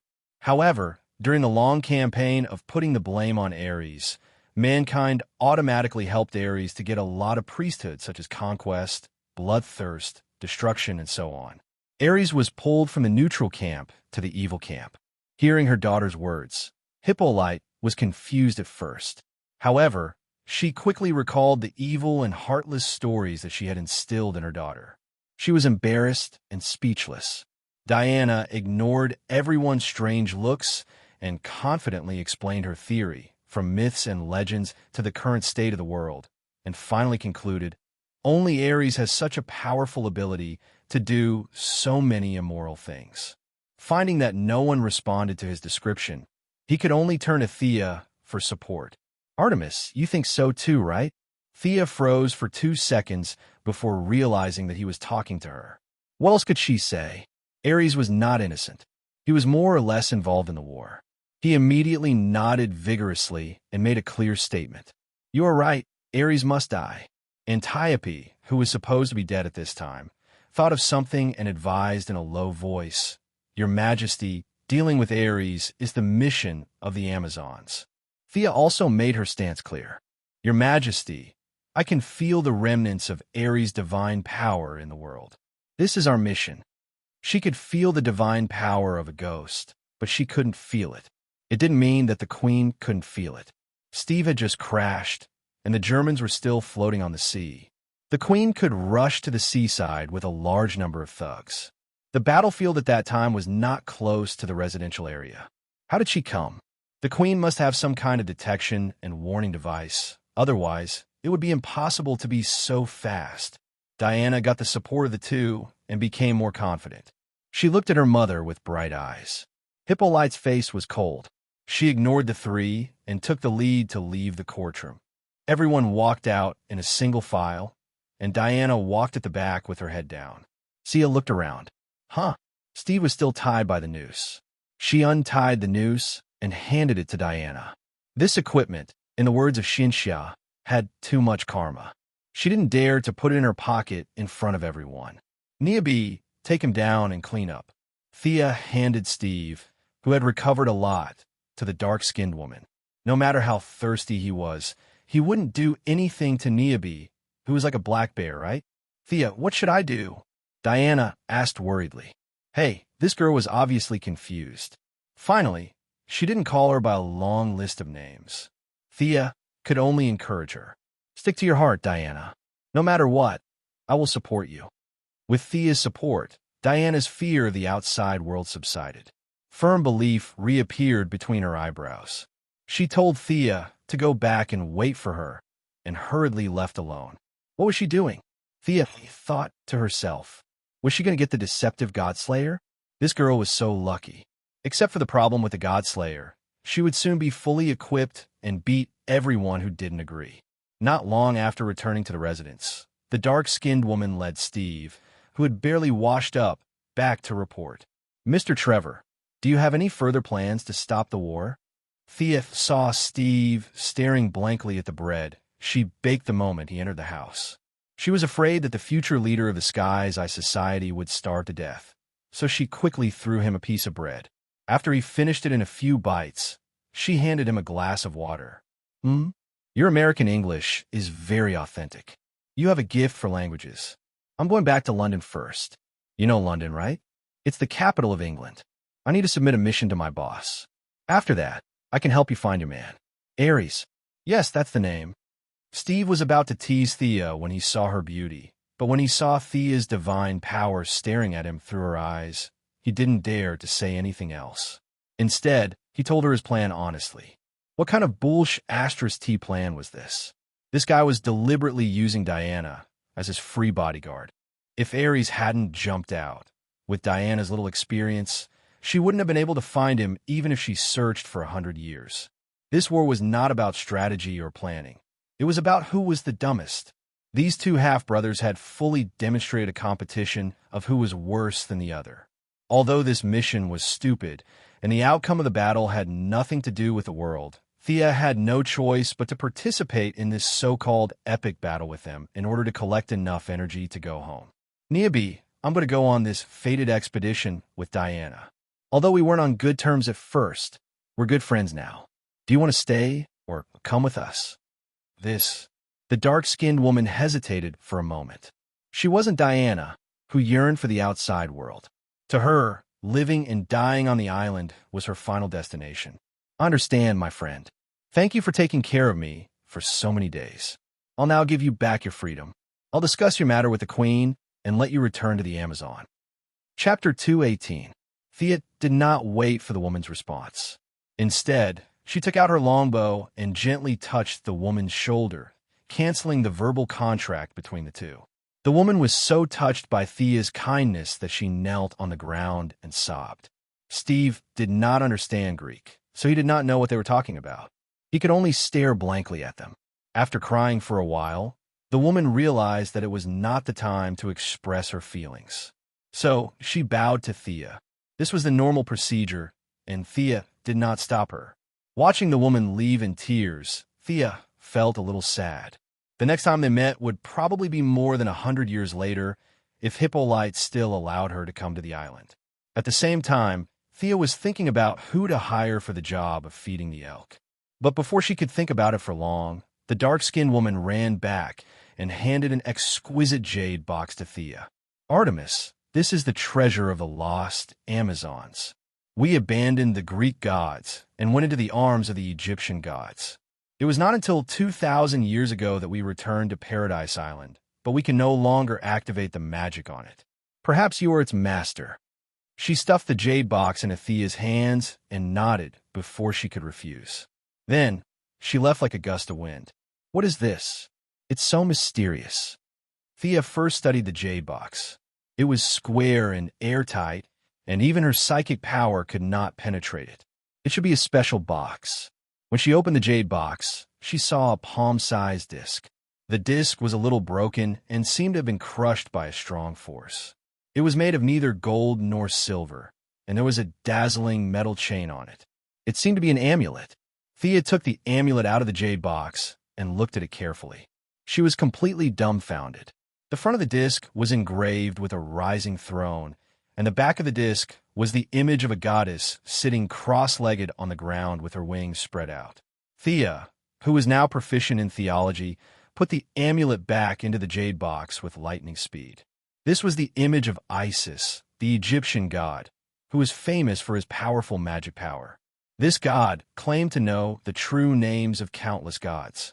Except for Ra, the father of all gods, he could control all the true gods. He was now on the side of the Greek gods, and he was an activist with the identity of an elector. He could not get along with the Egyptian gods. More importantly, this goddess of boundless magic was the mother of Horus. Although Thea often deceived herself by saying that Horus could live for more than 200 years, she knew that this matter could not be hidden from the eagle's efforts to avenge him. How could Isis, the mother of Horus, not know what the eagles knew? The dark-skinned woman was not trying to trick her. Although she only glanced at it, she knew the effect of the amulet. It was really a fool's move. As long as a person with a certain amount of spiritual power wore this amulet, he could use the remaining magic power in the amulet to be possessed by Isis. In ancient times, Isis might come in person, but now, in the era where the gods were living under subsistence, she could only be a projection. But Thea did not dare to take the risk. What if Isis rushed into the main material plane to avenge her son's death? Perhaps they could kill him together with Diana. After that, they would kill his son and his wife. Would it be time for Osiris to make his appearance next time? At that time, she and the Egyptian gods would become mortal enemies. Although there was a great chance that she could get a pair of eyes of Horus, it would be a terrible thing. It was normal that the dark-skinned woman and the others did not respond to this amulet. This was the anti-magic field set by Zeus, and there were no gods at the level of the king of gods here. Even Diana, his daughter, was suppressed like an ordinary person, let alone this amulet from an enemy god. After so many years, it was tenacious to have only a few cracks and not be broken into powder. Sai, what should I do? This amulet was full of magic power. She was reluctant to give it to the dark-skinned woman, but she did not dare to use it. Fortunately, all the modern gods were dead. Otherwise, this amulet would have been sensed as soon as it left Paradise Island. After thinking for a while, the only stupid idea that Thea could think of was to use a dark spell, the greater energy absorption spell, to continuously absorb the magic power from the amulet and feed it back to herself. But Thea's magic was far from enough at this time, so she could only put this idea aside for now. Artemis, are you still willing to help me? Just as Thea lowered her head and thought about what else she could do to deal with this amulet, Diana rushed in. At this time, Diana was wearing a fiery red half-body armor, with the guardian silver bracelet that had accompanied her for many years on her arm, the fake Godslayer sword and the lasso of truth on her waist, the divine shield on her back, and the winged god's boots of Hermes on her feet. Thea's eyes lit up at the sight of her shiny, godly outfit. She was so envious. Thea had been waiting for this moment for half a year. She said firmly, "Diana, I'm willing to help you. This must be the mission that the gods sent me here." The so-called mission was a theory that Thea had come up with in the past half a year. In order to continue their friendship, she had to make an explanation for her disappearance after the war. It was best to blame everything on the gods. In the meantime, no matter what Diana imagined, she could blame it on the gods. "Let's go." Diana was happy that the two had come to an agreement. She pulled Thea and walked out. Thea took 2 steps before she remembered Steve. She quickly turned back and pulled Thea with her. Diana was a little confused about why she brought this man with her. Thea's explanation was that the outside world discriminated against women, and having a man by her side could solve a lot of problems. Discrimination. Diana was furious when she heard this word. She did not care about her secret plan. She grabbed Steve and wanted to ask him what was going on. "Do you have female soldiers in the outside world?" Steve shook his head without hesitation. "Do you have female generals?" Steve thought about it carefully. It seemed that he had never heard of such a thing. He continued to shake his head. How could that be? This question was too vague. Even a professor would not be able to answer it, let alone a soldier like Steve. He could only shake his head again. Women have no status at all. It's not written in the books. This time, Diana did not ask poor Steve. She asked Thea, who she thought was very wise. It's not that they don't have any status at all. The highest leaders in several countries are women. Thea then sprinkled a handful of salt in Diana's bright eyes. But they don't have any real power. As for the books you mentioned, I can only say that those books were written by men. Women don't have the right to publish them for now. These words made Diana dizzy. She stared at the only man in the room with an unfriendly face. If it were not for her kindness, she would have stabbed a few holes in him with the Godslayer. Chapter 219. Although Thea was determined to break them up, she could not watch Diana, who was now in a bad temper, stab Steve to death. After comforting Diana, she returned to the room and changed into her Kevlar combat suit. Wearing the suit again after so many days, it was as if she had returned to the days when she was fighting a bloody battle in Gotham. Looking at the Amazon half-body armor that she had worn for more than half a year, Thea thought that even if she came back 100 years later, Hippolyte might not let her on the island. It was a souvenir after all. She kept it in the bloodline imprint. When she put it in the bloodline imprint, Thea realized that the armor could be considered a piece of magical equipment, but its effect was extremely weak. Seeing that Diana was still waiting for her outside the door, Thea looked at the furniture in the room. If she could come back again, it would be 100 years later. She gently closed the door and walked out of the small house that she had stayed in for half a year. Let's go. Diana did not know that the two of them would not be back in a short time. She only thought that Thea had made a lot of determination to help her. She held her hand and whispered words of comfort in a low voice. As a follower, Steve's eyes were very sharp. He immediately noticed that Thea's clothes were different from the others. It was dark red and had a very beautiful appearance. Was this the local clothes? You must be kidding me. Steve compared it to the female warrior's armor that he saw during the day. No matter how he looked at it, he felt that it was a completely different style. However, Steve did not ponder for long. He found that the very anti-Darwinian elk that he saw during the day was following them. He quickly walked 2 steps to the 2 women, pointed at the elk that was following them, and whispered, "That elk is following us." Thea looked at him and did not say anything. How interesting. I called it over. I haven't even summoned my unicorn yet. Won't you faint when you see the unicorn? That's our oracle, our friend, Diana kindly explained. Steve's mouth was wide open. This elk is amazing. It can grow. This is against Darwinian evolution. Do you know Darwin? Anti-Darwin? Thea's eyes lit up when she heard the word. Steve was about to explain the latest human research to these uncivilized natives when Thea ran to the elk and hugged its head happily. You've been with me for so long, but I've never thought of a good name for you. Just now, that psychic reminded me. Anti-Darwin. Fandral Staghelm. What do you think of the name? The elk rolled its eyes in a very human-like manner. Thea did not feel embarrassed at all and said, Fandral in that world dreamed of having a pair of antlers that symbolized the great druid. You're much happier than him. It's settled then. Thea, who had trouble naming, felt as if a huge burden had been lifted off her shoulders.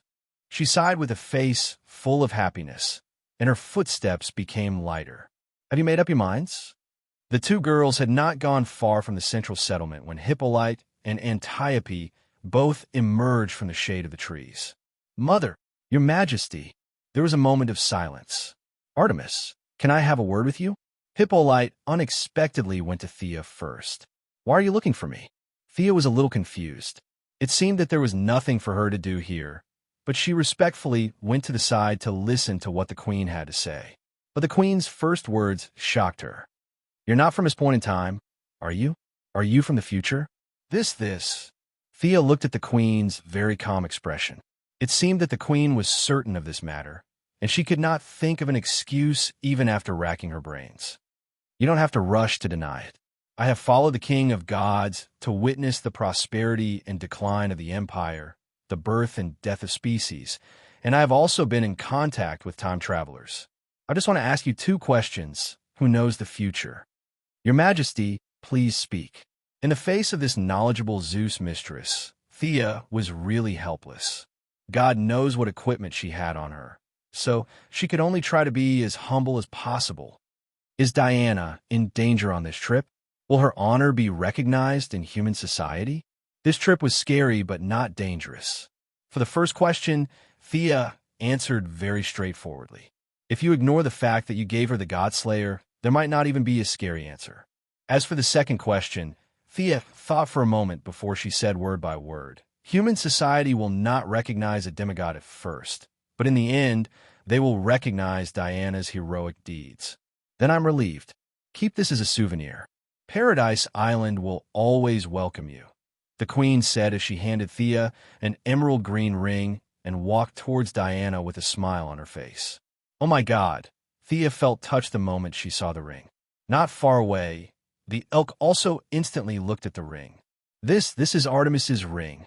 This is definitely one of the equipment that Hippolyte swindled. This woman is too sneaky. She took the equipment that originally belonged to her and gave it to me before I left. Thea has to accept her kindness and thank her. The moment Thea received the ring, she understood the operation principle of the ring. This was the elk's habitat, an equipment made with divine power. The space in the ring was very large. Although the main purpose of the ring was for the elk to rest, she could also discuss with it to put other things. Thea burst into tears. Finally, she had a space ring.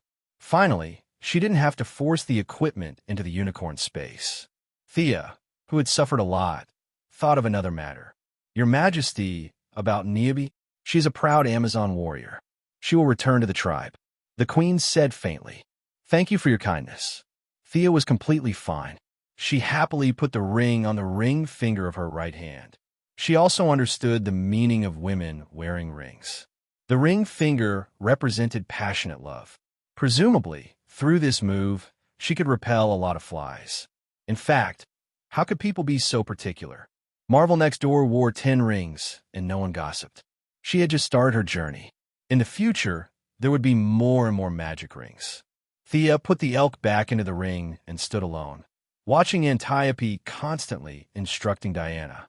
Finally, he put his forehead protector on Diana's forehead, patted her shoulder, and left alone. When the Queen finally left, Diana's face was miserable. She hugged Thea and said with a choked voice, Mother said that if I leave, I will never come back. Thea patted her on the back and comforted her. As long as you complete your mission, you will come back here one day. This is your home. Go, summon up your courage. This is your destined path. No matter what the road ahead is, I will accompany you to finish this journey. Sure enough, when the sense of mission was mentioned, Diana recovered most of her spirit. Although she was still a little depressed, she finally raised some fighting spirit. Chapter 220. The night mist lingered around the three of them, and it was quiet all around. Only the sound of the Queen's horse's hooves gradually faded away. Thea pulled the sad Diana and said, Don't look back, let's go. Originally, Diana might have blamed herself for the death of her people in Antiope, and a strong sense of guilt had driven her to embark on this road of self-exile. But now, Paradise Island was almost intact, and there were a few more German captives for the female warriors to study in their spare time. Although the sense of mission in her heart had not diminished at all, the motivation to leave was obviously not as strong as in the original timeline. Although Thea could not guess the reason, she could see that Diana's intention to leave was a little shaken by Hippolyte's words. She could not say too much to comfort her. Anyone who knew that they would never return to a place where they had stayed for 5,000 years would hesitate. Diana, a little white flower who had never been in contact with human society, would have a faint fear of the outside world. She had to force herself on him. Thea forced Diana onto the boat. As for Steve, he had already jumped onto the boat and waited for them. This boat doesn't seem to have any oars, right? As a spy, Steve still had the ability to observe people's expressions. Diana's mood was obviously not right, and he did not dare to talk to the two women now. He looked around the palm-sized boat and did not see any power plant, so he could only ask Thea, who looked a little kind-hearted. No oars. In the original plot, how did they get off the island without oars? Thea glanced around and did not see any oars. Did the two of them float out? She was too lazy to look for them. After leaving the vicinity of Paradise Island, her physique of absorbing light finally returned to normal. The quiet night sprinkled a large amount of moonlight on her pretty face, covering her with a hint of holiness. Once again, Thea summoned the magician's hand, which scared Steve so much that he peed his pants and controlled the boat to raise the sails. Thea had learned this knowledge when she watched old Robert sail out to sea when she was a child. She then released a strong wind spell, and the wind blew on the sails. The boat almost left the shore of Paradise Island at full speed. So, it's a sail control system. You guys are pretty advanced. I thought you guys were using oars. Steve felt a little embarrassed. It was dark, and he really didn't see the lone mast. In order to make himself look less stupid, he quickly explained. Thea waved her hand, too lazy to listen to his explanation. Do you know where we are now? Or how far is it from London? You don't even know where you are? Steve despised them in his heart. After all, they were uncivilized natives. However, he still said politely, I was flying from Germany to England. I don't know how the route deviated from a sea. I should be in the North Sea now. Do you know the North Sea? Cut the crap. I know the North Sea. The Quinn Group had a branch in Norway, but that was a century later. Thea had been to Europe when she was a child, and she had seen some of the landmarks. Now that she was treated like a barbarian by Steve, she couldn't help but feel annoyed. She felt the magic power in her body. Under the night sky, the consumption of her spells would be reduced to a certain extent. Putting magic power on the surface of her body, she slowly rose into the air while Steve looked as if he had seen a ghost. When she flew to a height of 100 meters, Sia used her divine power to open the Eye of Horus. 1 nautical mile to the south, there was nothing. 2 nautical miles, 5 nautical miles, 10 nautical miles, nothing. She turned her head and looked north. 1 nautical mile, 3 nautical miles, and finally saw the coastline 7 nautical miles away. She carefully looked at the clothes and signs of the people on the shore. She looked away and slowly landed on the boat. She looked at Steve, speechless. North Sea, my ass. This is the Eastern Mediterranean. 7 nautical miles to the north is Crete. It was impossible. In the movie, the two of them didn't use oars. They had no direction and drifted from Paradise Island to London in one night. That was too close to England.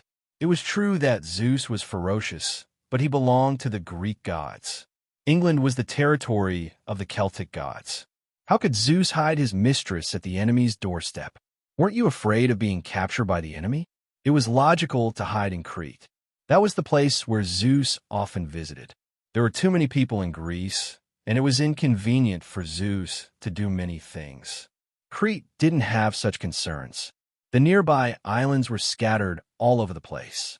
It was the perfect place to hide his mistress. Crete. Steve's geography score was very good, but he was confused. The plane was flying east, but now it seemed to have landed in the west. This made him doubt his ability to recognize the way. They were still far from London, and naturally, the three of them couldn't just float there. Whether it was to find a faster transportation to London or to replenish their food and water, the three of them had to go ashore. Why don't we go directly to Ares? He must be at the fiercest place of the war. With the sea breeze blowing on her face, Diana finally regained some of her composure and asked Sia, who was discussing the route with Steve, with a puzzled expression. Thea didn't know what to say. She couldn't tell her that what her mother told her was nonsense, and that Ares was pretending to be a cripple in London. She also couldn't tell her that the choice she was making now was meaningless. Even if she were 10 times stronger, she wouldn't be able to stop the war. Besides, there would be an even fiercer war in 20 years. Did any of this have anything to do with Ares? Yes, but it didn't matter. She had wronged him. She couldn't think of a good excuse, so she winked at Steve. At this time, Steve was definitely a patriot and representative of the liberal democratic spirit. He righteously told her how many people had died in the research of the poison doctor, how much impact he would have on the war, and how many innocent lives he could save. He spoke very sincerely. Although Diana still had doubts about his combat ability, she was also moved by his words and immediately decided to go to London first. The three of them had reached a consensus, and the next thing they needed to do was to find a means of transportation. Thea didn't dare to take out the skateboard. No matter how stupid Steve was, he would still be suspicious when he saw such a sci-fi thing. Gideon had tried to stop Thea from getting those futuristic equipment several times on the Wave Rider for the same reason. Who would be more foolish than the other? Reverse engineering could reverse engineer many things. If it weren't for the fact that the Amazon-style armor was too unique, she wouldn't have worn her combat uniform. Sia was already prepared to focus on magic in the next battle. After confirming the location, the three of them were not in the mood to talk. Thea began to absorb the essence of the night alone. Diana was thinking about her own worries, and Steve pinched his thigh, trying to wake up from this unscientific dream. Chapter 2:21. After the three of them landed, Thea felt the deep malice of the values of 1918 society. It was discrimination. Discrimination against women. Discrimination against the three of them, who were obviously different from the locals in appearance and dress. From the moment they entered the port, their journey had not been smooth. There were customs officers who wanted to take advantage of them, local tyrants who wanted to force them to buy and sell. There were even a few young children who ran past the three of them. They were obviously here to steal. They could not be so tasteless as to steal from the children, because the children ran past them several times and found that the three of them did not have a single drachma on them. The children gradually dispersed in dissatisfaction. The three of them were faced with a real problem. They had no money at all. Although Diana knew about the concept of currency, it would take time to apply the theory to practice. Steve, on the other hand, had escaped in a hurry and did not bring a single cent. Although Greece was also one of the allies, his identity as a spy could not be exposed. He could not possibly contact the local pro-American elements for a few dollars, could he? If he did, he would not be far from being court-martialed. Thea did not even have to mention. She had left her wallet on the Wave Rider, and even if she had it, she would not dare to take it out. It was 1918 now, and printing technology and paper were very different from modern times. While the night was getting darker and darker, Sia walked past a corner and created a doppelganger. She found a few local bullies who had forced them to buy and sell. After a round of punches and kicks, the doppelganger handed the main body 3 bills. Damn, they were too poor. Thea tested the purchasing power of the money. 2 bills marked 100 could only buy a jar of honey and a bag of nuts on the side of the road. This purchasing power made her speechless. No wonder they were so poor 100 years later. The things were expensive, the currency was worthless, and the people were idle. It would be strange if they did not have financial problems. What's wrong? When Diana reached out to take the food from the roadside stall, Thea quickly stopped her. We have no money. You can't take other people's things. Diana suddenly understood. As a hero of justice, this was admirable. She would never bully the weak. Then what should we do? Thea couldn't come up with a good idea either. Robbing 1 or 2 of them would be fine, but if there were too many of them, they would be easily exposed. Moreover, those people were too poor, so the effort and reward were completely disproportionate. Actually, we can go to the tavern. There are usually gambling places there. When Steve returned to human society, his fear of the 2 witches around him subsided a lot. He felt alive again, and this time, he finally made his own suggestions. Thea's eyes lit up. What a great idea. She patted Steve on the shoulder and said, "Good idea." Based on her personality, if she wanted to do something, she would do it big. How much money could she earn from the public in the pub? If you want to find someone, you should look for a casino. She stretched out her hand and stopped a big man with a fierce face who was passing by. Before the man got angry, she cast a hinting spell on him, and the big man instantly turned into a kitten. He told Sia everything he knew about the casinos with shallow backgrounds in the vicinity. You're messing around with magic again. Diana was a little speechless, but in order to solve the situation, she couldn't say anything. Magic. This word broke into Steve's mind. Many unreasonable things seemed to have been explained, but more questions surfaced in his mind.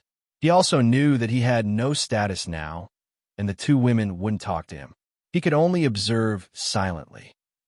I only won $20,000, and this is it. These people are too weak.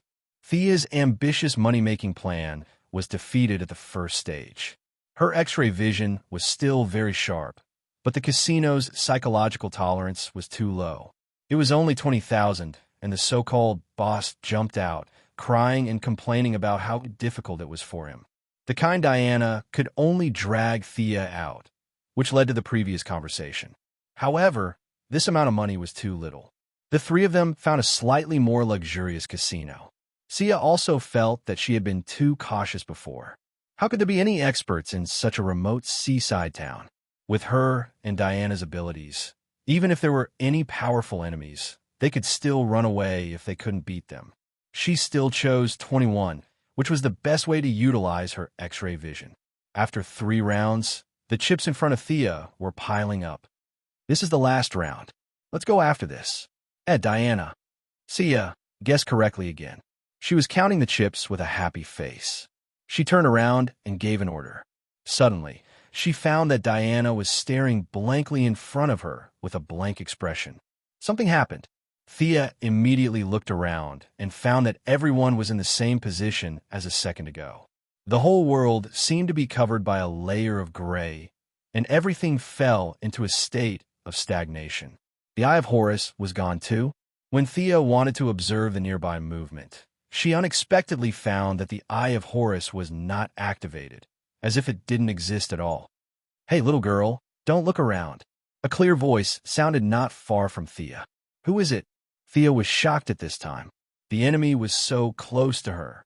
She didn't have time to think about whether the enemy was malicious or not.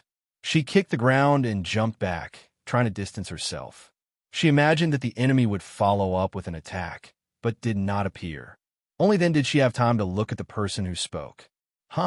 Who is this woman? In the dark and gray environment, a woman in an Emerald Palace robe should be very eye-catching, but Thea didn't see her.